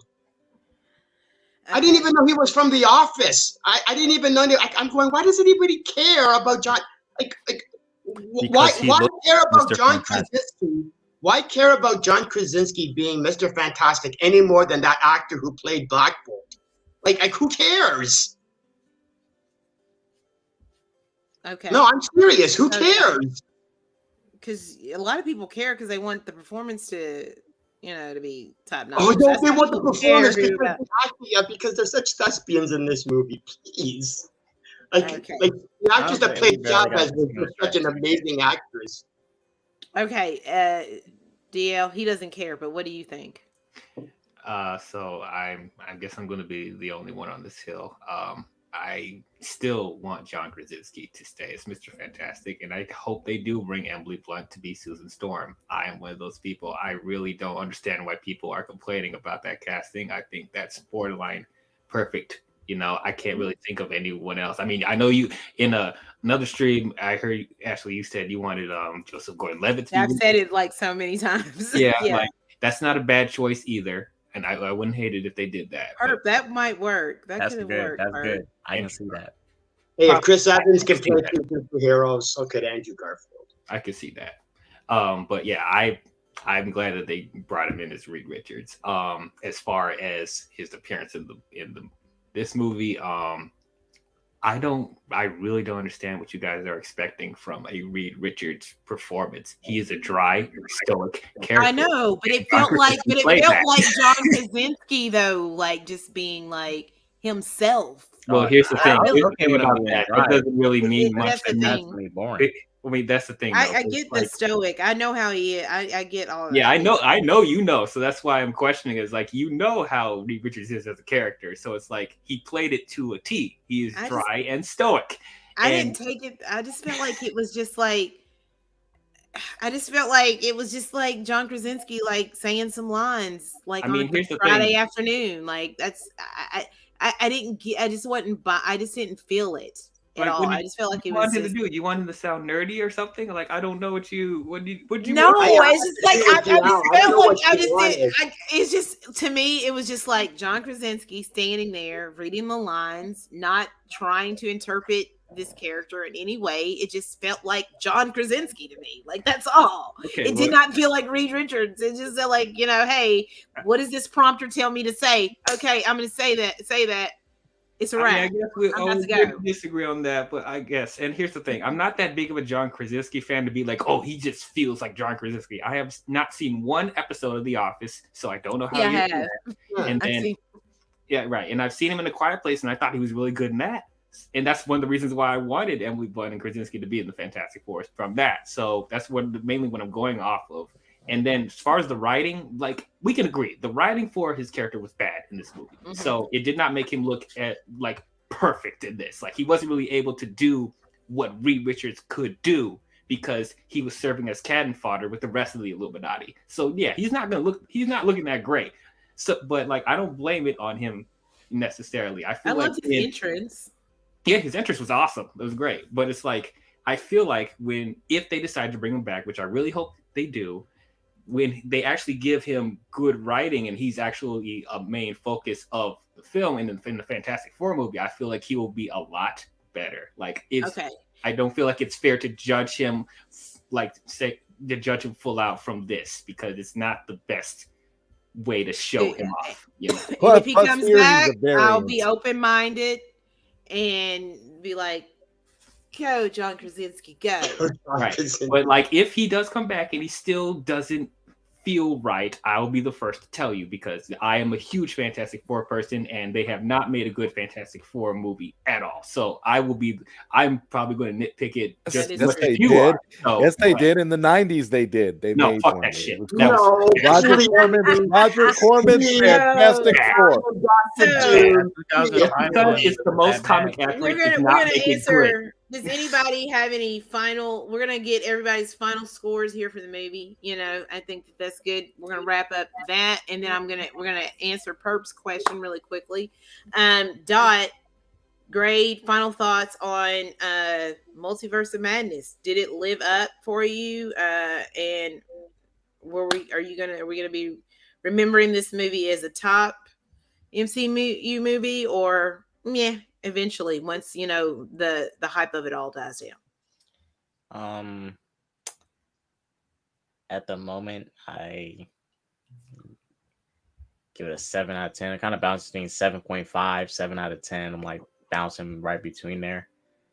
That's at the moment. It could change. I said I'm gonna go watch it again, but honestly, I don't feel like it. I might wait until it comes out on streaming. I'm not hating. I'm just like what you said to me. Oh, I'll hate it. Don't worry. When I watched this movie, I was literally chilling in the theater, just sitting. I probably laughed at 2 jokes, Do you normally stand when you're in the theater? I was like, just kind of, I wasn't engaged. Like, this movie didn't engage me. It's not saying it's boring. It just didn't engage me like that. It didn't engage me. It was cool, you know, cool movie to see. You liked it the other day. Now you don't like it. See, I didn't like it. I wasn't hyping it up and gassing up the other day. I was just like, it was cool, you know. It's parts of Anzo, we see the switch up, Anzo. Anzo, you see the I hear. He's on that change up. But Anzo, what grade would you give this movie? And do you think that it's going to be remembered as a top MCU film once the hype of it all dies down? Isn't it already your top 2? To be honest with you, I don't know if anybody else will, but I do. I do. I have it in my it's moved up to second spot on my list, man. Really? Okay. Yeah, and for me, because like I said, they did things in this movie that everybody said that they wouldn't do in MCU movies, and I think that this movie actually shows that they can go further with what they do in their movies. You know what I mean? So I pretty much enjoyed it. I don't know if anybody else will see it as a top movie, but I do. So my grade is I give it about a 9.5. Okay, Zod. I would say it's I'm gonna have to see it again. It's teetering between a 6 and a 7 for me. Okay. Chillmonger, final thoughts score. I got it in the 9 category. This is so fast paced, which is better than a slow paced movie. It's very nerdy. Oh, that's a dig. Oh yeah, it's very nerdy and very things that you. Oh no! I did not do that. I did not do that. I did from a prior movie. We're gonna pretend like that didn't happen.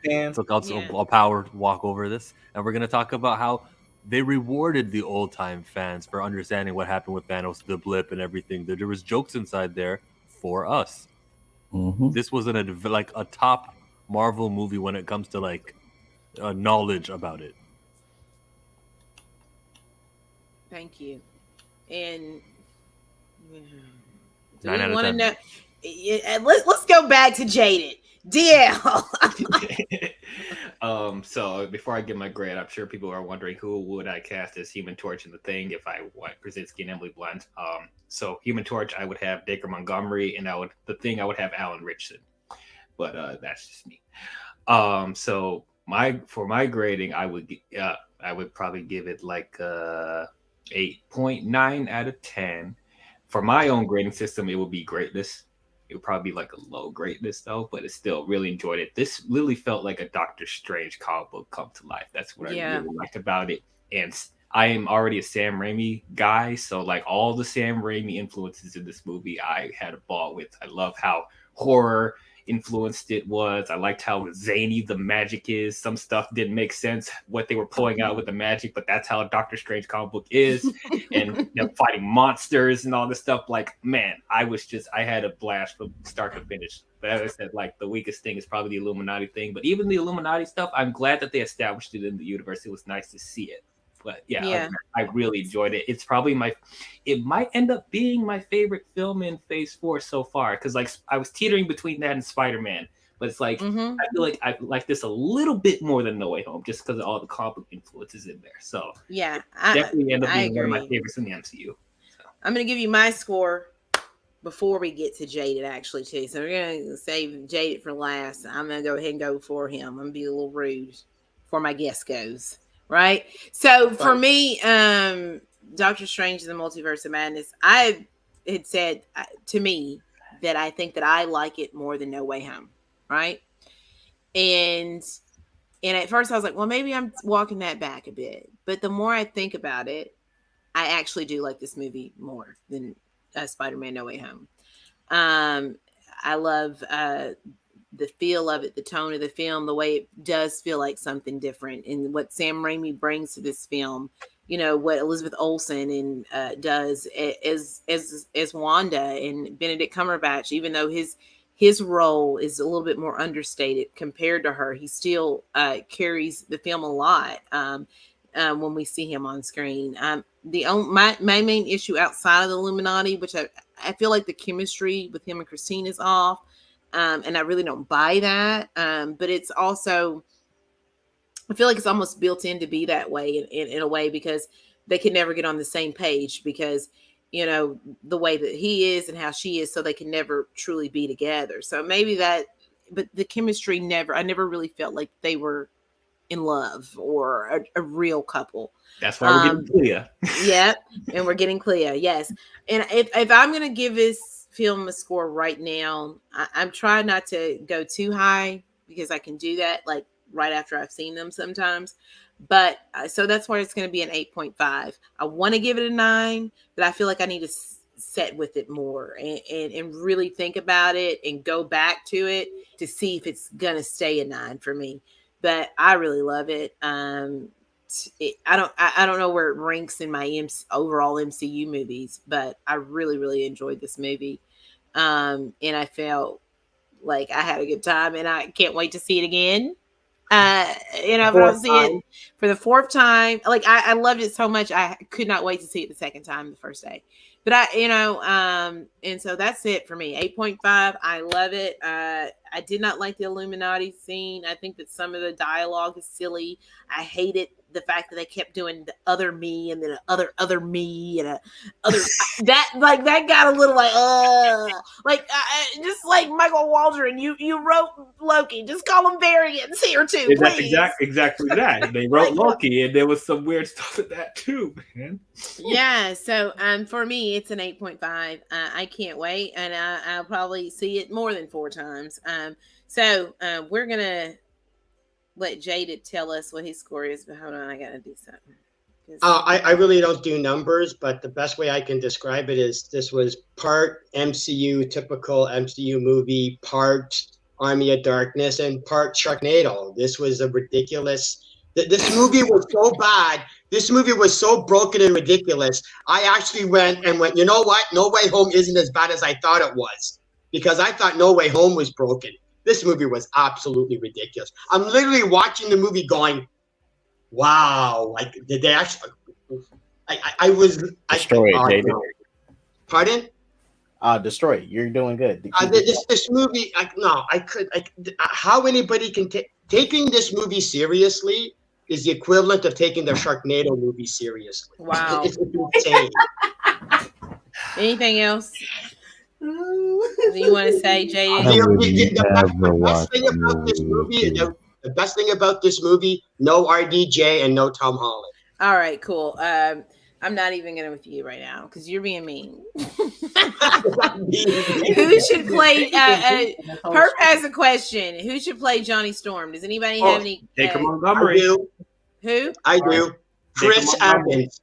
Have Chris Evans play Johnny Storm again. I would love that. Have Chris Evans go from Johnny Storm to Captain America back to Johnny Storm. I'd love it. No.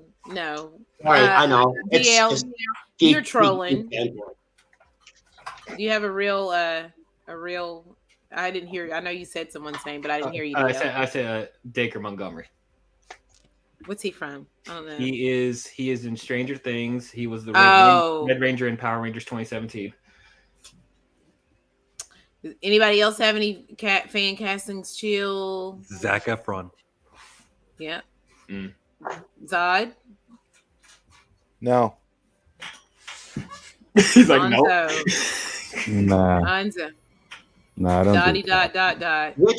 Which one is that? Huh? Which one is that? Dot. Any fan casting for Johnny Storm? Yeah, one that comes to mind. Cast me. I don't know if they cast me. Throw me in that shit. I'll do it. I'll be a tight Human Torch.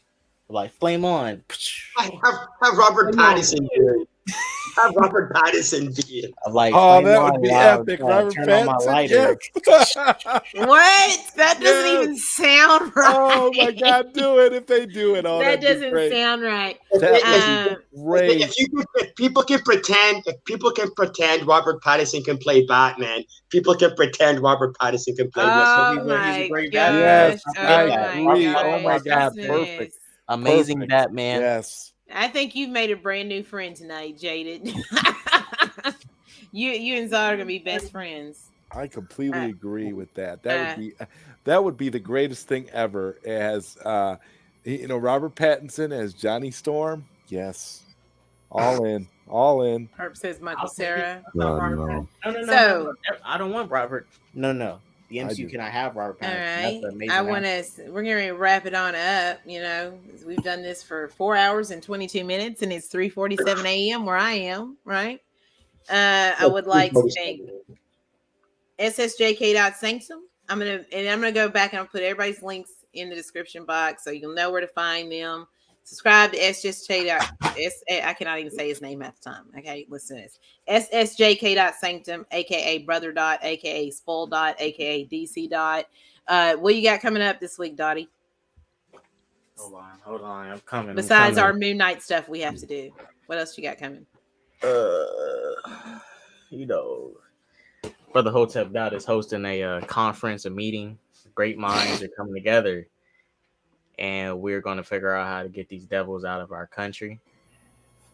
Hey, so Brother Dot. You're going to get me canceled again. You're basically forming the Illuminati. White devils. Don't half-ass it. Dr. Umar K. Dot. I'm surprised you didn't complain that they changed Captain Marvel to black in this movie, only that she could get beat by a white woman. Because this is the thing, right? This is the thing. Come on, my brother. Vishon put that white woman in check and whipped her. Vishon, y'all remember Vishon from he put that white woman in check, right? So it was fair, it was even. He checked that white woman. Vishon was tame. Well, hold on. The way she died was very symbolic. It ain't real, it's all acting. Actually, Enzo, the way she died was very symbolic because she died from the stones of oppression of the white man, and that's what killed her. Yeah, absolutely. That rubble was the oppression of the black people, and that's how she died. You see, they couldn't let Brie Larson lose to her, so they had to make the black woman lose to her. That's what I'm talking about. Because with the preach, doctor. With the sister Larson, she's already, her career is already dying and stuff. We know that devil Kevin Feige, put all that blood money into the buying them fake seats and stuff. Captain Marvel to make that billion on his own. Come on, don't listen to these devils like Kevin Feige and shit. But our anime review technically, at least this Captain Marvel got beaten by a female that had a booty better than hers. So, wow, good point. You're not lying. No ass Captain Marvel, please. Facts. That pose, I never want to see a superhero pose like that ever again. The way Captain Marvel was in this movie, them splits, I was like, what do you do? Well, from what I remember in the Captain Marvel movie, didn't they have to have someone stand in? A butt double. She had a butt double. Yeah, she had a butt double. Yeah, it was Tom Holland. No, I think that was for Endgame. That was for Endgame when she had the butt double. But it was probably Endgame. I thought it was her movie. She had the butt double. All right. So Onzo, a Bigger Fort Entertainment. What you got coming up? Tomorrow the round table. Monday, Tuesday, Wednesday are shows. Also the OOC. But man, I was just glad to be here. Thanks for having me. Of course. You're in Zod Writer. What you got coming up? Thank you for having me. Tomorrow I am doing a late night Q&A, and I'm interviewing the the video game YouTuber Turbo Joe. So he'll be on my stream tomorrow, and then next week you and I will have another episode of Weekly Comic Book Movies on Friday. Yes. We'll be talking about your favorite Spider-Man, Tom Holland, and his first outing as the character in Homecoming. So that should be fun. Yeah, and what started it all. See, I make Zod watch these movies. Under duress, I might add. Yeah, he watches them. So he's going to watch that, and we're going to... Yeah, so we're going to watch Homecoming. We'll be talking about Homecoming. You into watching Tenet again. He likes... Don't you like Tenet, Zod? I think Zod likes it. No, it was he kind of likes it. missed for me. I don't know. I wasn't really all that into it. Yeah. I made Anzo watch Tenet again. He said, I don't know why I got me watch this trash movie again. It's trash. Chillmonger. How long did he stay awake this time? Who? He watched the whole movie. Stayed awake for the whole thing. He watched the whole movie. He watched the whole movie. So Zod, blink twice if Ashley forced you to watch Tom Holland Spider-Man movies. Blink twice. No, she didn't. She didn't. See, Chillmonger. I got a video coming up I just posted in the live chat. If you want to see more of me talking about Earth 1999999 with Second Street Marvel. Pow pow. Pow pow. Yes. Jaded. Oh, I got a video. I got a video I'm working on where I'm just gonna tear apart the Doctor Strange Multiverse of Madness. So tear it apart, Jaded. That should be about. That should take about 2-3 hours because there's just so much to cover. Wow. So everybody, please. Get this Batman hatred, but you know how I've asked you all to subscribe to everybody else until we got up to him. I'm asking you to report him. I don't report Jaded. Jaded is a report this content. No, absolutely not. Bring balance to a subscribe. I report his shit all the time. I mean, he loves to. I mean, some of his videos are fun. I know. He made the Boba Fett video mixed with the Sons of Anarchy music. I could literally not get it out of my head for 3 days. It's one of the funniest things I've ever seen. But he does a lot of he gives his reasons why he doesn't like things in his videos. So if you're interested in someone else's opinion that doesn't necessarily walk around with rose-colored glasses on all the time, check out the Jaded Fanboy. And of course, for the first time, yay! DL. I am DL. He is here. Yes. Tell us about your channel and what you got coming up. Yes, thank you for having me. I hope I could be on here more. Yes. But yes, I also have a channel talk about movies and shows and everything nerdy geek culture. I also have some really crazy takes here and there. So if you want to hear my opinions on things, you can check out my channel. So coming up, I'm still playing catch up with the MCU. So I still got to do live streams for Hawkeye, and then I'm going to watch Moon Knight, guys. I will watch Moon Knight, and then they'll do a stream for that as well. And then still got to do a podcast for Spider-Man No Way Home. And then we'll do a podcast for Doctor Strange, Multiverse of Madness. So that is what's coming up with me. Well, I appreciate all of you guys being here and everybody for watching. I'm a little bit behind. I've got to do my Better Call Saul videos. I got to do those. And then Dot and I have to do the Moon Knight episode 6 videos. I just put those up whenever, I don't care, but it'll be there. And then of course more things throughout the week is little, stuff happens. I'll be putting that up. And again, I appreciate you all for being here. Thank you all so much, yay. And, I appreciate everybody, commenting, subscribing, liking, sharing my streams and helping me meet my goal. I appreciate you all. Happy to continue doing this stuff. Happy to now be at 500.